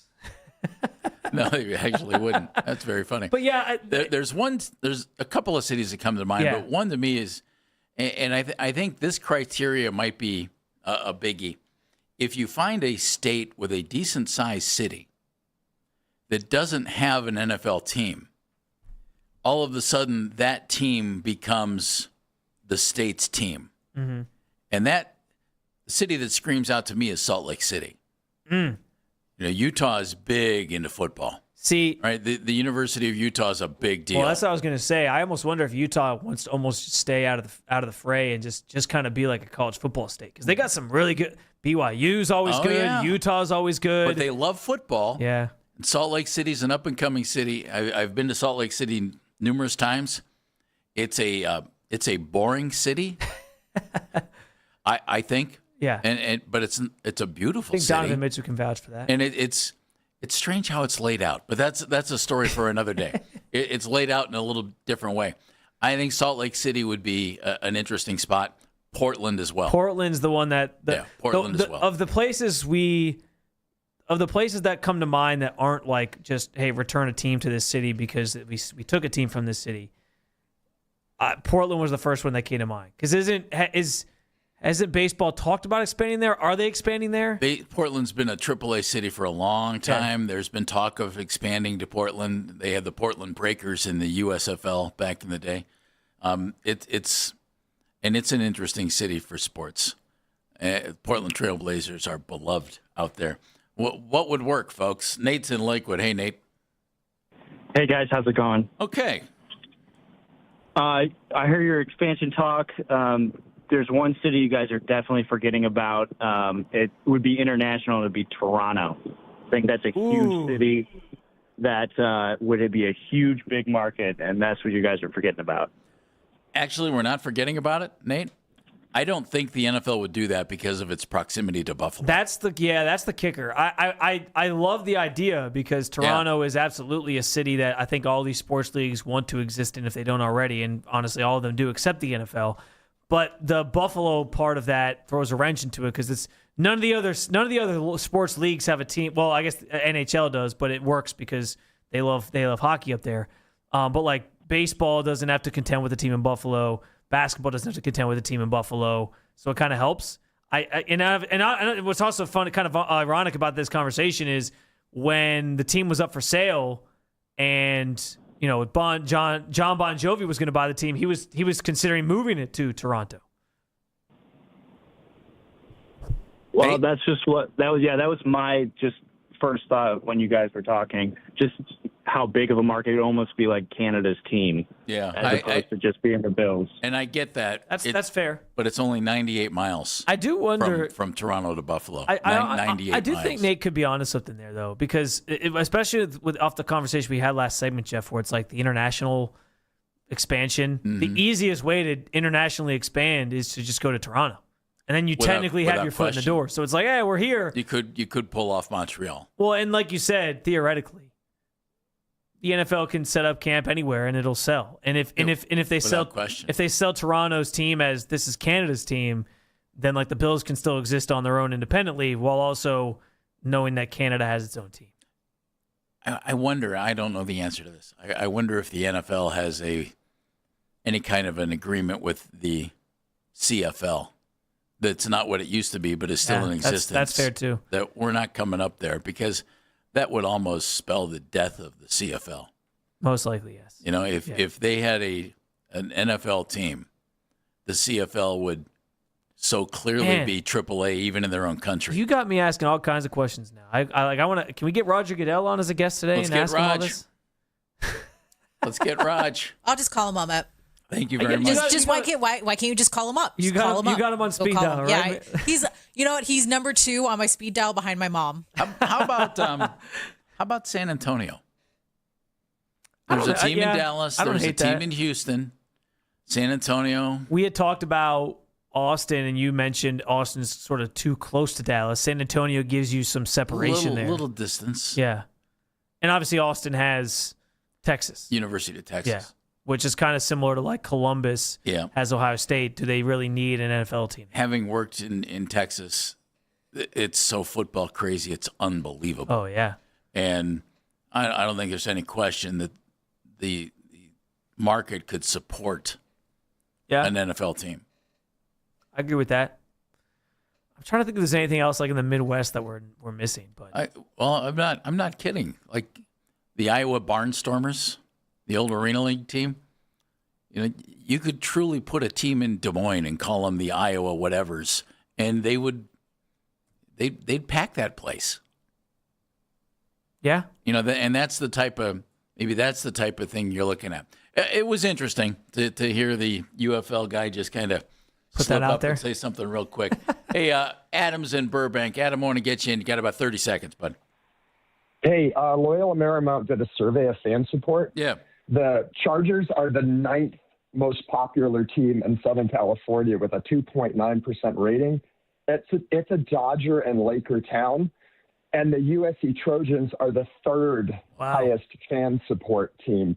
The Chargers are only one step higher than the Los Angeles Football Club, which is soccer. Boy, if San Diego ever wanted to build a football stadium, Adam, would they move back? Yeah, I mean, there's a lot of fans down there. There was a lot of Charger fans down there back in the day. They just and there's don't think of it as like this. This is not like Akron to Cleveland distance. This is like Akron to Columbus distance in terms of fan support. Okay, Adam, thank you very much. If someone wants to hire me, I'll be I'll champion taking the Chargers back to San Diego. Really nice of I've you. always thought they should keep the team. Coming up, about 5 minutes, the man who calls play-by-play for the Columbus Clippers. He's run out of players because they're all here in Cleveland now. He's Ryan Mitchell. He's going to tell us who's hot, who's not. One of the Clippers hit 3 home runs yesterday. Who else could be on the way? Ryan Mitchell joins us next here on Basket and Phelps. Spencer's in for Andy.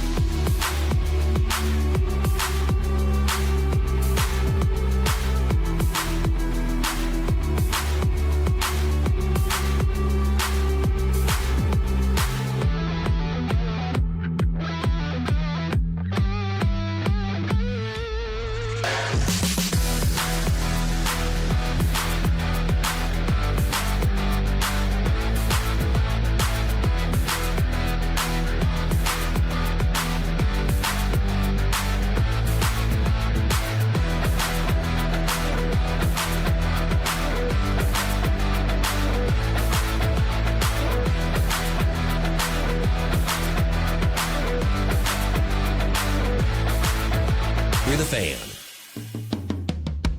Hit high in the air to right field and deep, and he figured that one out. Bye-bye. Here's a fly ball into left field.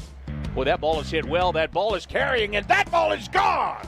Home run for Cooper Ingle. Back-to-back jacks for him today. High fly ball, left center field deep. Corona back at the warning track, at the wall. That's 3! Cooper Ingle becomes the first Clipper since Esteban Florial in August of 2024 to go yard 3 times. Big day. Big day for Cooper Ingle. Threw in a double, too. He's the catcher who's played a little outfield. He's at AAA Columbus. 3 home runs yesterday, and the man who made those calls joins us right now on the Wise Heart Right, We Make It Right, Call Kyle Wright hotline. He's Ryan Mitchell. He's been with us many times before, now in his 18th season as the voice of the Columbus Clippers. Ryan, great to have you with us. Nice job on the calls, by the way. Well, thank you very much, and I do have to say that call number 2 was my broadcast partner, Bob McElligott, the voice of the Columbus Blue Jackets. Thank you, Bob, for throwing that in. Absolutely. So you have to give credit where it's due, and some credit is due to Cooper Ingle for the day he had yesterday. You mentioned the double. It was 2 vertical feet shy of going over the wall in right field. Wow. He came that close to the first ever Columbus Clippers 4-homer day. Wow, that would have been fun. Okay, so how close to Major League ready is Cooper Ingle at the plate? And then, Ryan, maybe more so for their purposes right now, either behind the plate or in the outfield? Well, those are the most important questions, I think. The bat has played all season long. The numbers were not even video game numbers at the end of April. He had a 1627 OPS. So he was at the end of April, and he missed some time. Okay, he was on the injured list at the end of April. But when that calendar month ended, Cooper Ingle was batting .440. His on-base percentage was .667, and he was slugging .960. For the uninitiated, that's real good. And it's cooled off a little bit since then. He hit .288 in May, and so far this month, after yesterday, he's back up over .300 for the month of June.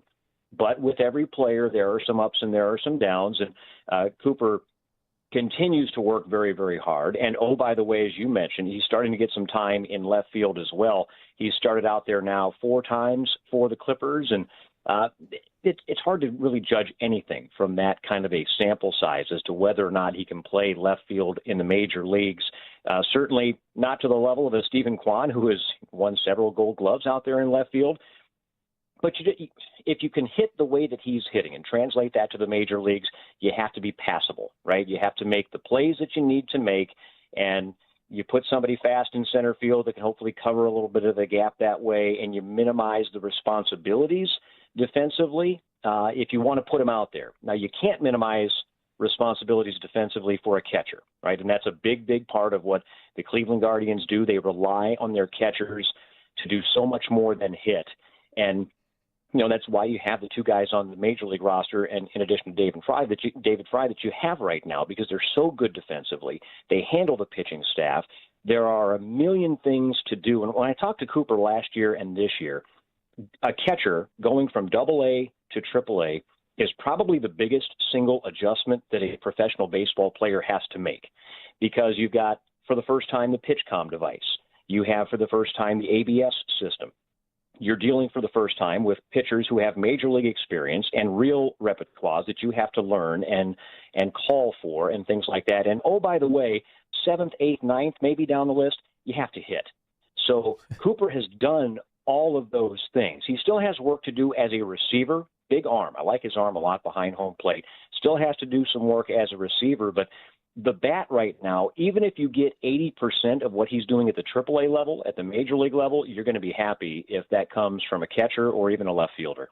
So, Ryan, with all that in mind, and given the state of things up with the major league club and all the injuries that they're dealing with and sort of this need for offense, especially while Jose Ramirez is out of the lineup and now Chase DeLauder as well, is it almost down there a bracing for any moment, more like the Guardians are going to do what they normally do and still sort of be patient with this thing and not necessarily call them up in the near future?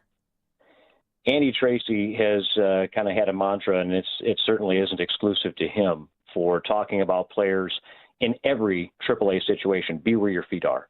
And if you start thinking about, am I the next guy up? If you start looking at the major league roster and thinking about, oh, this guy's not performing, maybe there's going to be hitting is really, really hard. And if your mind is not on it entirely, you're going to fail. Playing defense is really hard. Playing every single day is really, really hard with the travel and everything else. So if a player lets his mind wander to those sorts of things, he's not going to have to worry about a call-up because it's not going to come.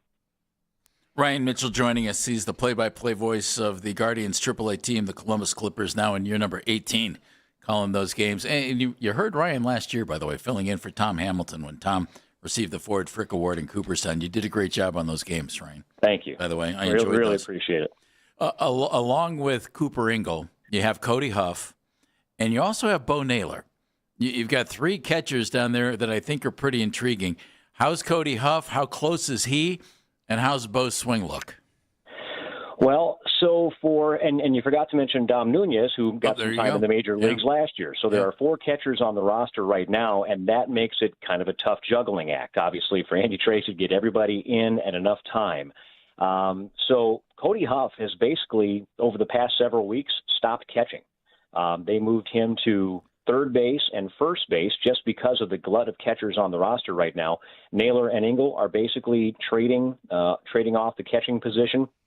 And Cody Huff, he had not played third base since college wood bat ball in Alaska as an amateur. And so he is getting his first look at the hot corner this year. And, again, trying to maintain what he has done offensively, which has been, I absolutely, everybody talks to me about the top 100 prospects that are on this team. What Cody Huff has done in his second year at the AAA level is fantastic. He's sporting a 908 OPS. He hits with runners in scoring position. He's already set career highs in homers and triples. He's one away from his career high in runs batted in. And the last I checked this morning, it's June 19th. So that's pretty good. And I think it's only going to get better. His adjustment to hitting at the AAA level has been marvelous. And though he's not been catching over the past several weeks, he's a really, really good defensive catcher. So I don't think the Guardians have given up on him as a catcher in any form or fashion. Just with what we've got right now on the roster and, Ingle being a top 100 prospect and Bo Naylor needing to play, whether that's to get back to the major leagues or to showcase for other teams as we approach the trade deadline, who knows. But you have to do something. You have to get him into the lineup. So he's playing third base. He's playing first base. When he's been behind home plate, he's been outstanding. So Cody Huff is absolutely a guy whose name you need to remember. And, you talk about some of the other prospects on this team. We've got those too. Angel Henao at shortstop came up from Double-A. He's not hit quite as well. He's not walking as much. He's finding the Triple-A pitchers have way better command than they do at the Double-A level. He's got, about as many games now as he did in Double-A, maybe even more at the Triple-A level. And he has 11 walks as opposed to 22 that he had in Double-A. So that's the adjustment, right? Defensively at shortstop, he's looked very, very good. He's shown some power. He's got 13 extra base hits. There's a lot to like about Angel Henao, certainly. And by the way, he's 22 years old and just turned 22 years old. And he's not even the baby. And I'm sure you're going to, get to all these guys. Ralphie Velasquez turned 21 a few weeks back. And he's kind of having those same kind of growing issues at the AAA level. He dominated in Double-A against, for the Akron Rubber Ducks. He hit .317. He had an OPS of 980. He had power. He was drawing some walks. And pretty much after his first week at the AAA level, pitchers started saying, well, we're not going to throw you a fastball. And if we do, it certainly isn't going to be in the strike zone. So he's making that adjustment now to the deluge of sliders and changeups that he's seeing. And he's starting to figure that out a little bit. And so it's going to be really exciting to see, again, a kid who was, not able to buy a beer a month ago, get into a AAA lineup and figure out some of these really advanced pitchers and continue to grow as a player. Yeah, ironically, I was going to ask you about Ralphie Velasquez, but I'll pivot here because obviously Daniel Espino just got the call up here last week, and it was awesome. It was kind of this culmination of years for fans of kind of waiting because he was obviously such a highly touted prospect for this team. Just first off, what did you see from him over the years, kind of grinding to get to the point where he finally got his opportunity at the major league level. And what should Guardians fans expect at this point for Espino, who was at one point that top 100 prospect, or that top prospect in the system, but maybe now, some tempered expectations because of all the injuries that he's kind of dealt with? First off, whenever I hear the word culmination, my mind immediately goes to the movie American Pie when they've got the lacrosse team out there and the assistant coach just reiterates all that stuff. But as an aside, Daniel Espino has been, boy, what a story. When he threw at Huntington Park last year at the end of the season, the Clippers are not making the playoffs. This guy had been with us for a little over a week at that point, just kind of throwing some side sessions and things like that, and a live BP. And then he came out on the mound at Huntington Park, good crowd on hand, beautiful day, mom in the stands holding a sign. And during his warm-ups, I kind of even said on the air, we're looking at Bigfoot. We are looking at the Loch Ness Monster right here. This is a guy that we have heard so much about for so many years, and there was so much anticipation, and then it all went away. Almost 4 years later, Danny Espino gets back onto a professional mound in a live game and throws an inning. And it was a pedestrian inning, and nobody cared. The fact that he was out there and pitching was the story. It didn't matter how it went. Just him getting through everything that he has gone through, the rehab, the surgeries, the passing of his father, all those things. And in that moment, the only thing that mattered was that Danny was standing on the top of a pitcher's mound in a uniform, throwing to guys in a different uniform. And then, of course, you come into the offseason. What's it going to be next year? Will he be a starter? Will he pitch out of the bullpen? Will he be able to stay healthy through an offseason? Well, they answered some of those questions. Yes, he's healthy. Now he's in the bullpen, pitching in still relatively structured situations. He hasn't gone back-to-back yet. They've thrown a few of the situations at him, get up, get hot in the bullpen, and then not come into a ball game, pitch the end of one inning and the beginning of another. So he is crossing a lot of things off the checklist. But again, just the fact that he's pitching is huge. And then, of course, having his major league debut, striking out a couple of batters, throwing a scoreless inning. The fastball velocity for us, he's touched 100 several times. And when he's on, and, the numbers in a Clippers uniform for Espino, 530 earned run average, 15 walks and 18 2/3 innings. A lot of those don't jump off the page, but also 29 strikeouts. The wipeout slider is still there when he's commanding it at its peak, and the fastball is electric. And again, all of that is secondary to the fact that this young man, who has such a great bearing, a great mentality, is such a good person, has overcome all of the things that he has to get back to pitching and now reach the pinnacle of pitching in the major leagues. And who knows how long that's going to be. His situation is at the behest of the Cleveland Guardians and their needs right now. But the fact that he's there, if you don't feel good about that, you don't feel much at all. That was a phenomenal thing to watch the other day when he made his major league debut. Ryan Mitchell joining us. He's the Columbus Clippers play-by-play man, and he's also going to be on MLB Network tomorrow.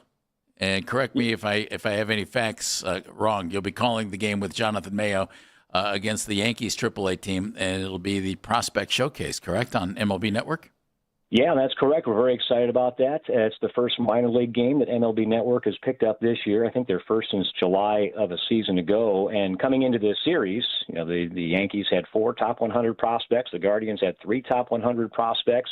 So I guess they just kind of figured if all those people are in the ball game, it's going to be something that people that think more than just about the major league level would be interested in. And, the forecast looks very good. Hopefully we're going to have great weather. We've got a doubleheader today to make up for a rain out the other day. So we'll see how everybody gets through that with their pitching. And then Saturday night, 7 o'clock, MLB Network, the Clippers and the Rail Riders will lock them up and see who comes out on top. Ryan will be calling that game with Jonathan Mayo, but you won't be calling Khalil Watson in that game.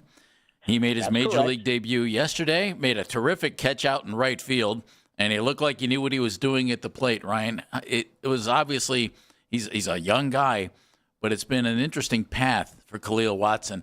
How good can he be at the major league level in your estimation, not only offensively but defensively after being a former shortstop?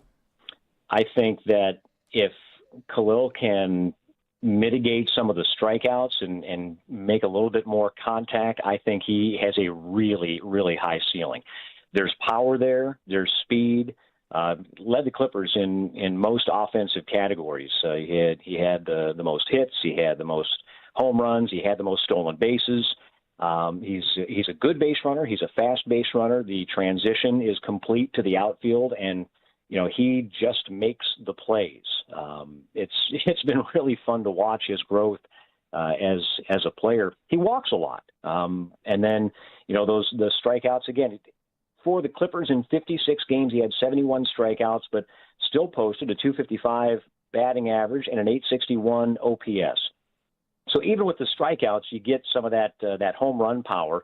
I think that, and you mentioned a young guy. He was a high school draft pick, so he's still learning. This would have been his first full year at the AAA level. Came up last year from AA, and as you mentioned, a shortstop by trade when he was a first-round pick by Miami. And traded the Guardians for Josh Bell. And this is a guy, I'm not sure there's a lot of limits on his ceiling as long as he continues to grow. And that's always the key for a young player. If you think you've got it figured out, especially in the game of baseball, go ahead and blink, and the game will show you that you don't. So if he's got the attitude that he's going to continue to work, and I think he does. Everything that I have seen in Columbus is that Khalil is a worker. And if he continues to do that and works with the coaching staff there with Cleveland and gets his opportunities, I think he's got a chance to be really good. He can play all three outfield positions. He's got a big arm, very instinctive as a defender. He seems to get a pretty good jump on just about everything. So there's a lot to be excited about with Khalil Watson. Well, Tom Hamilton thought that the line shot to right field. You could tell in Tom's voice because there was just a little hesitation when he was ready to say what the ball was going to do, and he held up. Beautiful job by Tom. And he said, and it's caught, because he kind of thought that it was going to drop in because it looked like it would. Ryan, we always appreciate your perspective. Thank you very much for being with us. And again, tune into MLB Network tomorrow night, and you can hear the work of Ryan Mitchell along with Jonathan Mayo as the Clippers taking on the Yankees AAA team, the Rail Riders. Good luck with that. And, of course, all your games on the Rock Entertainment Network as well up here in Cleveland. So, thanks, Ryan. Thank you, bud. All right. Thanks, guys, very much. Anytime. Ryan joining us on the Wise Heart Right. We make it right. Call Kyle Wright hotline. And Ryan does a really great job with the Clippers, and man, does he know his stuff. You heard what he said about Cooper Ingle, about Cody Huff, a guy who doesn't get a whole lot of run here in Cleveland, but might be a guy to keep an eye on. He's playing other positions as well. The versatility aspect, key. We're going to get into it next on Baskin and Phelps.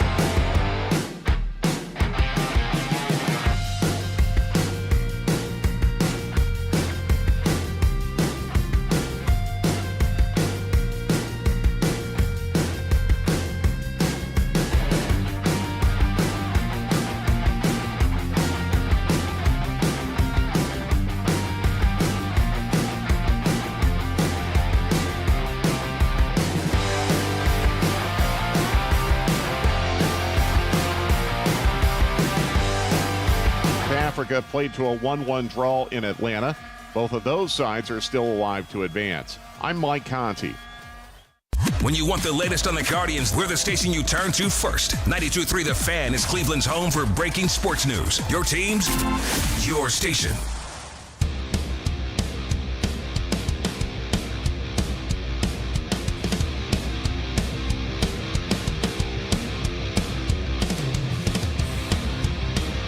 Ryan Mitchell, the Columbus Clippers play-by-play guy, was just with us, and boy, does Ryan know his stuff. He knows these guys inside and out. He gave us some great information on some of the guys that we might see coming up here to Cleveland. It's been a pipeline, and because of necessity, sometimes because guys are just ready to go. Travis Bazzana, just ready to go, and so he's up, but now Khalil Watson is up. Who might be up moving forward? One thing, Spencer, that they've done, and Spencer German's in for Andy today. I'm Jeff Phelps, 216-474-0092, the number to join us. And I like this. They've had some of their young guys playing other spots because the versatility gives them an opportunity to get to the majors and help the big club. And we've seen it with Angel Martinez, who has moved into the outfield and played some outfield and played it very well. We saw it with Tyler Freeman when he was here. Yeah. They're just teaching these guys to play other spots. Jose Ramirez, was playing second base early in his career, played some outfield as well. And now with some of these guys, Ralphie Velasquez was a catcher when he was drafted. They moved him to first base. Well, you got Manzardo and for now Rhys Hoskins. So he's playing some outfield. Cooper Engel playing a little bit of outfield, 4 games. He played outfield at Clemson in college, so it's not completely foreign. He just told us Cody Huff's playing some third base. That's a way to get these guys up here. And sort of finding where they fit if you already have certain positions accounted for. Ryan kind of shut me down. I was trying to. I wasn't. He shut you down, baby. I wasn't trying so much to ask is he thinking about getting the call up? It was more like, is there a vibe around the team from your guys' perspective that he's probably going to be called up soon? Way. Yeah. And I think he sort of took it more because he gave the be where your feet are line, and I respected the answer. It was a good answer, but. And that was from Andy Tracy, the Clippers manager. Yeah, but I have to think he's the next in line, especially given the lack of production at times from the catcher spot for this team. They could use that, and then if he can play the outfield, it's just a bonus. So it feels like at some point he's going to end up getting caught up here if he keeps doing what he's doing. I mean, a 3 home run game is certainly hit 3 helps. homers and a double. I will say this: I like what Ryan said about just his approach and everything that comes with, his answer on. Going from AA to AAA is probably the hardest thing a catcher has to do because you're learning guys who have some major league experience. They have more in their repertoire. You have to really know the nuances of what they do and who they are and all those things. And then you got to find a way to hit. Yeah. And he's mastered that, at least at this stage. That speaks to how good of a player he has the potential to be. So in some respects, you don't want to rush that and maybe screw him up. But, I think because of the situation the Guardians are in right now, they need all the help they can get. And in some respects like that, it might kind of be like an all, no pressure situation where it's like, hey, just come up. We're just looking for people to contribute because we need it right now. It's not so much about we're burning to have this role filled. It's more, we just want to see what you can do because we have the room for you and we kind of need the at-bats right now, so just go see what you can do on a daily basis, and it kind of takes the pressure off in that way too. So it'll be interesting to see, but I got to think he's close. I loved what Ryan had to say about Khalil Watson. And yesterday he made his major league debut. His family was in the stands. That's such a big deal for these guys. It's really cool. He made that catch in right field that was outstanding. This is a guy who was an infielder. Came up with the Marlins first-round draft choice infielder and came here in the Josh Bell trade. I loved Ryan talking about his ceiling and what a top-notch player he thinks he can be. And though some of these guys that might be coming up seem to be maybe stopgap kind of guys, Spencer, Watson gives me the feel that he's not a stopback kind of guy. And I mean, I could see him in center field just being your center fielder. great speed, good power. I mean, that's kind of what you're looking for. And I'm anxious to see if he's able to take this opportunity, run with it, and lock down a spot. Yeah, no, he's an interesting one. I'm glad that he mentioned Ralphie Velasquez as well, because that's another one. Yeah, I know that fans have had their eyes on. He probably feels less ready to come up right now, just because it's he just got to the majors earlier this year, or not the majors. He just got to AAA, I should say, earlier this year because he was in AA to start the season. With Akron. But yeah, like this just feels like this year the Guardians are. I don't know if it's doing things differently or if it's just kind of out of necessity, but it does feel like they've been more willing to call guys up and give them a shot up here this year than it has in previous years. And some of this is timing, right? Like DeLauder probably would have been up last year if he hadn't gotten hurt. But I'm as curious as you to see who else from the AAA roster right now can crack the major leagues and maybe get called up here to kind of help this cause as they try to stay afloat without Jose and DeLauder. Ryan's in Wadsworth. Hey, Ryan. Gentlemen, hey, thanks for taking my call. Hey, great interview. What are you doing in Wadsworth?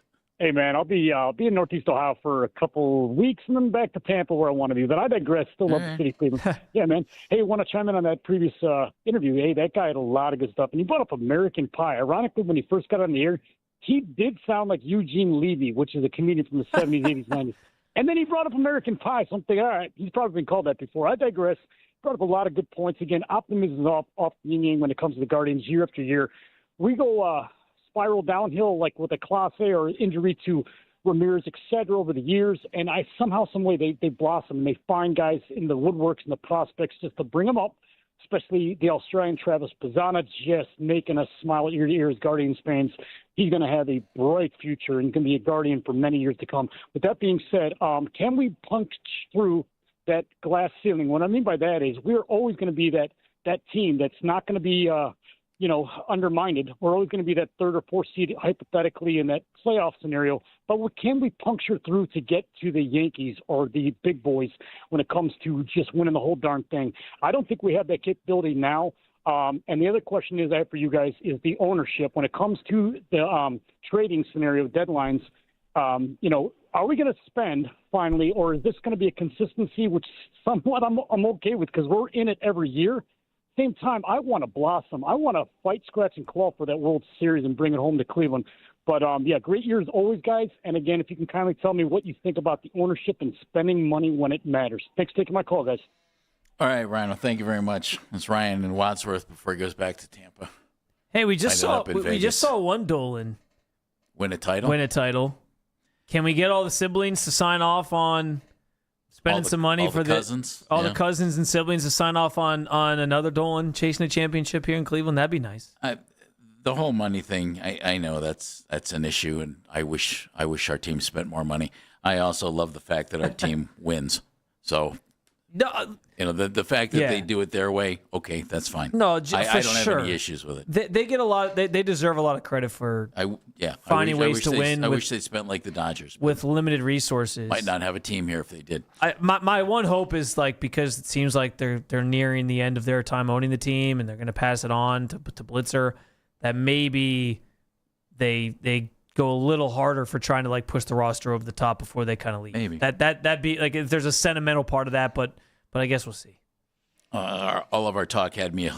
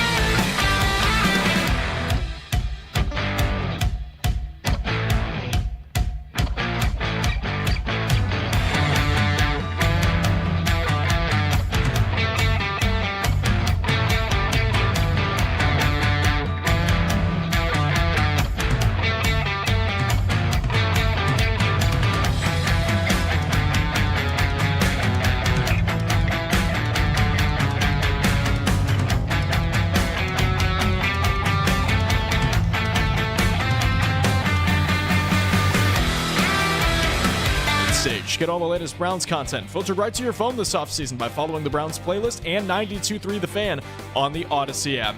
Headline sports news every 20 minutes right here on 92.3 The Fan from the University Hospital Sports Desk. I'm Matt Corrali. In your weeknight with the best segments of the day. The Fan Rewind. Weeknights at 11. Coming up at 1 o'clock, Sam Amico from HoopsWire.com is going to join us. The offseason underway in the NBA. Draft coming up next week. Free agency, second apron, James Harden. Sam's going to cover a variety of topics with us coming up at 1 o'clock. By the way, we talked to Ryan Mitchell at noon, the AAA voice of the Columbus Clippers. Great insight into some of the young guys playing in AAA right now and some of the young guys who are up here for the Guardians right now. If you missed that conversation, if you missed any moment in our show, you can use the Rewind feature on the Odyssey app, powered by Integrated Restoration, your local experts in water, fire, and storm disaster restoration.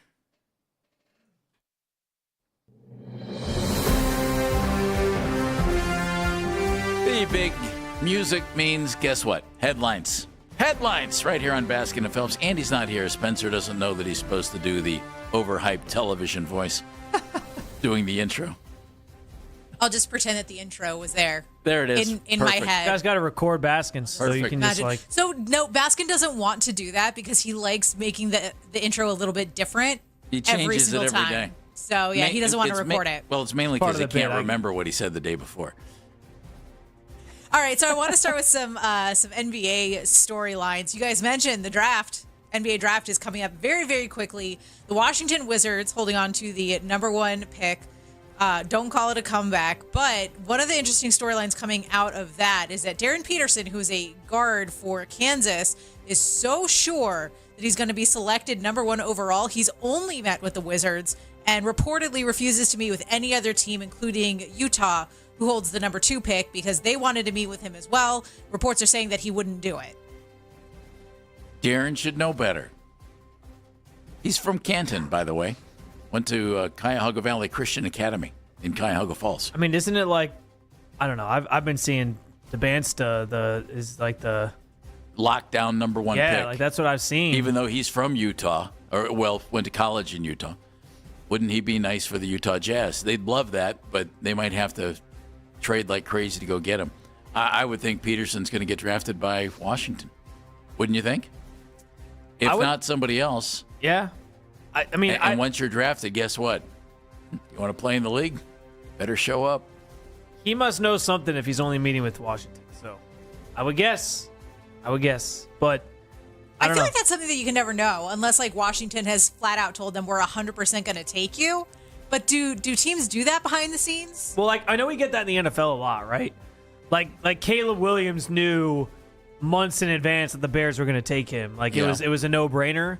So I guess they kind of do that, but I mean maybe he'll meet with the Wizards and the Wizards will explain like how they're feeling then, and he'll change his mind and decide to meet with other teams. Who knows? But it does seem a little overzealous to just assume that that's the only place. Well, because the question that I have, and this is coming from a jaded Wizards fan, is he so insistent on going to Washington because he wants to play for the Wizards, or is he so insistent on going to Washington because he wants to have that number 1 draft pick next to his name for the rest of his career? So you think he's doing it for like a clout thing? Like, I mean, I almost have to wonder. Like he's speaking it into existence. Like, I'm only meeting with Washington because I'm going to be the number 1 overall pick. Yeah, because that's what I wonder. Because like Washington has not been good in a really they haven't won a title since. They're going to be good. I know they haven't. I saw think they might won not re-sign Trae Young though. Yeah, that was the next thing on my headlines. Was that Trae? Sorry. Yeah, no, you're fine. Spoiler it's alert. fine. We've got job, man. like it's not intentional that I've got multiple Is this like the Wizards headlines? Is that what this is? No, but it's just these are in my opinion, because these are big storylines. Peterson better be careful, because if you don't get drafted by Washington, you end up in Utah. What are you going to do? You're going to show up and make a ton of money.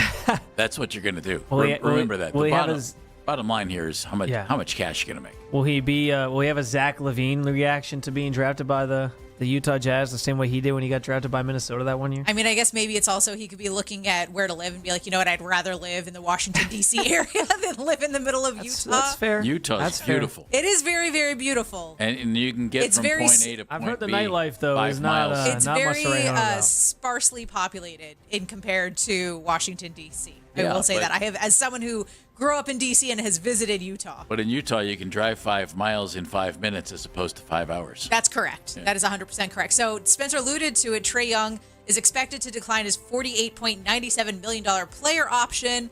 But he reportedly wants to stay in Washington, D.C. He just wants a max contract. So those are the reports that I'm seeing, is that he's declining good it. luck. But and the Wizards are supposedly the front runner to give him the max contract, but that seems to be his lot in life. I don't know. I mean, here's the thing. Is he going to get a max contract? And if he does, is it going to be from Washington? No and no. Trae Young's a really good player. I'm not giving him a max contract. Guys who have reached this point in their career where most of their career might be in the rearview mirror. And I say that even though, like, Donovan's just 30. Yeah. But he's been in the league 9 years. Is he going to play 18 years?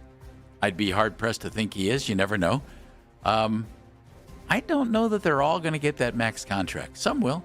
Donovan will probably get it from the Cavs. But if I'm a team, I don't think I'm giving Trae Young a max. Yeah, Trae Young's so interesting because there was a point in time where I felt like he absolutely would be worth a max contract. I mean, remember the days where he was the most hated villain in New York, not Wemby, you know what I mean? But I think that's kind of gone out the window. Like, I don't blame him for trying to get the money and do all that. Well, I don't know though. Like, will someone pay him the max? Like, it feels like if the Wizards, who seem like they've been such bottom feeders for the last several years, it's like if that team that's kind of looking for relevancy isn't willing to give you the max, then is anybody willing to give you the max? Yeah. And then the one last thing about the Wizards, I promise we're going to move on from the Wizards after this. There were trade rumors. This is what you get when I'm the one doing headlines. Sorry, not sorry. The latest reports surrounding Anthony Davis is that there were a lot of trade rumors, and Wizards president Michael Winger has come out and said that Davis wants to stay in Washington, that he spoke with Anthony Davis, that he wants to stay with the Wizards. So to me, that means they're probably going to trade him. So they made all these trades, and everyone was always was talking about how it was going to they were going to sort of be this contending team all of a sudden in 2026, 2027, and they're not going to keep any of these people now? Is that what I'm hearing? I don't know. It's been a very, very strange, I want to say 10 to 15 years for the Washington Wizards. That has just been an enigma of a basketball team. I think probably since they changed their name in the 90s, the 2000s. I don't even remember. Yeah. I just remember There's enough bullets in DC. Wasn't that the whole thing? Yeah, exactly. I just remember being a little kid, and one day it was the Wizards, or one day it was the Bullets, and the next day it was the Wizards. Is that why I saw that LeBron and AD could rejoin forces somewhere? I think I saw someone reporting that or something like that, like maybe with the Warriors or whatever. I don't know. Is AD going to be able to get there without pulling a hamstring or something? Also, by the way, you know Michael Winger's from Cleveland? Oh, really? Is there anybody who's not from Cleveland? Used to work for the Cavs. I feel like everybody comes from Taylor Cleveland. Swift is not technically from Cleveland. No. But her fiance is, She's which means that she's now Cleveland adjacent. Well, and also once she and Travis get married, if they aren't already, she's going to be a partial owner of the Guardians, unless there's a prenup. Wasn't there a rumor they were buying a house out here or something too? Yeah, there was something near Chagrin Falls or Cuyahoga Falls or something like that. I don't know. Chagrin Falls. Okay, so we're going to move on from the Wizards. I'm sorry about that, but I'm not sorry. Yeah, So, a lot of people, including myself, are not happy with the idea of college football playoff expansion. It feels like at some point it's going to get too much. But Steve Sarkisian is not threatening, but indicating that he would consider canceling Texas's home and home with Notre Dame if the playoffs don't expand. And he said this on the Triple Option podcast. He said, I would love to keep the Notre Dame games on our schedule. I'm not going to do it at the expense of my first responsibility, and that's the University of Texas, fielding a great team and putting a team into position to go win a championship. So basically what he's saying is that he doesn't want to risk missing a spot in the college football playoff because they have an out-of-conference home and home with a team like Notre Dame. It could lose them a game. It could cost them a spot in the playoff. So he's saying expand so then we don't have to worry about these out-of-conference games affecting our potential position in the college football playoff. There are enough teams that he should just go ahead and play Notre Dame. When it was so based on, are you undefeated if you barely went, you lose one game and did you lose it early? You don't have a chance to win the national championship. I might understand that philosophy. Now, no. Now that just sounds like you're running chicken. Well, I think this is a very jaded Texas team because last year they played an out-of-conference game against Ohio State, and then they used that as the reason why they missed the playoff, when really it was because they lost to a terrible Florida team that they probably should have beaten, and that was the thing. But then it's this ongoing cycle in the SEC with these teams where they claim they can't play big out-of-conference games because it's going to hurt them in the playoff picture, and then the next part of that is like, well, yeah, but it actually helps you, and they're like, well, yeah, and then you lose a game that they shouldn't lose that's egregious, and they're like, well, yeah, but it's just better in the SEC, so some of these bad teams in the SEC can beat us, and then it's just this cycle. It's the circle of life with how these teams argue about this stuff. It's ridiculous. In theory, teams, when you play good teams at a conference, it should help you. I will say though, like, this is where Notre Dame not being in a conference comes back to hurt them because these teams schedule them as kind of like a luxury to them. It's USC took them off their schedule now that they're in the Big Ten. Like it's kind of the downside for Notre Dame. Granted, they now have this sort of sweetened deal with the college football playoff where, like, if they have a certain record or whatever, they're going to be in anyway. So I guess it doesn't really matter.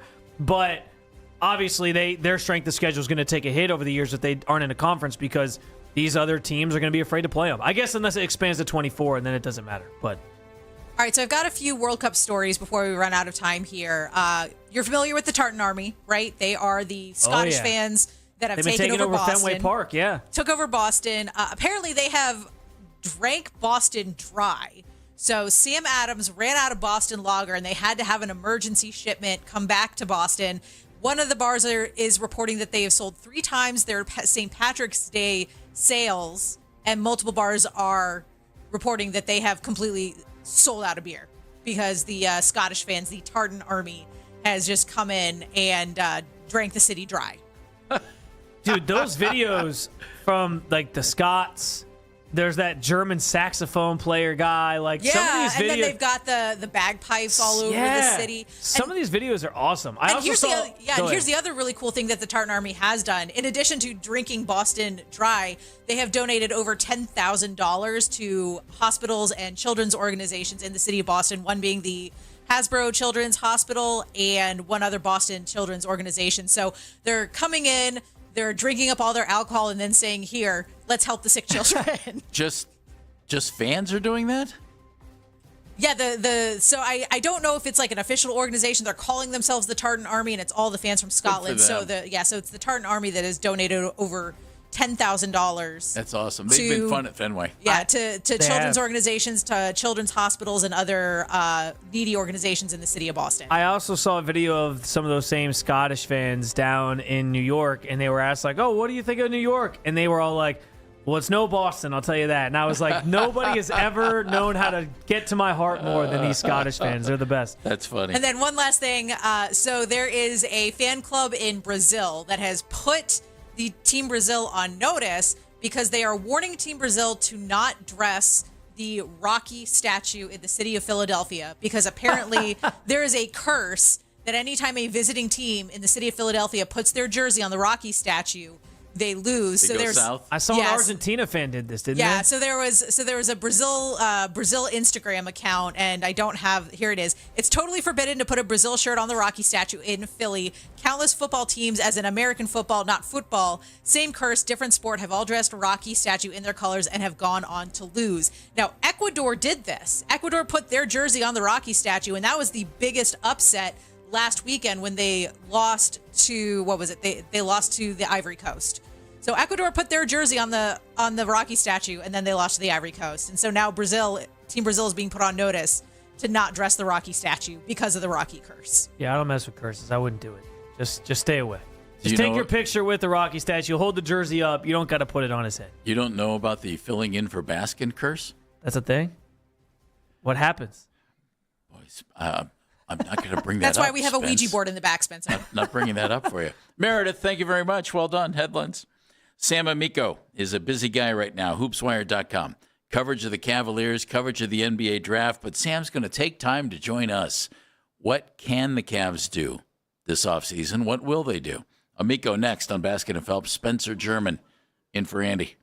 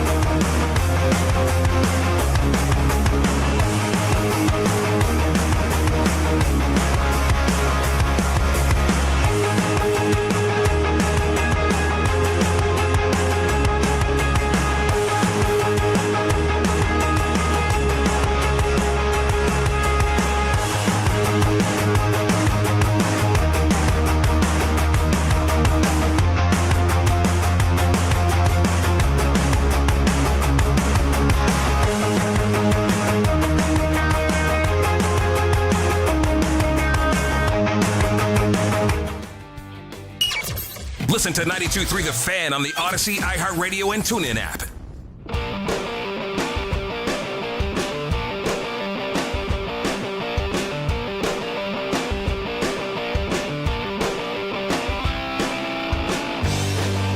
Kind of hard to believe, but the NBA draft is just coming up on Tuesday. Season just ended. Knicks had their parade. Hey, let's draft, everybody. That's what's going to happen. And the Cavaliers sitting late in the first round of the draft. I'm Jeff Phelps, Spencer German in for Andy Baskin today. Sam Amico from hoopswire.com is going to join us. Sam has a piece on his website right now about Cavaliers and offseason moves and things that could happen, things that, well, can they pull some things off? That, to me, is a big question here, Spencer. Can they pull things off? Because you got to get under the second apron in order to make some real moves. That apparently is going to be by James Harden, not picking up his option, and then the Cavs re-signing him to a 2-year deal. And a little less money per year, a little more money, total guaranteed. Yeah, it feels like that's going to be the first domino that sort of falls here. They've pretty much indicated that they're going to have him back. He flat out indicated after the season that he was planning on being back. And when the Cavs made that trade, it couldn't have been done with Darius, like losing 10 years of Darius Garland for just 3 months of James Harden. So I think it could have, by the way. And I say that only for this reason. I think everybody saw that the Darius-Donovan combination wasn't going to get it done. Yeah, that's fair. I just think the value of what Darius Garland was, which maybe was lower than we anticipated given what they got in return, and the fact that they had to attach a second-round pick to him. But it would have been a bad look to make that trade and then not be able to keep James Harden around. But I do think James Harden is the piece of this roster that sets an interesting stage for this offseason, because there's only so many guys, so many players, so many things that work on a roster and a lineup that has James Harden in it because of his style of play. It's much slower paced and whatnot. So, which might not be the best fit for the rest of the team. Right. I mean, he's a tremendous player. They went obviously away from, the style that had gotten them there the first 2 years of Kenny Atkinson, which was more fast-paced, pushing the ball. And I do think that became, they don't get to the Eastern Conference Finals without James Harden. Yeah, but I also, I think, had a ceiling as to how far they were going to be able to go without James Harden. So it's kind of an interesting double-edged sword there. If you will. And I've said this before. Dan and I both kind of thought when they made the Harden deal, it's like, okay, we're gonna punt on Darius Garland. This will give us a better chance this year, and it will free things up for us. But with the punitive nature of the second apron and all that, it doesn't work unless Harden does this. Yeah. Apparently. Yeah. Which, once they do that, then we'll see what they're able to do. Well, what can they pull off? How can they do it? And I'll say this real quick, too. There's a lot of talk with Jalen Brunson and him win the title and what he did to sort of help his team out by taking a massive pay cut.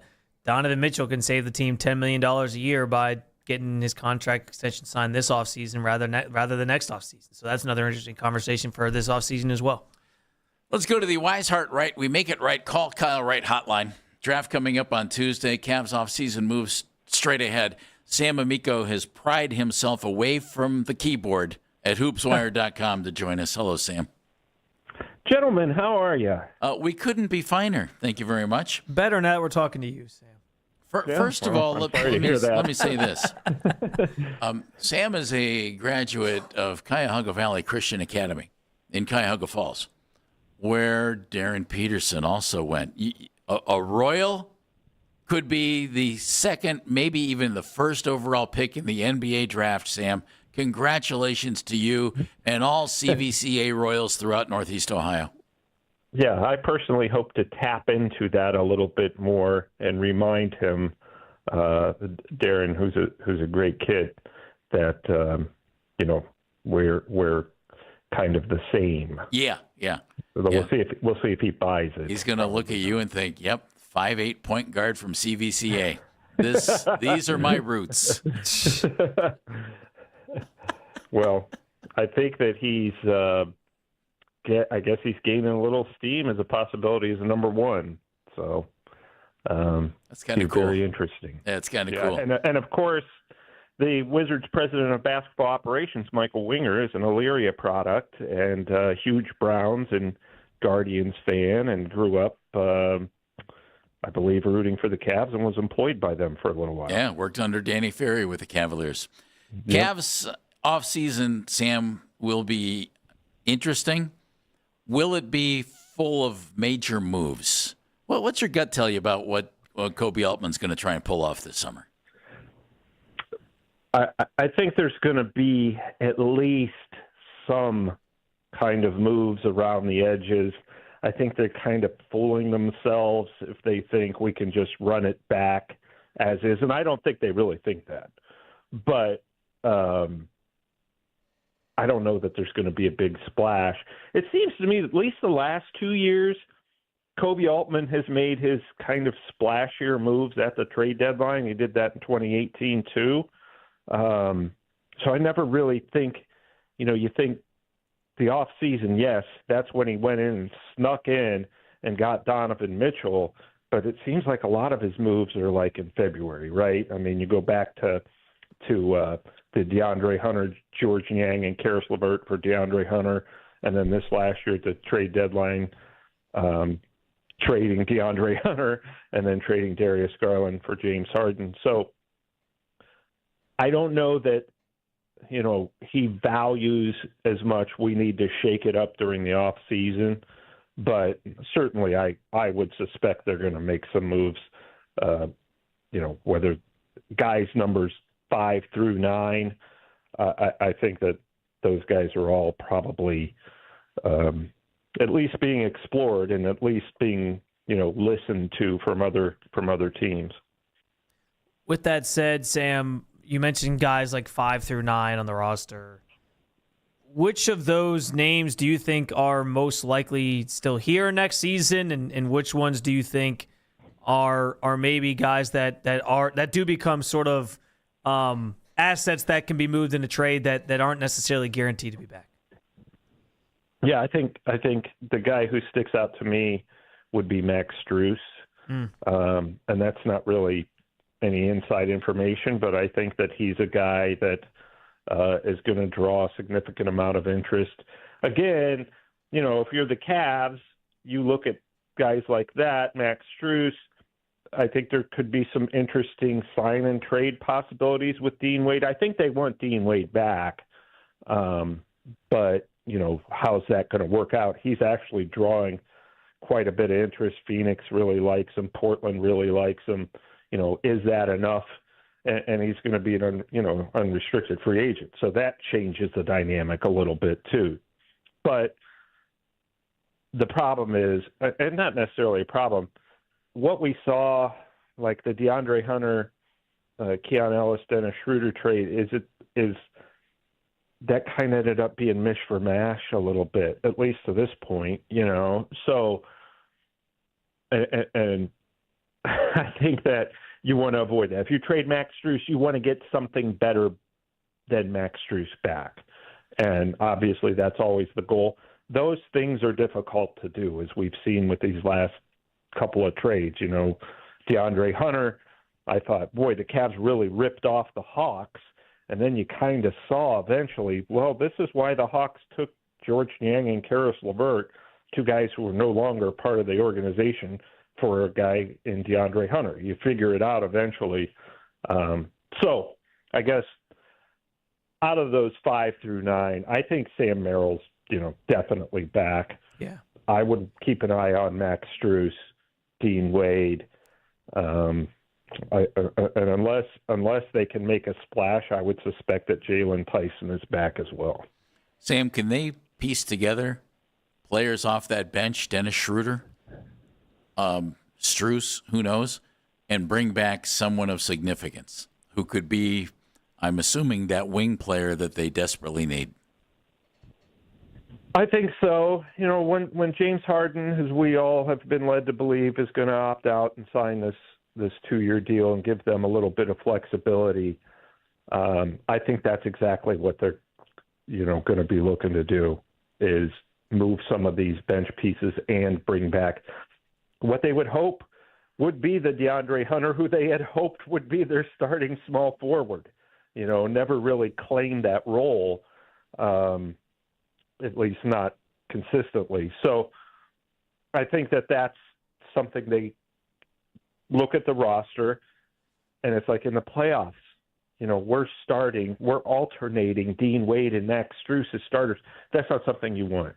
You want a guy in there who is your small forward, which, of course, has been really a problem for 8 years. Not a problem, but just not, it's always been a core four because you can't find that fifth guy. And, it doesn't have to be somebody super dynamic. You just want some consistency there and somebody who fits along the other guys. And listen, the guys they have do a nice job, but I think that they know we need to upgrade that spot, especially after, getting blown out in the Eastern Conference Finals. Sam Amico joining us on the Weishart Right, We Make It Right, Call Kyle Wright hotline. Sam, there's as much as you talk about, trying to keep maybe the starting guys together, and we've heard over the years the fit of Donovan and Darius with each other, and clearly the team eventually came around to the idea that probably wasn't going to work anymore. I guess I asked the same question for Jarrett Allen and Evan Mobley. Can those two still coexist in a way that helps this team elevate to a championship contender? Or does it seem like one of them has to maybe go this offseason to allow the other to blossom?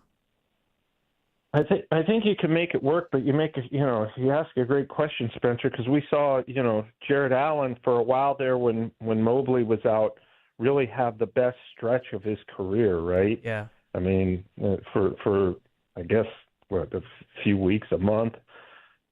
But, I mean, I think that we're still asking this question, and it's a fair question, and we've been asking it for a while. But I do personally, for anyone cares, I think it can work. I do. Well, that's one. Yeah. Maybe my mom, but I don't really guarantee her either. But I think that this can work. If they're both at their best, I think that, you really, really have something. And I think that there's the possibility that they can still get better together offensively. Defensively, that's why you love them, because you have two guys who can protect the basket. And quite frankly, your guards aren't really good on defense, right? So you need two guys back there protecting the basket, and the Cavs are very fortunate to have that. Offensively, usually their offense isn't a problem. They're able to put up points for the most part as a team. So I don't worry too much about that, but I do think you have to ask yourself, is this the lineup? Are these four guys, if we fill in around them correctly, can we, win a championship again? So it's a fair question. I think they're still kind of figuring it out, but I just don't think if you move either of those players, again, are you getting equal value back, or are you just creating a new problem? Sam Amico joining us, hoopswire.com, where you can read all of Sam's coverage of the Cavs in the NBA. Let's be realistic here. You can find a player at 29 who can help you. That's where the Cavs are drafting in the NBA draft coming up on Tuesday. You can do it, but we all know guys who are big-time players usually are not drafted at 29 in that range. That said, Sam, and with that in mind, even though we all know the Cavs need a wing, I think it's most essential that they just find somebody at 29, given their lack of first-round picks because of the Mitchell trade. Now they have one.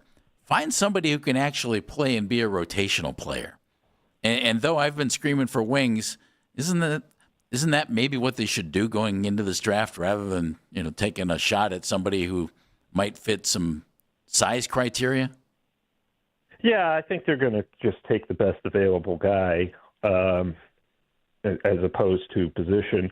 And, if it's a guard, they'll take a guard.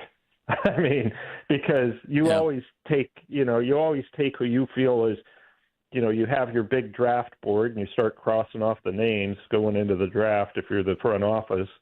and you start crossing off the names, and then whoever's left there at 29 that's at the top of your board, regardless of position, you're going to take that person. So, and then you kind of sort it out in camp or as the season goes. But yeah, you always hope to find somebody there who could contribute. Now, I'm right here that they can draft somebody and then trade him, right? I do believe that's the way this is going to work. But they have to draft him first. They have to draft him first because of the rules. Yeah, it could be like, surprised. A week or two after the draft, they make a trade. I wouldn't be surprised if that's kind of a move. Remember they did that with Andrew Wiggins. Yes. Well, he was like 2 months. Yeah, that was a long time. But I think that in this situation, I wouldn't be surprised. I wouldn't be surprised if they keep somebody too, but I would not be surprised if they were to draft somebody in some sort of deal and trade them, just because you draft somebody there, you've obviously got automatic salary, right? Slides right into a salary. So, not saying they're going to do that, but I think that that's on the table. But hey, you know what? If you could find somebody to help you out at 29, Jalen Tyson was 22, 23, somewhere in there.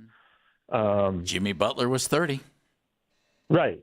So I think wasn't Nikola Jokic second round. So yes, I think if you can find somebody there that's, sometimes you find a diamond in the rough there, and I'm sure they're going to take the best possible player as opposed to, we need a big guy, so we're taking a big guy automatically. Hoopswire.com, where you can read all of Sam's work covering the NBA and the Cavaliers. And with the draft coming up on Tuesday, Sam will be busy. So don't call him and ask him out to dinner. Thanks, buddy. Thanks, Sam. I would still go to dinner. Don't worry about it. Okay, it's good. Free. Buy, I'll be there. Thanks, buddy. All right, thanks, guys. Sam Amico, Hoopswire.com, joining us on the Wise Heart Right, We Make It Right. Call Kyler Wright hotline. How busy will this offseason be, and how big should it be for the Cavaliers? Spencer and I share our thoughts next on Basket and Phelps. 92.3 The Fan, 2020 Sports.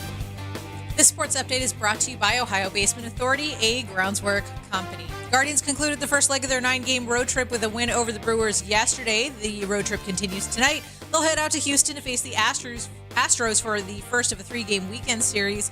Tanner Bybee gets the start so far this season. He's 2-7 with a 3.96 ERA. First pitch is at 8:10. And despite yesterday's win, the Guardians haven't gained any ground in the AL Central. The White Sox won their game against the Yankees, and they're still hanging on to the lead in the division by a 1/10%.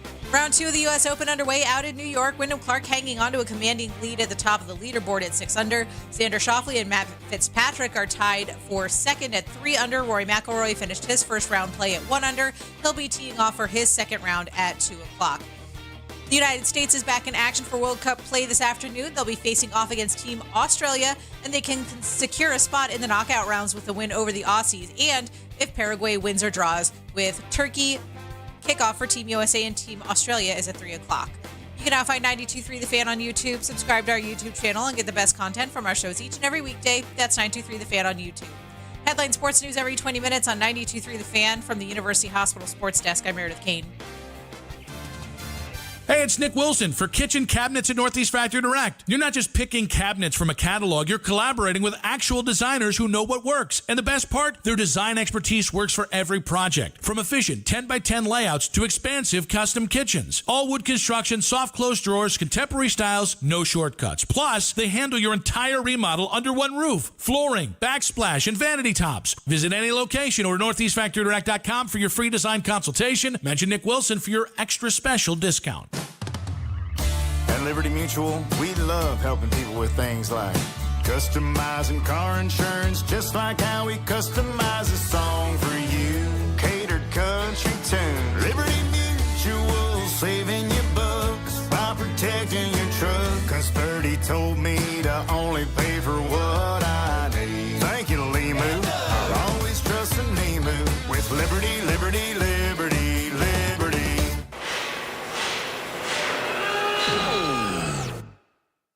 When equipment breaks down and operations come to a halt, every single second counts. So why is your maintenance team spending 60% of their time doing anything but turning wrenches?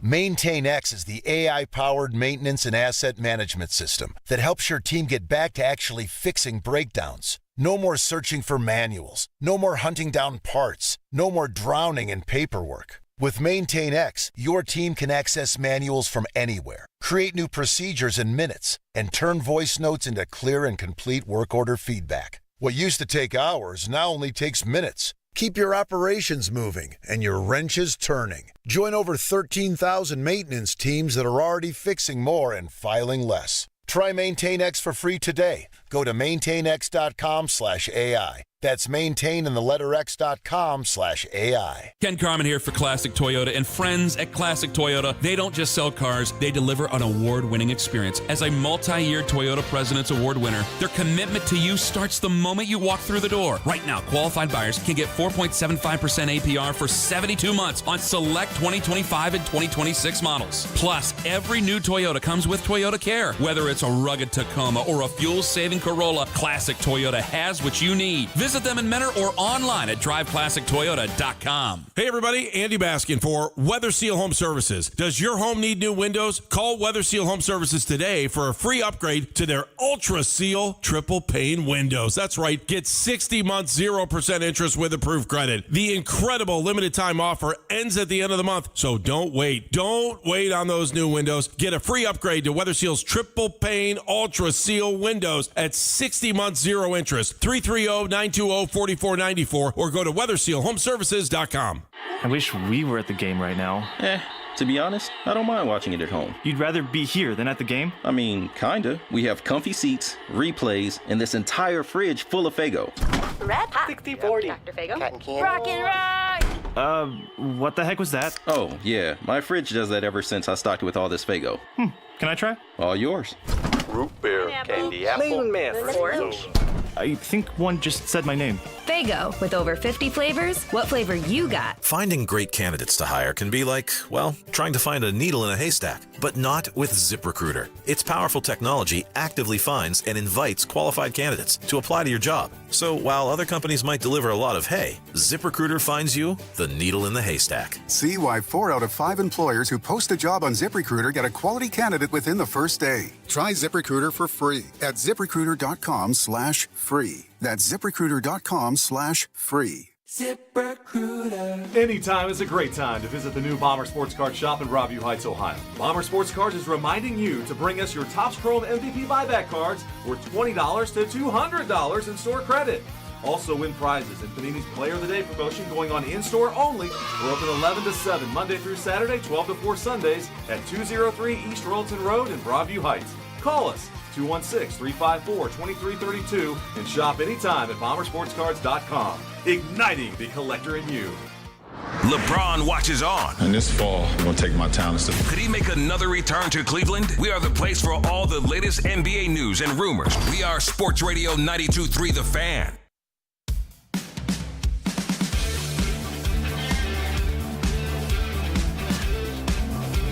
Sam Amico, HoopsWire.com, just with us here on Basket of Phelps. Spencer German in for Andy today. I'm Jeff Phelps. And Sam, agreeing with my thought, though I have been screaming for the Cavaliers to go get somebody with some athleticism, ball handling ability, and an outside shot between the sizes of 6'6" and 6'10", you're drafting 29th, Spencer. Just go find somebody who you think has the best chance to, A, make your team, and then B, maybe make your rotation and be somebody who can actually contribute to this team. 29th's not the optimal place to be drafting. Yeah, I mean, listen, they found Jalen Tyson later in the first round, and that's worked out for them pretty well, so it can happen. They found Randolph Keys late in the first. Oh, I'm sorry. Keep going. That's my point. It's hard to do, and I ultimately think I'm gonna be honest. I think trading the pick probably ends up being the best avenue for this Cavs team because it's a resource that you can turn into something. You know, I saw a trade earlier today on Twitter That was like Dennis Schroeder in that first-round pick for a second-round pick and Royce O'Neal, which I was like, that's a trade I could get behind because it helps the Cavs in the immediate, like, present time. Getting like a wing-style player, somebody who can shoot the three. Yeah. Yep. I've heard people float the idea of them trading that first-rounder just for like 4 second-round picks because that's the thing, Jeff. Like the Darius Garland trade, into a contract. Yeah, the Darius Garland trade, basically depleted their last second-round pick that they could trade, and those are always nice assets to have, just to attach on deals when you're trying to trade pieces off or whatever. So the Cavs don't have anything that they can really move from that standpoint, and they're still sort of trying to get through the aftermath of the Donovan Mitchell trade with the first-round picks that they can and can't use or trade to anybody yet. So I think like getting a bunch of second-round picks sounds kind of enticing to me. Like the idea of a player sounds great if you nail the pick, but understanding where the Cavs are at, I'm kind of going into next week feeling almost I'd be sort of surprised if they actually end up making a pick is kind of where I'm at with it. Would you really?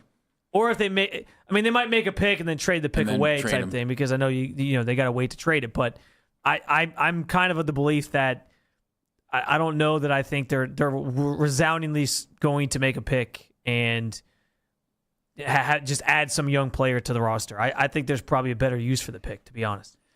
I wonder this. Can the Cavs, and I asked Sam this, can the Cavs package some of the, this is a terrible way to describe them, non-essential guys who make up your bench, and bring back somebody and put yourself in a position where, okay, right now unless something changes, your 4 key guys are still Harden, Mitchell, Mobley, Allen. If they truly want to keep that together, which is what Kobe Altman basically insinuated in his postseason press conference, but what's he going to say? No, we want to move those guys. You're not going to say that. But if that's true, and you can package some pieces to fill that spot on the wing, okay, then you have your starting 5. Then you got to, if you're able to trade off some of those key pieces, then you got to build your bench. A lot easier to build a bench with veteran minimums and things like that than it is to find a guy who can really impact your rotation. And so I'm real curious to see if that's the path that Kobe Altman tries to take. Yeah, no, it's a great point. And I do think there's probably room to package some of those guys together. They obviously can only do that if they're out of the second apron, because you can't allocate or add up the salaries to send in a trade if you're not out of the second apron. But so that means, in theory, the whole Harden thing. Yeah, the Harden new contract is supposed to help with that. And honestly, I kind of feel like where this team is at, they're probably going to make more moves in the margins in terms of trying to change some of the math around the core players, rather than make like that big splash trade, Evan Mobley style trade. But I've argued, and that's why I asked Sam the question, like,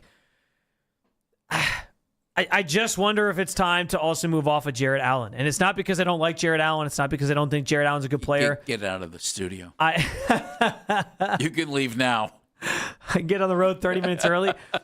Jeff, I just wonder, like, they have to do something, right? Yeah. That might be the card you have to play. Yeah.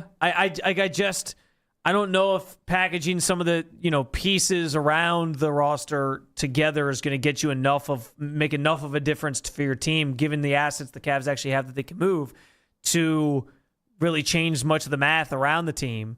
And so, I just wonder too. And Jarrett, I thought Jarrett, by the way, did a really good job this postseason of changing some of the narratives about him for being a soft player, for the lights are too bright comments from however many years ago against the Knicks that first time. I think he changed a lot of the conversations about himself because he played so well those game 7s where he was brilliant. But like Sam alluded to, he seems to play really well when Evan's not there.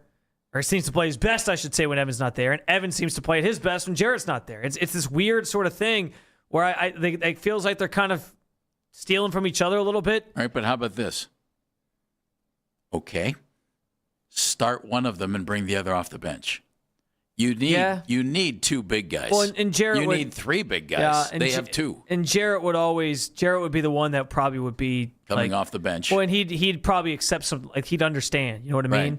But and he could thrive in that role. Yeah, I'm just still if he's sure. more focused on by the guards because he's the only big on the floor, he might improve in every area offensively. I remain perplexed by how this team was built in some respects because I don't know how you look around this league and see how valuable wings are, and this team has just failed to draft wings at times, develop wings, find wings, trade for wings, and then the one that they traded for, DeAndre Hunter, on guards. Right? They accumulated so many guards and they got like 0 wings in the process, except for Dean Wade, who is just like a net negative on offense, and then they traded for DeAndre Hunter, and I don't know how DeAndre Hunter like lost his powers. I don't know if that Pacers series just like wiped him away, but he was so good, and then this year he looked like he couldn't even play basketball anymore. It was mind-boggling. Which is it? Is that on him, or is that on the scheme, or is that on the coaching staff? I don't know. Those are all very good questions. He was my X factor going into the season because I thought if he can be a wing that you hope he can be, sort of a two-way guy that can create his own shot and do all those things that you hope wings can do, I think the Cavs absolutely, their ceiling was massively high and they could have competed for a championship, but that didn't come to fruition, and now you're kind of back to square one, desperately looking for wings. But now I'm also curious because it's like, how would everyone wants Jaylen Brown. They're like, oh, can they trade for Jaylen Brown? And the idea of Jaylen Brown and Donovan together sounds great to me because they're good friends and that fits. But like now that James Harden's in the conversation Harden, Brown, and Mitchell. How do those three fit together? Right, that's what I mean. They don't. Together. So as long as James Harden's here, those big picture ideas are always kind of like, I don't know if that works. Agreed. Yeah, it's a weird fit right now, and they got a lot to figure out in terms of how they restructure their roster. I still think the best overall fit for this team, and I don't know if they can pull it off. I don't know if they would want to pull it off. Doesn't involve James Harden playing point. It involves a real